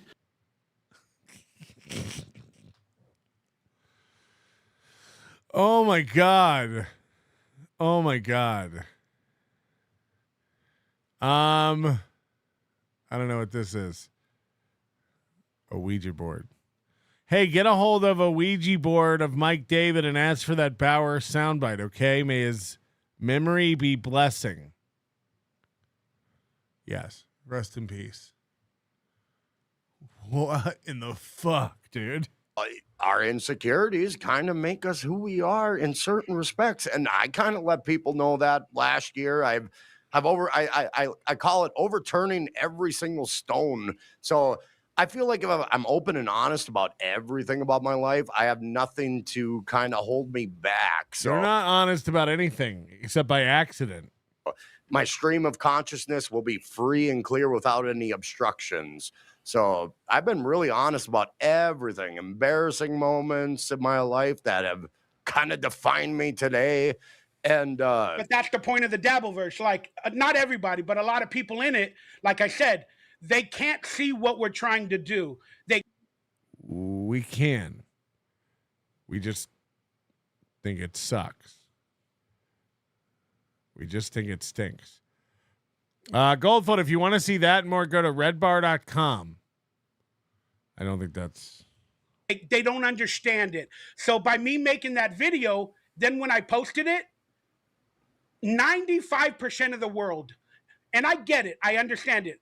Michael, why the fuck would you say that? Why would you post that?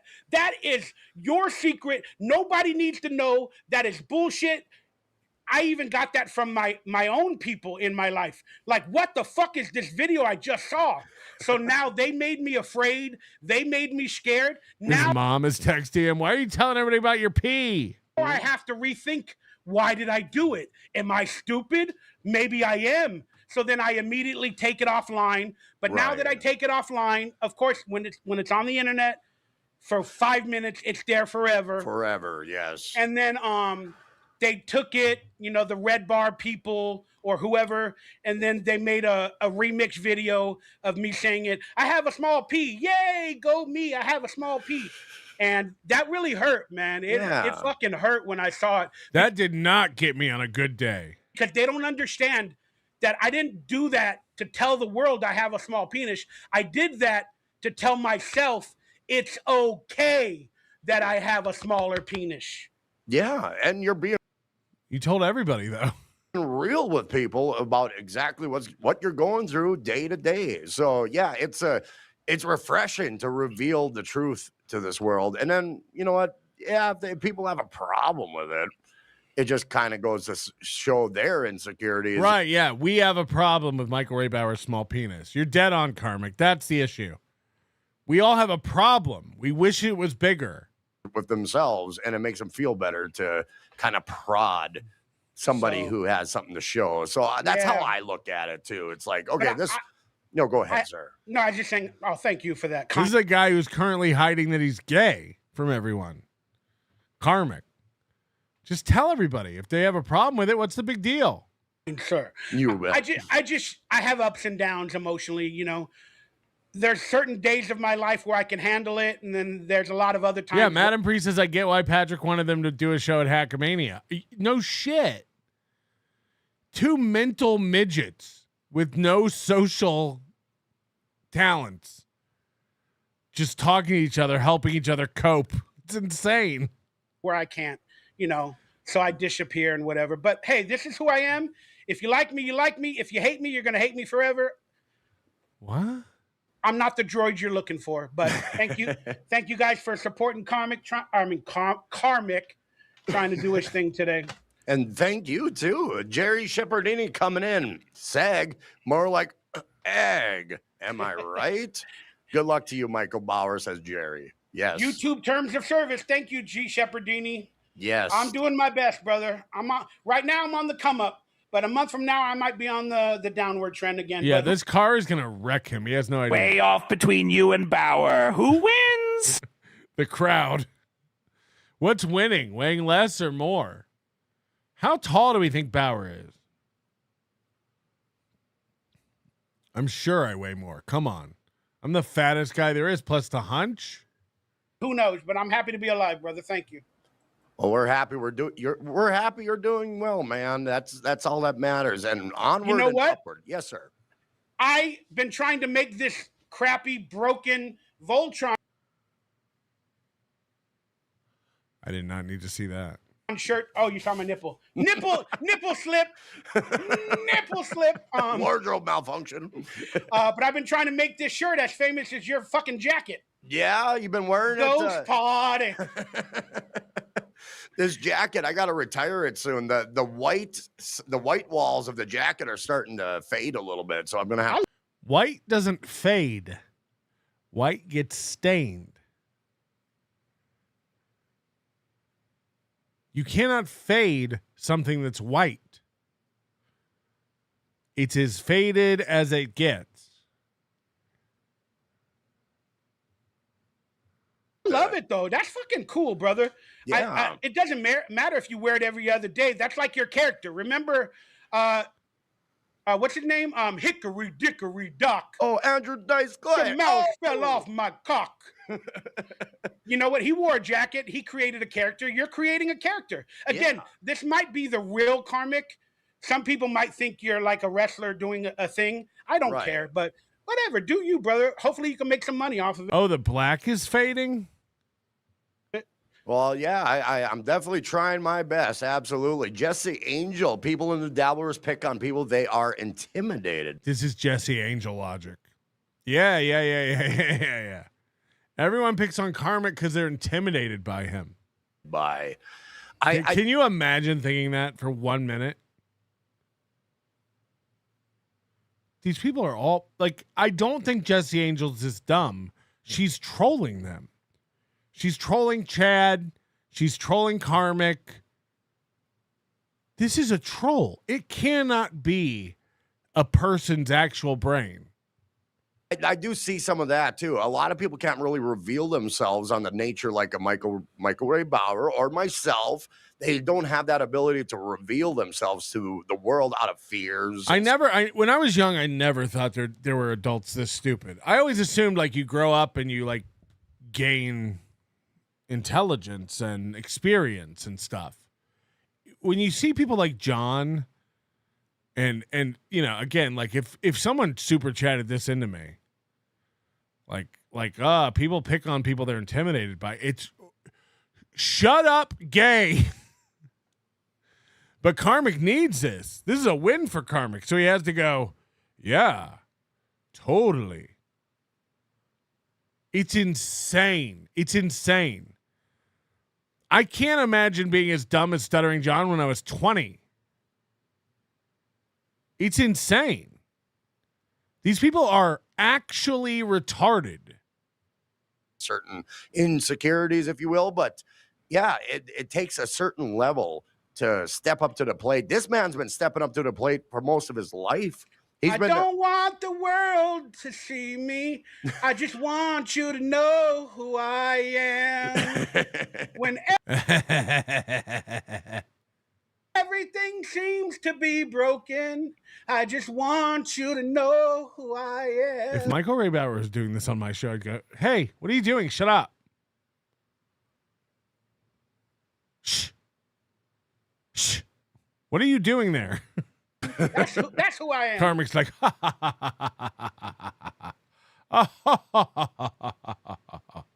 Y'all. Yeah, absolutely. Yeah, good one. Yeah.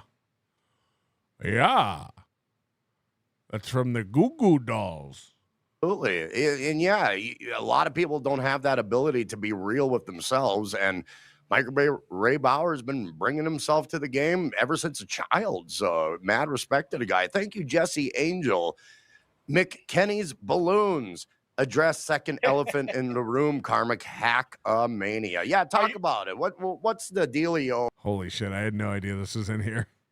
Have you been reached out to by the people to take part in the hack? No. He has not. Mania festivities.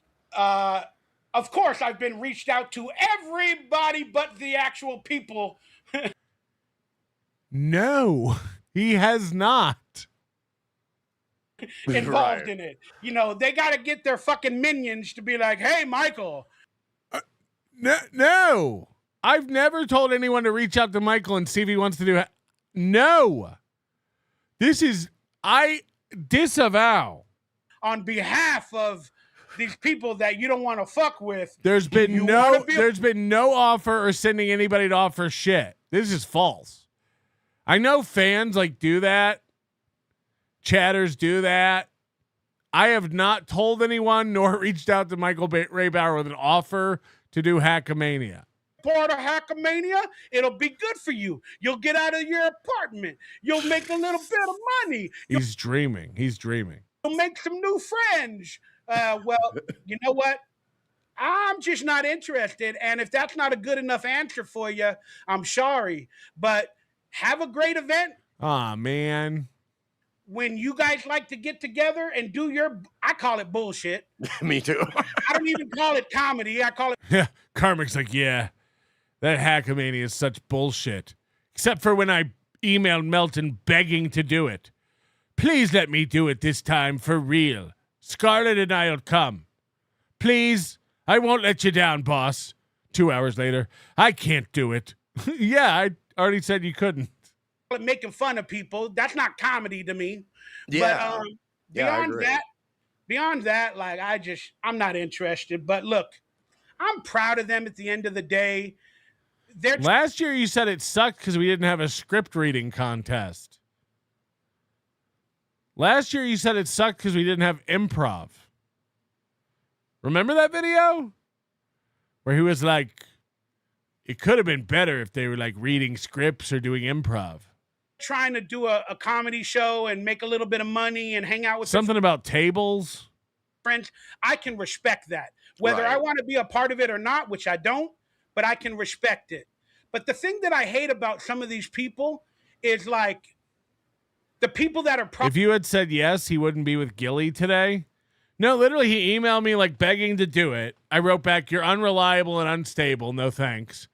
He wrote back again saying like, but if you want me to do it, I will. I just want you to know I will never, this is for real. I'll really do it. I won't say no and waver on this decision. And I said, no, thanks. And then 3 hours later, he's like, yeah, I can't do Hackamania. It's like, no one wanted you to. That was literally the day he got back with Gilly. In the letter, he was so heartfelt. Like, she's been controlling my life. I can't let her hold me back anymore. I'm done with her. Probably making Hackamania or doing it. They go after other people when they do an event and they try to get that event canceled and that person fired, or they try to make that event a shit show. I have never done that. You don't know what you're talking about. No one needs to meddle and ruin a Chad Zumach event. It never has a chance. While trying to promote their event, telling everybody, oh, come to our event. We're the one doing. By the way, tickets are selling for Hackamania during this very program. We have sold several tickets. Get your tickets today. It's time to shit or get off the pot. I understand everybody waiting. It's time. It's time. We might bump ticket prices up. Because, frankly, we need money. We're paying people too much. You won't believe what Pat Dixon is demanding. Hackamania.com. We hope to see you there. The good thing, and we're the better event. And it's like, what the? It makes no sense. It's not even a question whether it's a better event. There's a reason it grows every year. There's a reason Chad Zumach can't pull anything off and no one trusts him. So everybody should have a right to fuck over Hackamania. Everybody should. Please fuck it over. Have a, because you're fucking over other people's shows. We should be able to fuck over your show. Play the clip. Play the clip of me fucking over someone else's event. Did I fuck over Pulperfest? Did I fuck over Rodney's? Did I fuck over Kill Kevin? These guys are idiots. They're fucking idiots. No one fucked your events over. You guys did it to yourselves. Then you're on the same level as they are. Yeah, you don't want to be brought down to their decrepit level. You know, that I agree with. It's like, okay, you guys play your little games, your little attack my show, attack this show every day. It's like, yeah, that's their world. And I hope you guys have a pisser together in Hackamania. We will. We will.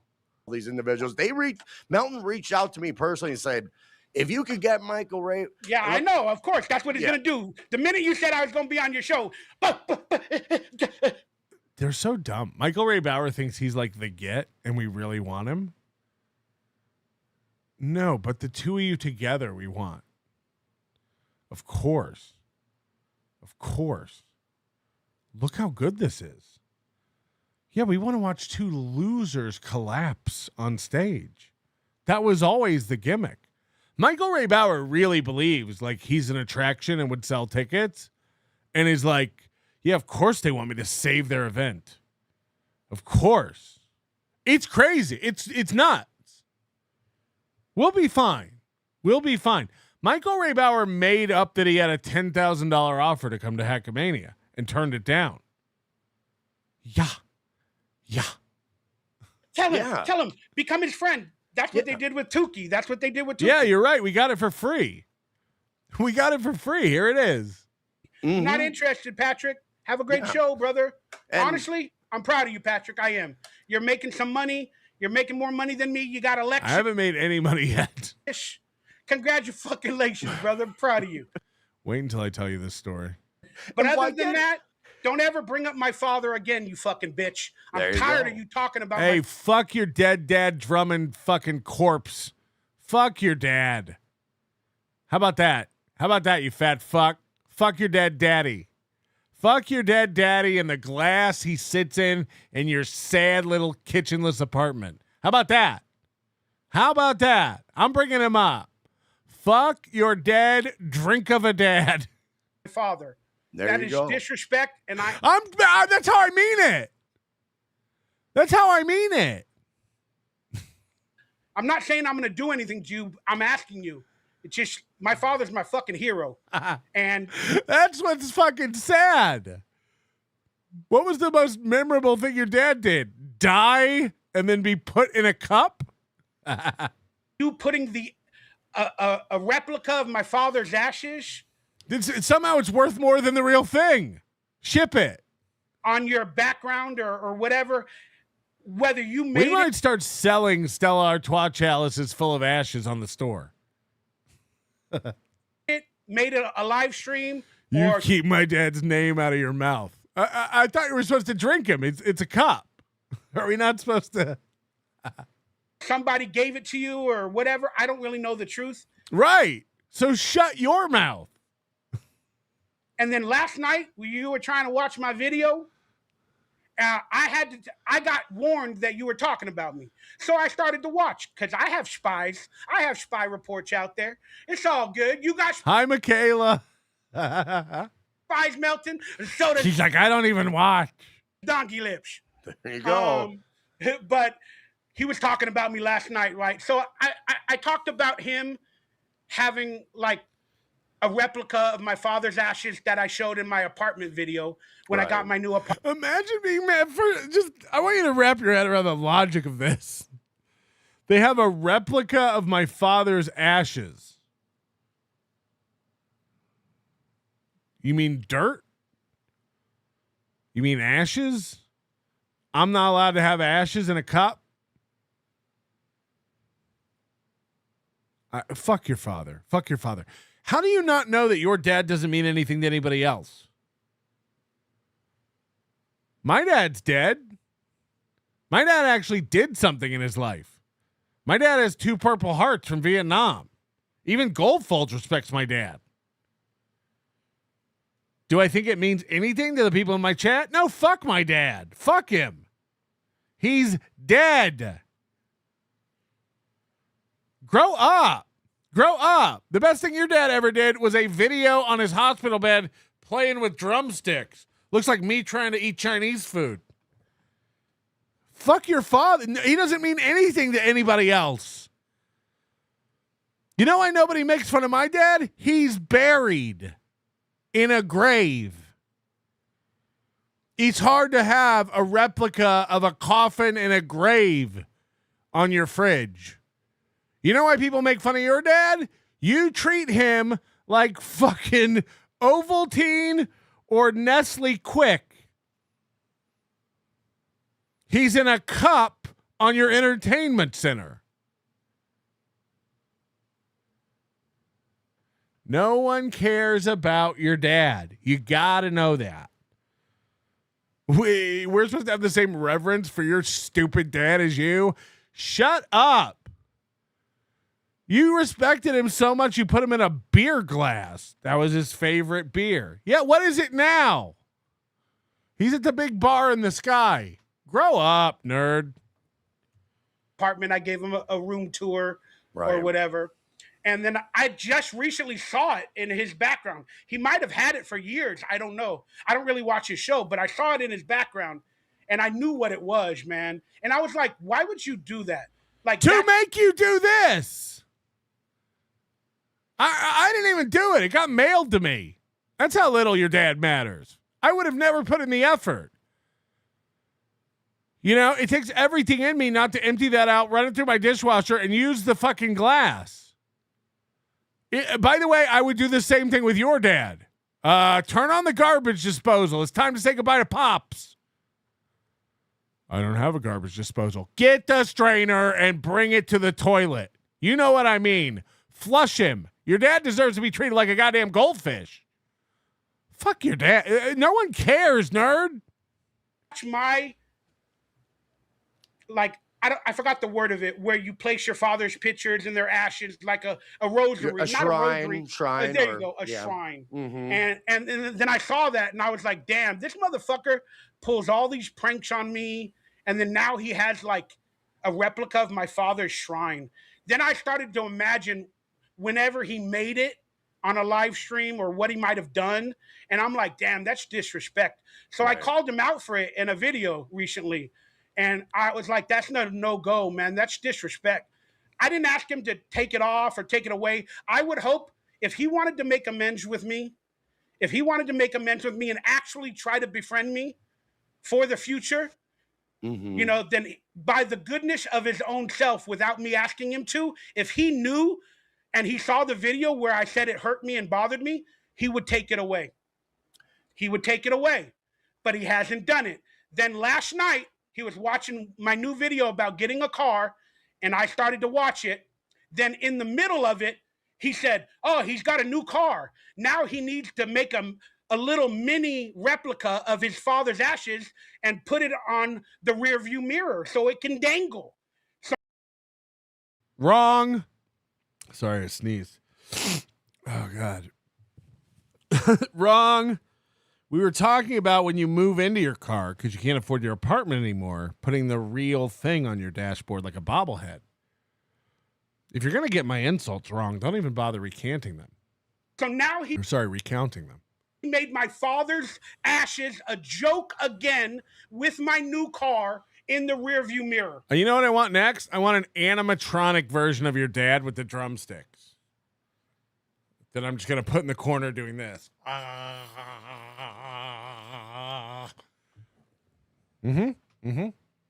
He'll sit there and just drum the whole show to the beat. What beat, Patrick? The beating we're putting on you. You fucking sensitive nerd. Yeah, it never ends. Motherfucker. It never ends. And here's the thing with Melton. He has gained a certain audience on a certain type of behavior. He can't unchain himself from that behavior because he knows that's what makes I wouldn't leave you people if I could. That's what butters his bread. That's what makes him in the money. So he's going to carry on with that for the end of time. I get it. Find your niche. The world is hateful. The world is spiteful. So very. It's you got to stop taking all this stuff so serious. It's so insane. Of course your dad meant something to you. Of course he's important to you. You got to stop. There's nothing I'm doing that's tarnishing your father and what he meant to you and his memory. You got to. This is nuts. This is silliness, man. And the only reason it's even still a thing is because you made it a thing. That thing would have got thrown away just like everything Mr. P sends me. You lost your little mind about it. Yeah, let me finish with this last statement. The world is hateful. The world is hateful and the world is spiteful. And he's marketing himself to those people. So kudos to him. He's making a good job of it. No, the world is a fucking cruel, hard place. And I would argue that this show, a little corner of the internet, shining like a beacon, allows people to laugh at things they normally wouldn't laugh at. No one wishes bad for you. No one cares about your dad, and no one's trying to hurt you up with your dad. Stop taking everything so seriously, you fucking loser. It's so insane. When I saw that and he made a joke about my father's ashes, you admit it's a joke and you're upset about it. You're psycho. You understand that makes you insane. Admitting that you know it's a joke and getting mad at it makes you mentally ill. A joke, by definition, is something not to be taken seriously. You're nuts. Again, at Hackamania, if we burned a paper mache, analog of your dad on stage and started doing witch spell, we get Cardiff's kids to like do one of her witch spells. That you might go, be on my rear view mirror of my new car so I can take my dad with me everywhere. Then I immediately privated the video, and then it shut it off on his channel. So he wasn't able to watch it anymore. Jeez. I was like, fuck that, dude. You don't deserve You got us. Ah, man, we weren't able to make fun of your Volvo. Watch my content. And sure are making fun of your Volvo, though. Am I right? I don't want to watch you talk about my father. The greatest human in my life. Turn it off, then. Turn it off. The greatest human in your life. Did you see that man drum? Well, I'm sorry you had to deal with that. And that is, it's this type of behavior that it's like, okay, we got it, Melton. You don't give a shit. You're psychotic. Yeah, we got it. We got it, Melton. Anonymous, I think you're right that dabblers mostly like you, but you also said that the most profound thing when you describe the Dabbleverse as human dissection, it's bottom feeding. Spot on. Love you, bro. Yeah, and with Bauer, if we're feeding on him, there's a lot to get through. Well, did you say that? Did you call it dissection? Did I? I think I said it, but I don't remember. I say a lot of things. So I thought it was you that might have said it. You probably don't remember a lot of things, Karmic. You forget about things 2 minutes later. Oh, yeah, but I digress. I might have said something along those lines, but I thought, did you say that? I'm like, damn, spot on, Michael. Imagine thinking anyone cares about your dad. Like, that's why this is insane. We're all supposed to respect your dad because he was the most important person to you. We don't respect you. Fuck your dad. It's so nuts. Charlie McDennis, I'm requesting uninvited during Dixon's set. Huh? Seize a day. Requesting Piano Man during Dixon's set. Thank you. Oh, you're doing the bit where you... This is for Hackamania. Bauer, I wish your dad was still alive so he could die again. That's the last straw. I'm driving my new car to Vegas with my dad. How long till he's melting the gold off the fucking rim of that cup for rent? You're so important to me, Dad. Stay still. Shardy McDennis, where's Wet by 2, Pulper, and most importantly, Mr. P? Yeah, I haven't heard from Mr. P since Atlantic City. I hope he's okay. Anonymous, remember when this stream started? I'm in a good mental space today, so go ahead. Cut to now. Bowers in his feels. It's bananas. Cool Boy 52. Got a call from a detective last year saying my father's ashes were found in a storage unit. So I don't know who got mailed to my grandmother. Now that's a good one. Anonymous, just use the glass as a fleshlight. Yeah, salt the rim of your margaritas with it, you fucking loser. Juggernaut. Has he never seen Due Date and realized how funny it is to see in real life? Stop melting. My penis can only get so hard with you talking about your dead dad. Exactly. Power if you said that, but yeah, I can't believe you're on the super tip system, man. Like, only because I don't want to mess with a few people there. I just don't like them. Yeah. That I'm not saying that they have any more power. Between Gino and Bauer not using super tip, we'll be lucky if we last another week.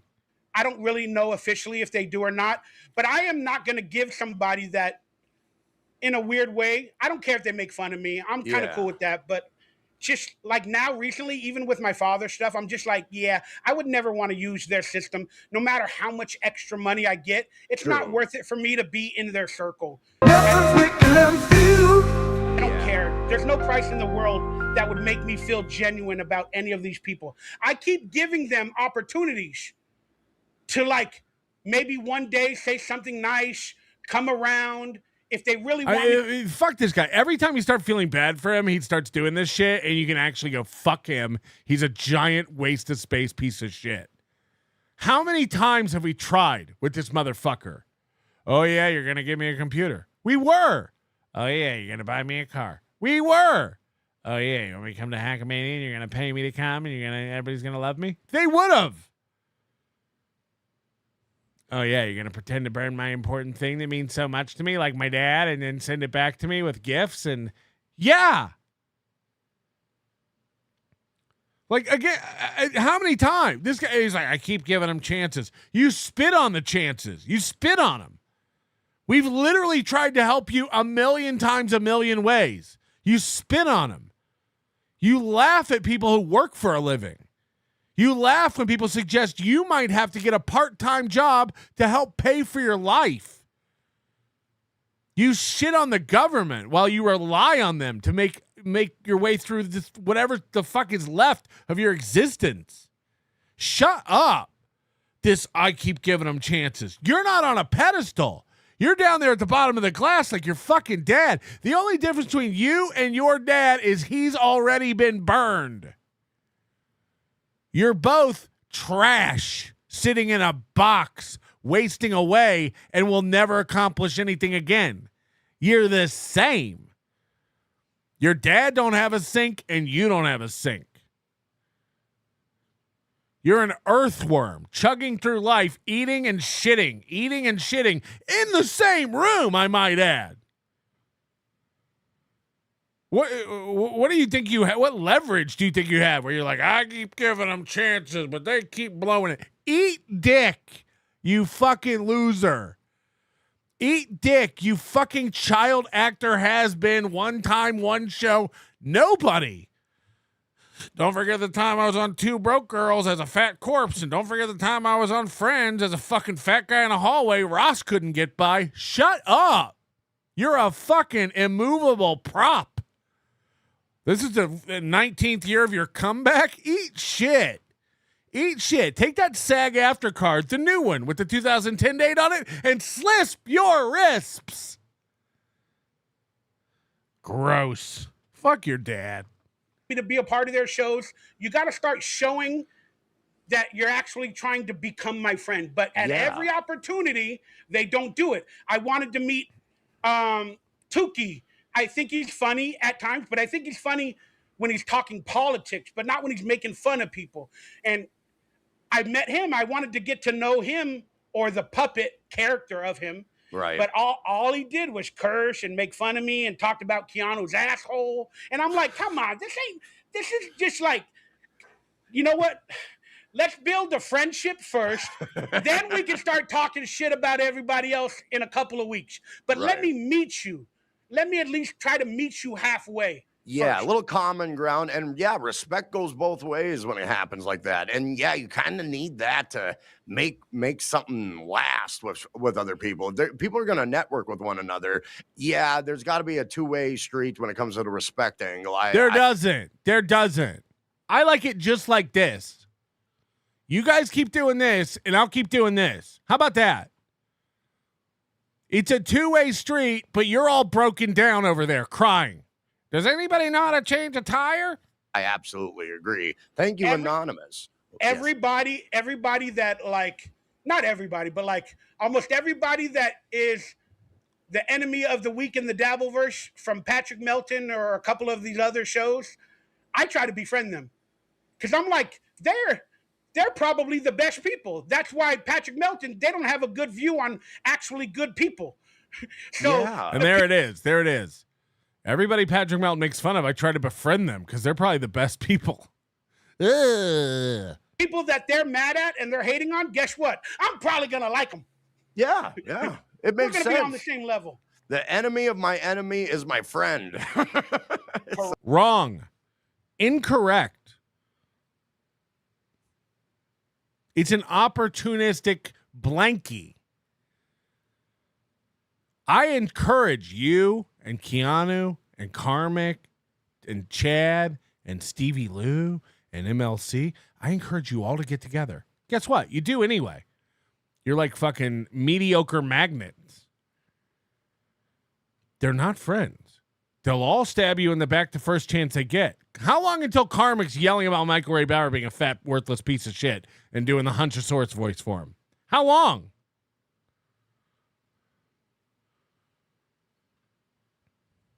They don't have real friends. They can't forge real relationships. Their interpersonal skills are dog shit. They're all untalented goobers. So they gravitate to each other to hold on to each other to feel better. Hold my hand while we descend into the madness. It's insane. It's nuts. So, yeah, it works out that way. Absolutely. Right? Yeah. Wow. Absolutely. Yes. Absolutely. Wow. Ha ha ha. It's a good song. Right. Yeah. Wow. Yeah. Absolutely. They're Okay. making fun of. Right. They're making Yeah. funny Wow. how Oh, you wow. answer me when I talk. Ooh. Absolutely. Wow. Yeah. Absolutely. Wow. It's funny. It Yeah. is. I We all mean, do that. I do say, yeah. It's all good. But Who I'm letting cares? you talk. Apparently, Tim Bollinger thinks I should just talk over you like Tommy Jordan talks over everybody. But Again, you're doing the thing that I respect. Even though it's your show, normally you do it alone. Maybe you talk all to yourself for an hour, 2 hours, whatever. Oh, yeah. Now you have a person and you're respecting that person and you're trying to get to know me a little bit better. So what he's doing is actually very respectful and classy. But do you remember that song that goes, Crash Test Dummies, yes. Once there was this KarmicX who liked to get in fights and dabble in the fucking Dabbleverse. And yeah, he had some enemies, yeah, like the onions and the tukis and the pineapple and all the fucking. He wonders why the produce section hates him. But a little side note about you're gonna like the way you look. Band Crash Test Dummies. The lead singer, he's in Montreal right now, and if you bump into him at a bar, he's not going to be very pleased because he was a one-hit wonder, and his career has been on the slides ever since, and he's never let it down. Sounds like me. Sounds like me. I think you had a little bit more success than that guy, personally. I mean, Look, if they ever make a YouTube documentary for 10 minutes that says, whatever happened to Michael Ray Bauer? They won't. And if they ever make a little 10, No one's wondering. They can just go to your YouTube channel and see what happened. 15-minute documentary about thee, then I know I've made it and my career's officially over. So somebody in the Dabbleverse is going to go make that video right now, and they're going to put in the small penis video. Go ahead, go do it. Make me a documentary. I'll be so happy. I'll promote it. Let's do it. No one has clipped this. No one has clipped this at all. Helgi coming in. Hey Bauer, you have a Batman picture and Nick Rekieta as a Joker picture. Are you two diametrically opposed, and will you fight him? I only know what you guys know of Nick Rekieta. Never met him in real life. But there are some people in life that, even though I haven't met them, you can get a picture of what and who they are. There are some people that, even though you see a little bit of badness, I still don't know them, but I also see goodness. Nick Rekieta leans toward the, what the fuck are you? Who the hell are you? What are you doing? What type of decisions are you making? How do you think you're the fucking Joker? How do you even think you're Johnny Depp and that mysterious? And how are you a fucking lawyer? Karmic. We're going to get in trouble for this. And how do you have a family? How are you having threesomes? How do you have hundreds of thousands of dollars in a house? He's one of those people to me. I'm just like, By working. By working. How do you have money in a house?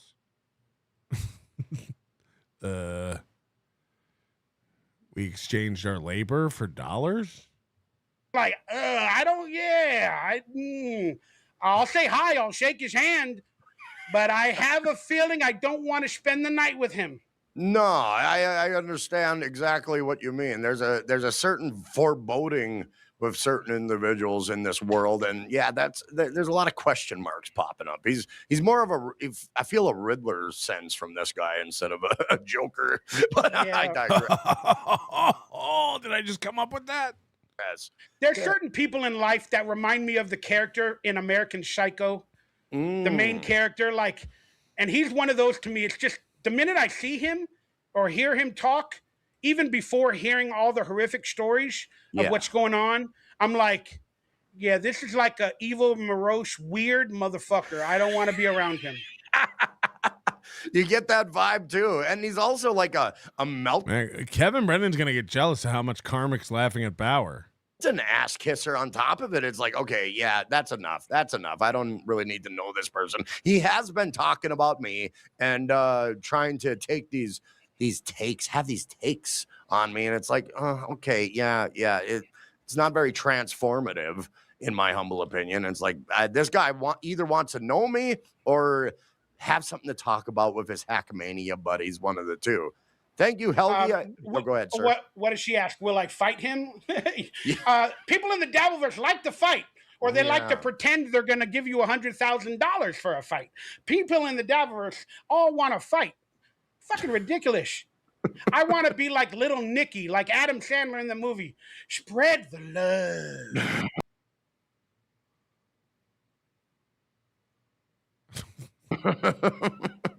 God, I haven't seen that movie in a long time. It's been a while, but it was. Popeye's chicken is awesome. Oh, I remember now. It's all coming back to me. Shit. Popeye's chicken is fucking awesome. Shardy Magdetta is coming in. Nah, Don, Carm's drunken quad rant was peak comedy. I've said some really heavy stuff about one quad father from BYB. Yeah, I know the gentleman that's in a wheelchair, right? Yes, and I have said that dude is weird as fuck. Evil. And lacking a certain amount of humanity where people in his position should overcome and gain some humanity from their respective lives. I feel he took the other route when he had his unfortunate accident. Oh, look at Karmic trying to have takes. He's trying to do takes. Be Smiley, this is a low-cal therapy session. I mean, it's just it's insane. These guys are fucking idiots. Now it's... yeah, what happened to him? I don't even... No, I said it before. No one will ever take you seriously, Karmic. This is your life. This is the rest of your life.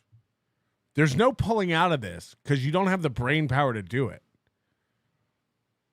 Michael Ray Bauer is actually dumb. Karmic, like, at least had a job and owns a house and, like, you know, he's a semi-functional member of society. He's Minnesota dumb, you know? Like when he goes to other states, it's apparent how stupid he is. But he can go around his village and fool the general store and the gas station. Michael Ray Bauer is like a fucking nobody who never was loser. He grew up in L.A. and he's so unaware of everything. Honestly, I don't know the backstory. Did he get in a car accident or something? Yeah, you're right. It's like a victim contest. No, he dived in a pool drunkenly head first, and fuck, that sealed the deal. So that's fucking rough, man. And Phil Collins saw the whole thing and wrote a song around it. No wonder he's got a lot of evil in his heart, man. Like, try to find the good, brother. You're still alive, like, you know. Exactly. Yeah, it could be a lot worse. It could definitely be a lot worse. And I had to witness a death in front of me in a pool. Oh, geez. And that scarred me, man. A friend of mine's family, they were having a pool party. They built a pool and they were going to have a barbecue pool party once it finally was able to, you know, become the pool and everything. Mm-hmm. And so they had a nighttime barbecue pool party. So it was nighttime. Then all of a sudden, you know, we're barbecuing, and then we all decided, like, at 8 o'clock at night or 9 o'clock, we're all going to take a swim. And then my friend's sister was the first one to dive into the pool. Oh. And she got electrocuted because the lights and the fixtures I guess they didn't build it correctly. So once the lights turned on at night, there was electricity or whatever throughout the entire pool. Oh,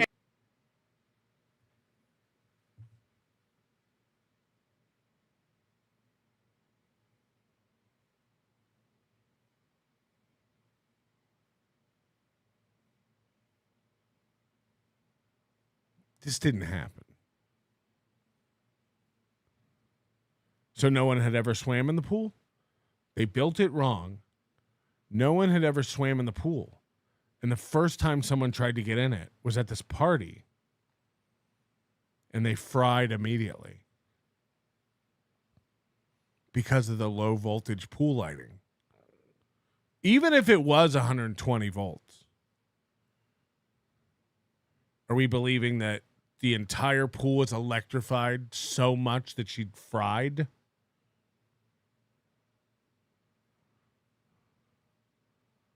There's no grounding in pools. They don't ground those lights. They don't ground all the metal. Right. All the breakers were installed wrong. This is so insane. And she dove in, and no one had ever touched the water in the pool. They built it wrong, and it just fried her. That she didn't dive in with other people at the same time. Maybe that would have saved her, because the electricity would have only went to everybody, not only her. But wow. Yeah, it was really intense that she went in there and she got electrocuted. They pulled her out. She ended up dying. Wow, that's And awful. We had to see that live, dude. Oh my God, man. Ooh, I can't imagine. I have a neighbor and grew up with him as a friend, and in his teenage years he swam in a gravel pit where it's just accumulated water, and they were swimming with the fellow friends. He cramped up and submerged, and yeah, he didn't survive either. So yeah, one time I went swimming at a beach and there was an electric eel nearby, and I fried my whole leg off. I can't imagine watching somebody perish in front of you. That is totally awful. Absolutely. So I've had it happen a couple of times. I saw a guy get in a motorcycle accident. Oh. He didn't have a helmet, crashed about 30 feet in front of me, hit his head. He was bleeding. K Murph is saying pool lights are 12 volt or 24 volt. Even with faulty wires, you'd be fine. That's what I'm saying. Even 120 in a large body of water like a pool, it's not going to conduct like that. But nobody ever noticed. It was the first time, and they built it wrong. And I had to walk up to him. It was next to like a Jack in a Box. Wow. And, sorry. That's awful. Something happened with my screen. Oh, I still see you, and you're still live on my side. Yeah, something happened. Okay. But yeah, I had to see a motorcycle guy pass away, and that was scary too. I've had a lot of instances in my life. We don't have to talk about it. We'll get to the good stuff that people pay for. But like I said, I'm blessed to be alive. Modern ones definitely aren't 120 volts. That's a fact. Modern ones aren't. And I've had like an older pool, maybe, but still.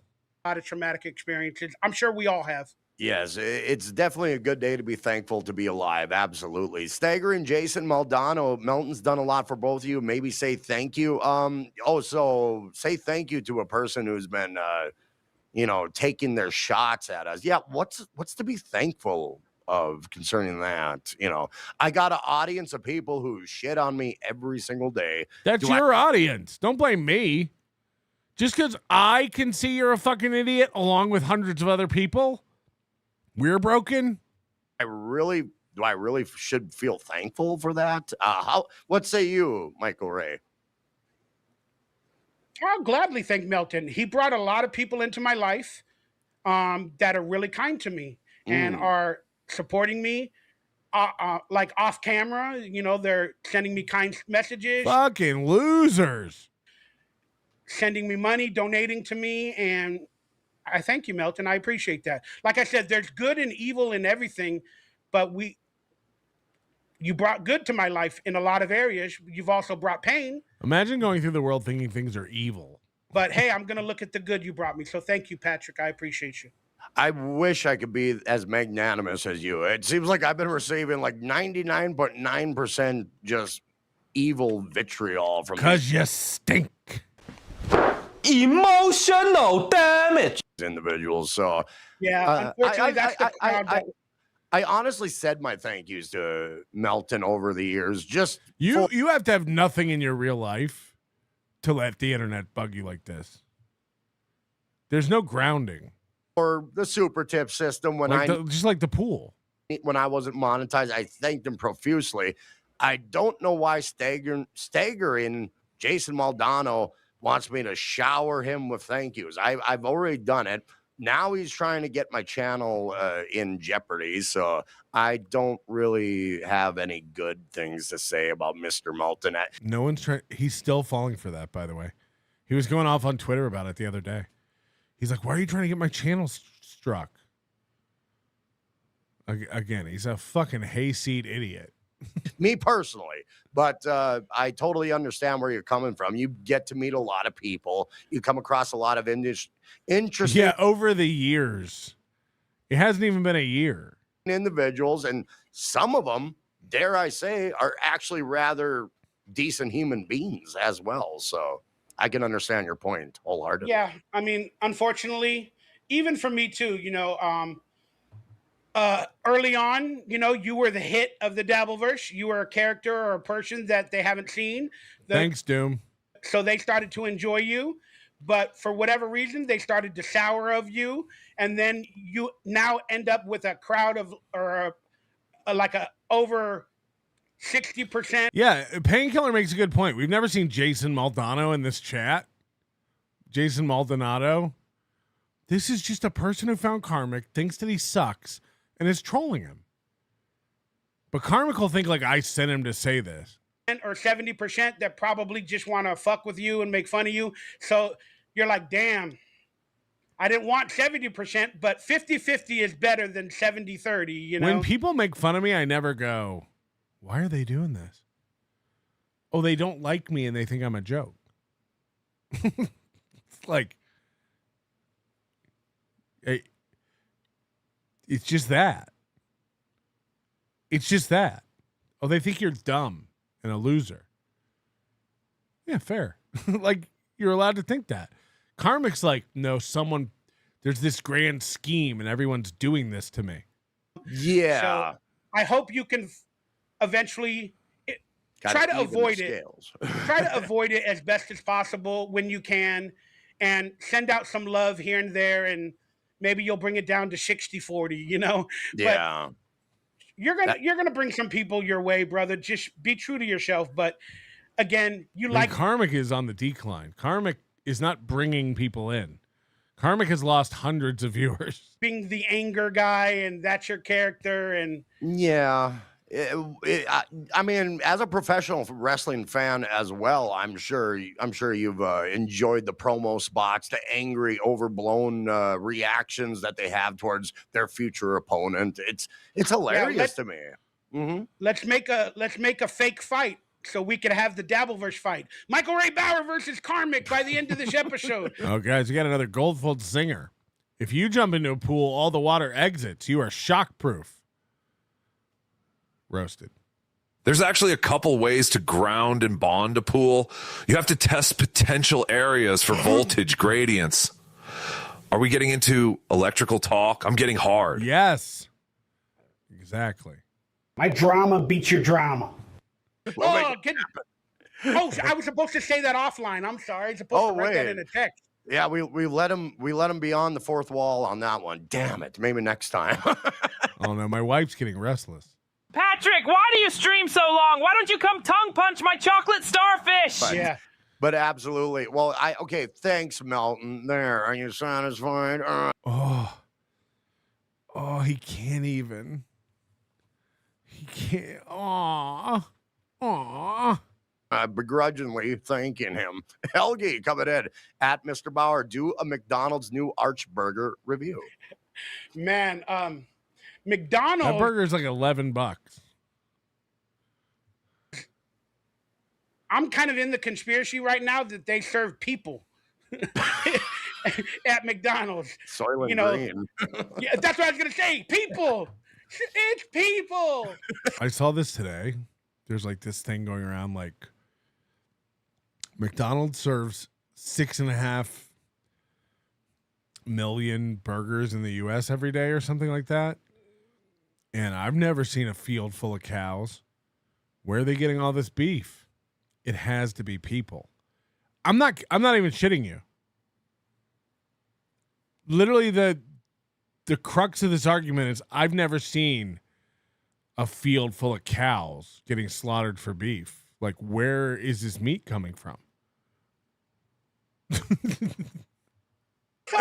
Green is people. That's a scary thought. I hope I never experience the taste of human flesh one day. So, of course, Bauer picked up on it. Yeah, I love McDonald's, man. I grew up on that shit. No wonder I'm fat and got a lot more problems probably because of that. But I ain't going to lie. Well, I've never seen a field full of cows. Like, what? Go ahead. That's why they made playgrounds, man. They want to get the kids to love McDonald's for the rest of their life. So once a month, they hopefully... No, Painkiller, I'm not saying I've never seen a field full of cows. That's what people who make this conspiracy theory are saying. They're like, where are all these fucking fields of cows that they're raising for beef? It's like, most of the country is just nothing, right? Buy McDonald's and they keep the money flowing. Oh, absolutely. And yeah, McDonald's has a distinct taste that's like no other restaurant.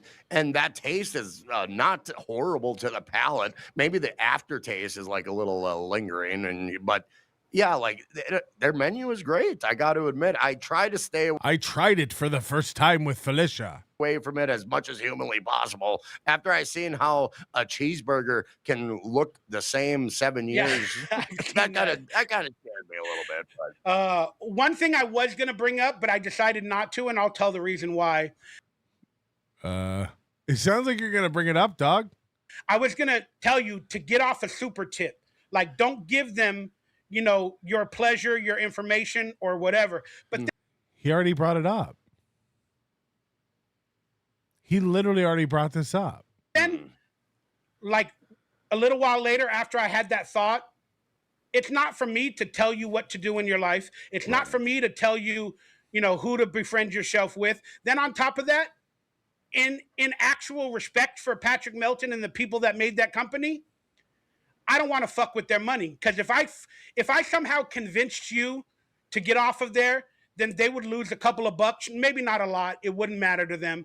But the point is, I don't want to fuck with anybody's money. And that's what I hate about the Patrick Meltons or the Dabbleverse or when they do these things. They fuck with people's money. And even though Michael Ray Bauer and Karmic make more money because I exist than they would if I didn't exist. You cannot argue otherwise. That is a fact. We just saw Michaela spurging out about it. Why does she give Michael Ray Bauer money? Because I'm an asshole. You're welcome. Go join the Genos of the world who think I get 20 cents in my pocket every time you get $2. It's insane. It's insane. There's no argument that these guys make more money because of me than they would if I did not exist. I dislike them. I don't even want... Same with Aaron Emholt, by the way. You saw it the other day. Some guy donated $270 to knock out his goal. He would have been sitting there. How's it going this week? How's it going this week? Miss. I want to fuck with your money, Patrick. Make your money. I'm not going to tell anybody not to use super tips. I might have done it in the past in a video, so I want to sound like a hypocrite, but I don't want to use it. It's not worth it for me. But if anybody else wants to use it and you want to make more money... It would crash Michael Ray Bauer's computer. I'm not going to fuck with your money, Patrick. I hope they join with your super tip, and I don't ever want to fuck with your money because we all deserve to make a living. Yeah, and it's a good system for people who are just starting out. Exactly. Who, what, why? Bauer's teaching other people how to make less money. This is insane. So that whole acting thing, was that like fun? Yes, I was a young John Candy, only without the talent and success. Yes, interesting. Can you illuminate on that? I'll put you in jail, queer. This is how much I make them feel. He won't use super tips because some money might go to me, and I've been mean. But he was just a minute ago like, Hollywood is full of evil people and pedophiles. Anyway, I'm trying to make my comeback to Hollywood. Oh, I break them. It's insane.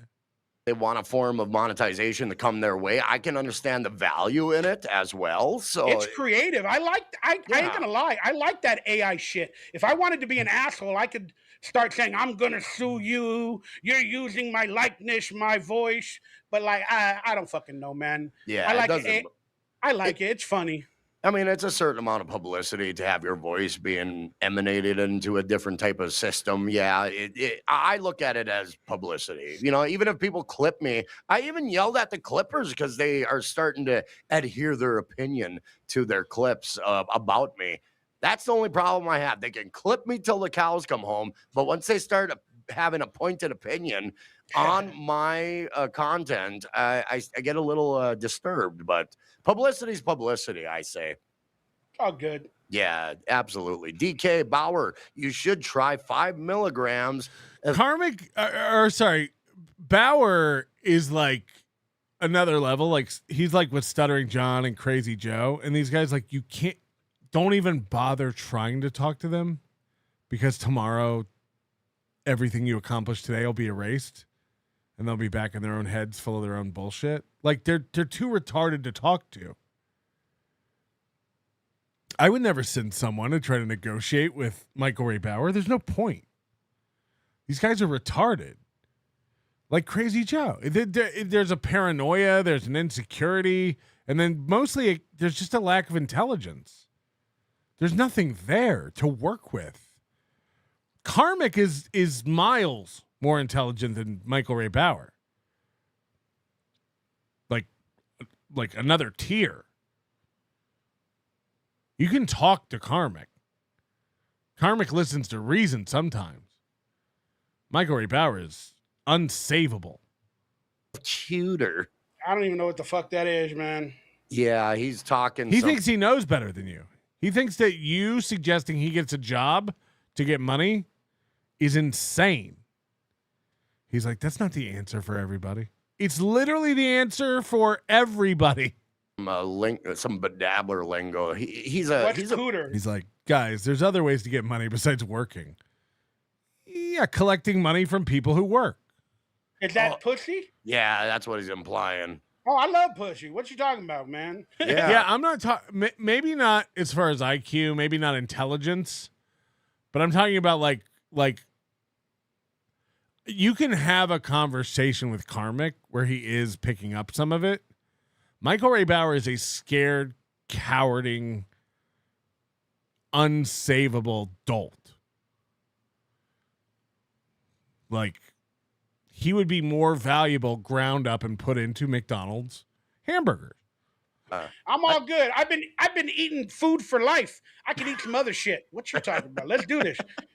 Ladies love me, bro. I ain't gonna lie, man. I'll tell you a story. I don't care. We watched you on your birthday beg if there's any single women watching to hit you up. We watch you do that all the time, where you're like, if there's any ladies out there, by the way, if there's any ladies watching, every time he gets a chat from a woman and, with an avatar of a woman, probably not even a chick, he's like, are you single? Hit me up. Dude, like, growing up with my insecurities, I knew that when I'm with a woman, I need to learn how to do other things because there might be the possibility that I'm not the best man or the perfect in sex or whatever. Right. So I'm not the perfect in sex. I had to learn other things. I've been eating food. So I practiced and I got really good at that.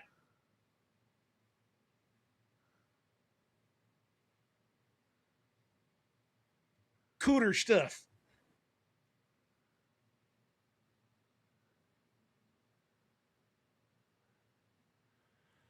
Wait a minute. He practiced eating pussy? Absolutely. The eating of the vegetables. I got good at it. One time I did it with this girl and it was weird because he just sits around and does the old I could eat a peach for hours. Wanted to be in the friend zone, and then she had a drunken night, and they all love me. They all want to be with me. She had a drunken night, and then her real feelings came out. We hooked up, and I did that. She calls me the next morning. She's like, Mike, I had a great time last night, but can I have my ovaries back, please? I was so good, I sucked her ovaries out, brother. What you talking about?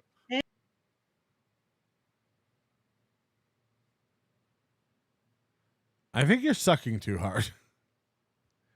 In the same way that like dudes who have sex and get girls don't go on like Chad and Bauer and be like, I get so many girls, I have so much of the sex. The same way like dudes who actually fuck don't talk like that.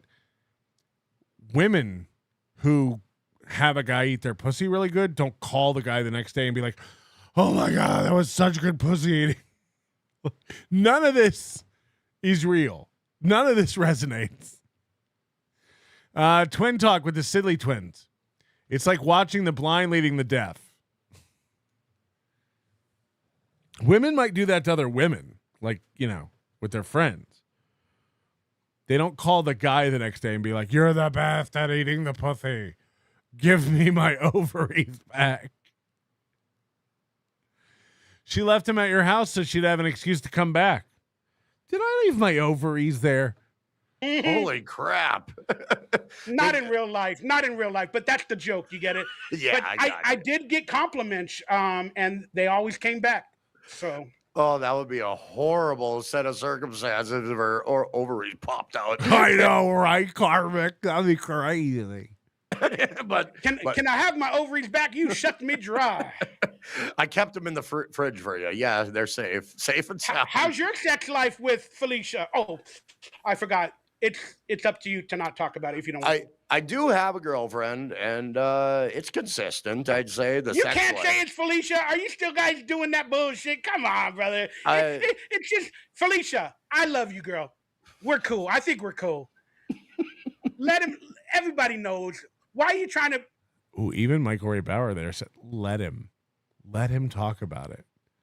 Even Michael Ray Bauer knows that Karmic's being cucked by his girl. Protect a secret that's known. You guys revealed too much in the beginning of your relationship. Y'all fucked up. You talked about your sex life on Kevin Brennan's show, and you brought it all up, and you made jokes about not coming and whatever. You guys did what I did when I talked about my small penis. Y'all fucked up. So they're going to use it against you till the end of time, and there's no going back. Accept it. Tell the world you guys are dating. Tell the world you guys love fucking each other. It's all good. It's all out there. It's all perfect. There was a certain amount of fucked upness in that situation. I tried to hold my cards back, but you guys were excited. You were trying to do comedy. You were trying to reveal yourself. You thought it was funny. But again, in this Dabbleverse world, they take all the fun or the adventures in your life that you're proud of, and they twist it. Oh, of course. Yes. And they twist it. It goes without saying. Absolutely. Mint Diggity sending an emoji that got written out, a sparkling diamond. He's saying the appearance of Michael Ray Bauer with Karmic is a diamond. I agree. Mint Diggity. We got. Felicia sings that to you sometimes when you're in bed. I like the way you work it. No diggity. The way you work it. No diggity. Like to bag it up. It's like two Chads. Like I said, man, you know, like I understand though, like being a celebrity or semi-popular online that right. I know Felicia is going through all the emotions where she's like, Karmic, we got to keep it on the down low. Like the way they attack us or affect us is not good. So can we try not to talk about it? But like, there's little simple questions like whether you're dating or not. I don't think you have to shy away from that. But right. all the personal details, it's nobody's fucking business. It doesn't matter. Post a picture online of you with her on a date or whatever. That's fine. But if did you come? Did you do this? Did you do that? Honestly, did you sperm? Came to an agreement. We're not going to tell you guys anything more than you don't need to know. Imagine having to say that. Guys, I'm not going to tell you about whether I come or not.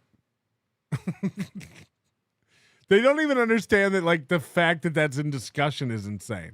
We messed up in the beginning, but you know what? It's done, and I'm dating her, and that's my relationship. It's all fixed now. And I'll talk about it when we want to. There is a definite learn when we're... There's a learn. There is a learn, sperm. Of the same kind of universe, so to speak. And yeah, that question got brought up, and yeah, too much was revealed, unfortunately. But yeah. Yeah, I know. I was watching it. Look, what are you going to do, man? There's a learn. I was like, they're doing the same thing I did when I talked about my penis. I was like, Karmic, Felicia, shut the fuck up. Yeah, you're right. Felicia's the one who talked about it and brought it up. She volunteered that information. Now she's keeping him quiet. You're on Kevin Brennan's show. It's not funny. I think it's beautiful. I loved what you said. And today I revealed sex stories about me. Yeah. Because I'm at a better place. I went through it already a couple of times. So now I know they're going to make fun of me. Even the stories I said today, it's okay. Like I said. Maybe the girl sucked your urethra out.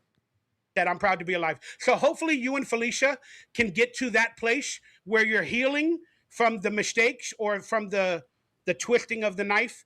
And maybe in the future, like I said, your relationship, you can reveal a little bit, but you don't have to reveal it all, you know? Yeah, you don't have to. Thank God Michael's there to tell him that. You can talk about what you want. Be Smiley the Third. This is a Melton Lolcow group therapy session. I mean, in a therapy session, you usually realize some things and process some stuff. These two are just puffing each other's bullshit up. Look at Michael Ray Bauer's hat. The one pun, 3 months from now, they bone and never talk again. Could happen. I will give you back your ovaries if you help me find my urethra. You beat me to it. am headlining at the Shape Store this weekend. Come out for some comedy and get yourself a dodecahedron while you're at it. True. Yeah, you can get tip of the iceberg type of stuff with these people, but yeah. Yeah, give Felicia your tip of your iceberg. Yeah. Huh? Absolutely. Yeah. Absolutely. Like It's stuff like that that makes me think he's never had sex in his life. You know, maybe the lady's ovaries that were lost landed close to Bauer's urethra. If located, could be a two birds with one stone situation, and everyone benefits. Yes, exactly. Felicia, yeah. That's KarmicX cock right there. Yeah. Oh, you're being ridiculous. You fucking like it? But I digress. Come here, Felicia. Come here. I will admit I've never used "but I digress" in lovemaking yet, so that I'm gonna have to remind myself next time I do. Karmic Parmesan, Boot Bauer Z. Hey, that's inappropriate. I disagree, sir. And get Bobby Budnick on Redline. Yeah, well, Danny Cookchi might be a character for the Dabbleverse. He's kind of like a, I don't know if he's a narcissist, but like he's one of those characters that like they know how to talk shit and not worry about it after.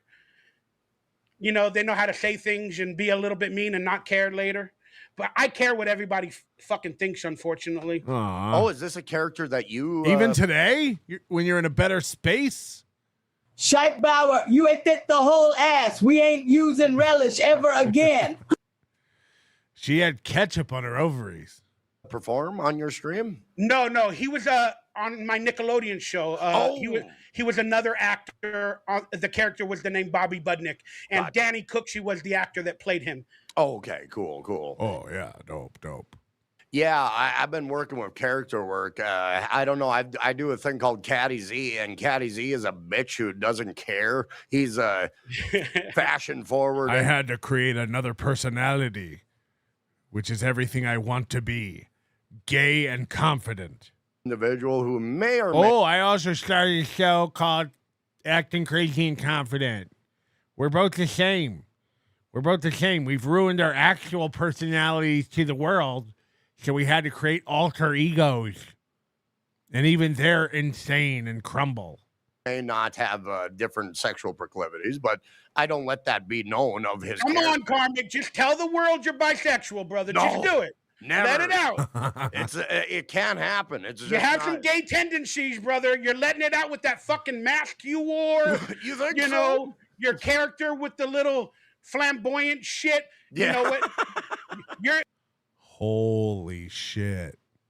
And he's playing coy here about it. Like, oh, maybe so. actually coming out of your closet. So it's okay, Karmic. It's okay.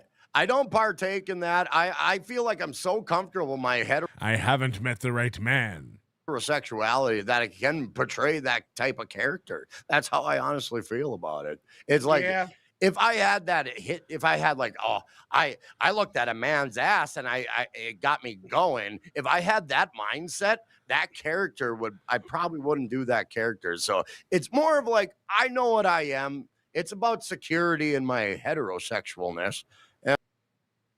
I act gay to prove I'm hetero. Same. Pete Santoro Jr. I feel like I'm watching Johnny Cage get advice from King Hippo. And that's how I look at it. But it's a fun character. Karmic, I'm gonna need you to suck a dick to prove you're not gay. Hey, I'll suck 20 miles of dick just to get some pussy, man.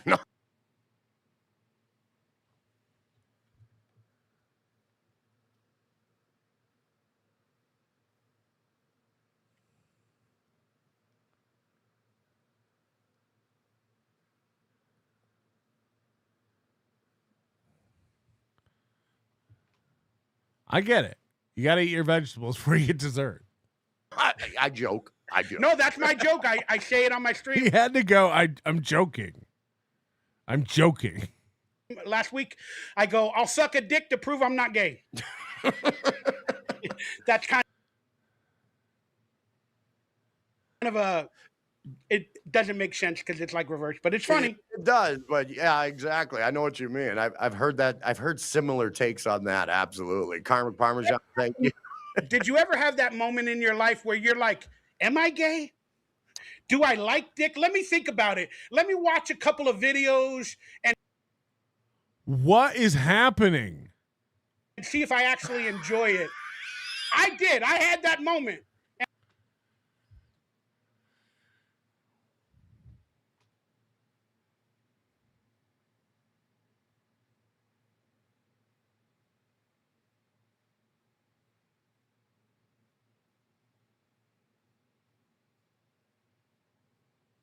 What is happening? He had to watch gay porn to see if he was straight. And I was like, you know what? At the end of the day, I don't think I like it.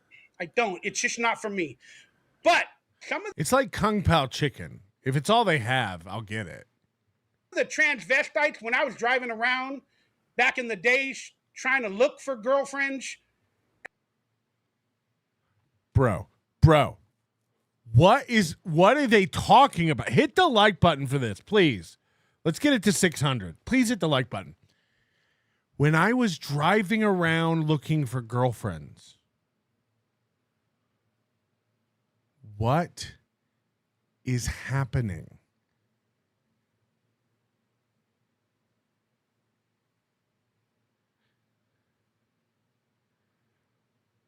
That's how you get a girlfriend? You're driving around looking for girl. He said it. He said that. Back in the day when I would drive around looking for girlfriends. And I was like, you know what? At the end of the day, I don't think I like it. I don't. It's just not for me.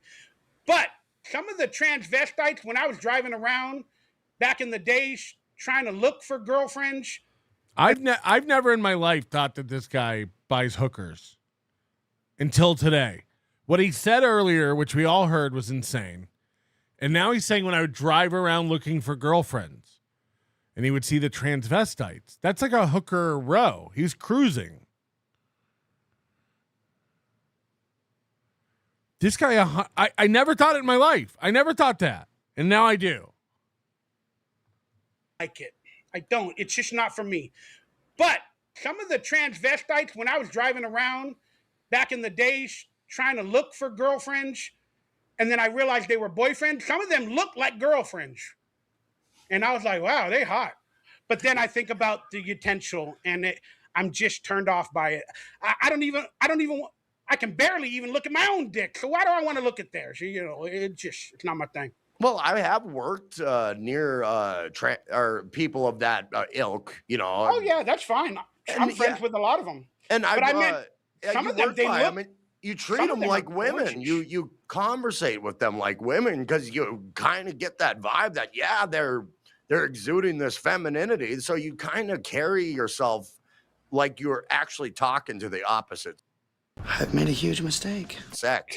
But some of them are so manly, but they think they're femininely. And then you just have to be honest and be like, you're still a fucking man. Can you please get that through your fucking head? According to the science of the world, with the male and female DNA and GNA and whatever it's called, the estrogen, whatever, you're a man. You're a man. But now you're trying to become a woman. You'll never officially be a woman. You don't have to accept that. And I'm not going to throw it against you. You hear that, Ava? But according to society, you're a man. And there's only two genders. So that's the camp I'm from. But I love them all. They're fun. I mean, one of my good friends, I didn't know he was gay. And then I had a weird realization one day when I caught him in a weird environment. I'm like, oh, shit, you're gay? you don't even pursue any of that.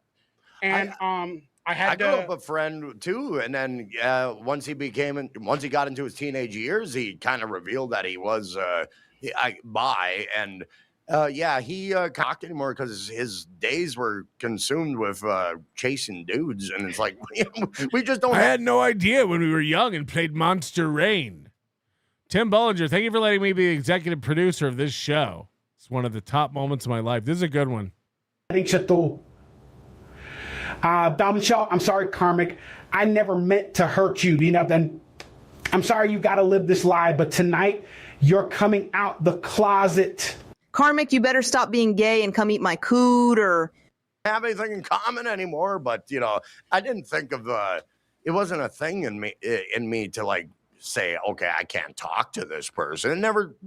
I always had a thought of this individual being whoever the hell they are. It doesn't bother me.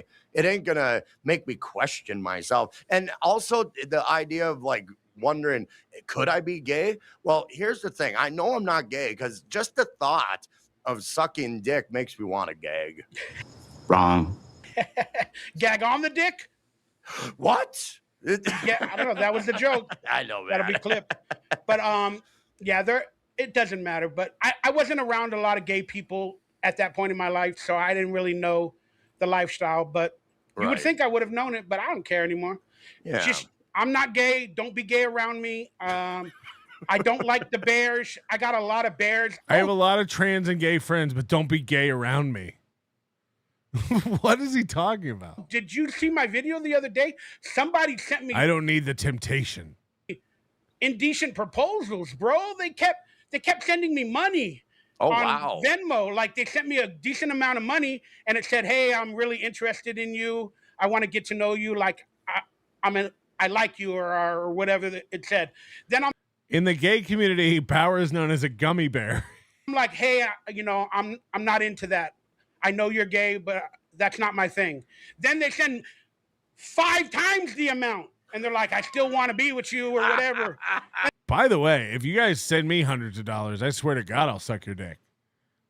Unironically, bring it on. My tonsils need scratching. Oh, just kidding. I'm not gay. No, I am. For money, that's different.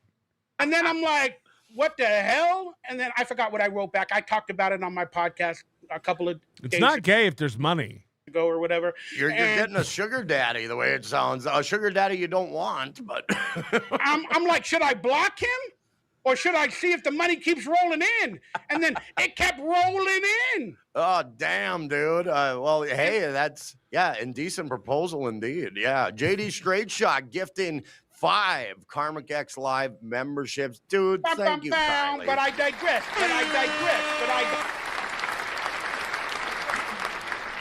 Five. Count them 5. Thank you, JD Straight Shot. Rock. Thank you, JD.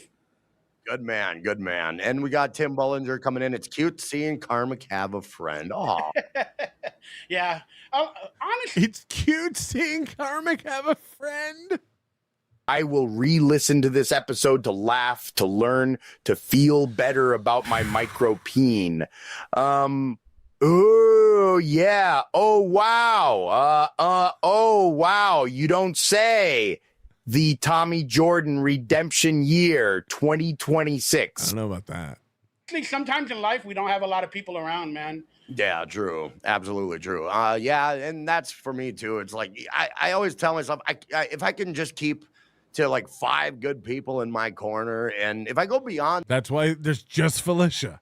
She counts as 5. that, it seems like it becomes a juggling act of keeping everybody happy. All right, Goldfolds, this is actually funny. I gave you about $60 today having a hand job, Mr. French. That's the funniest thing he's ever said. And yeah, you're in. See you at Hackamania. Live at home with your parents or working on a farm or whatever. I don't really know your true By the way, I call my mouth my hand. story, but Okay, I worked for the last 20 years in the corporate world, and I did. You did? What the fuck did you do in the corporate world? Oh, well, part of that time I was working warehouse, and part of that other time I was working the corporate world, boxing turkeys. Clerical work, or like behind the desk doing. You were a cute little under the desk secretary, apparently. I misspoke. I meant you are gay, Karmic. You're a cute little Not that I think you're cute, but I'm just like, you're a cute little He would be sweet in the C-suite, if you know what I mean. secretary. Why does my boss want me to pick up this pen on the ground in front of him? Oh my God. No wonder you got hidden anger and you live stream and you yell at everybody because you had to put up with a fucking Bauer and I were driving on I-80 looking for victims. Girlfriends. Exactly. a feministic or whatever the word is, boss. Because Yeah. you're his little secretary. Michael Ray Bauer is my psychiatrist, everybody, just so you know. I turn things into therapy sessions accidentally, but it's not for the benefit of you. In a weird way, it's actually for the benefit of me. Yeah, absolutely. I feel you on that one. Yeah, I'm selfish too. Thank you, Tim. And we're going to get to some super tips. Oh, wow. Yeah. Seeing someone die is awful. Oh, yeah. Dare, that sounds absolutely horrible. Yeah, that's not a good thing to see. Dying is bad and not good, and seeing it happen isn't good and it's bad. Yeah, that's bad. Yeah. Absolutely. Yeah. I don't think I carried myself specifically like that, but I think Tim's just really magnifying my interviewing skills, if you will. But Look, we all got idiosyncrasies. Oh, idiosyncrasies. We might not be the best talker. We might not be the best interviewer. Might not be the best comedian. We might not answer questions with actual perfect verbiage. Who the fuck cares? But hey, Tim Bullinger, you hooked him up, and that was funny. That is true. Thank you, Tim. And Brian Landon, Karmic, have you ever slurp out Gilly's ovaries? I hope so. Come on, brother. Let's do it. Gilly, I hope it felt good, girl. It was a wet and wild ride, courtesy of some. Let's not get too tawdry. What the fuck is he talking about? Okay, we'll move on. Again, I don't know Felicia too well. I think we're really cool, but I think she's at a moment where she's trying to distance herself from a lot of this speculation or type of talk. So Karmic is confirming this. I could respect that. Yeah. So, but Anonymous, if Goldfolds goes to Hackamania, is he wearing a Mersh mask? I don't know. We'll be checking everybody's nails at the door. It's okay, Felicia. Don't get mad at Karmic. We're just having fun. Like I said, the cat's out of the bag, Felicia. So, it's all good. It's all good. Anonymous, hi, Michael. When I was a little kid, I loved Salute Your Shorts. What do you think all the producers at Nickelodeon were? Shoolies and Shoolies who like kids? Okay. We are not even halfway done with this show. And we are over 6 hours of this show. So I'm going to go. But I think I can come back tonight later and we can finish this together. I don't want to not watch all of it. I don't want. We haven't skipped forward at all. Like, this is all gold. It's all gold. And I don't want to miss a thing. I don't want to close my eyes. I don't want to fall asleep. Just like Bauer with his car, no promises.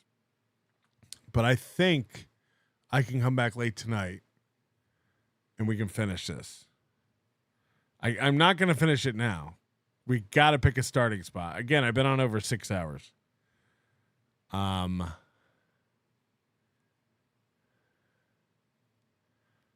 Holy shit. Holy shit. So yeah, maybe in about 3 hours, I'll come back. Regardless, there'll be a show tomorrow night. I got a full day tomorrow with Hackamania stuff. Again, thinking everybody about a ticket today for Hackamania. Please don't make the mistake of not coming to Hackamania. There will be cum. There will be poop. There will be blood. We'd love to see you there. Hackamania.com. J7T9Y. Is the pool girl the ghost kid DonkeyLips spoke of in the past? She may haunt him to this day, saying, if only you had absorbed the electricity. Oh God. People are saying, see you Friday. I know. My reputation for these things is not great, but can you do it? Let's all do a favor. First of all, hit the like button. Second of all, believe in me. Believe in me, and you can make it happen. Okay? Just try it. Trust in yourself. Your manner is most unbecoming of a gentleman. Would you be high on cigarettes? I don't know if the comedy hasn't hit them yet. They're full-blown retarded or just high on cigarettes. A question posed to stupid hoes who don't get it yet. Excuse me, miss. Are you high on cigarettes? I don't know if the comedy hasn't hit them yet. They're full-blown retarded or just high on cigarettes. All the laughter that you decoy if you listen to the show, boy. Patrick melting faces have you stacking an low point. It's the low point, not the reason. The reason is fucking gold. Gonna make the taco pony party be a party of soul. Gonna make you vandalize a van with a pedal sticker so bold the family probably get arrested before they get down the road. Or stupid motherfuckers just got NL loaned. Other radio shows are straight bitch mail prone. Talk shit on the onions that nobody like past. Have my homeboy lame prank call him fast. Have him thinking that he hates him like right before he berates him. And the way that he baits him, put him right on blast. Like Patrick is an asshole and his show won't last. And every time I called in he treated me like trash. He would abuse and berate me for the sake of some laughs. And the worst part was when he fucked your mother straight in the ass.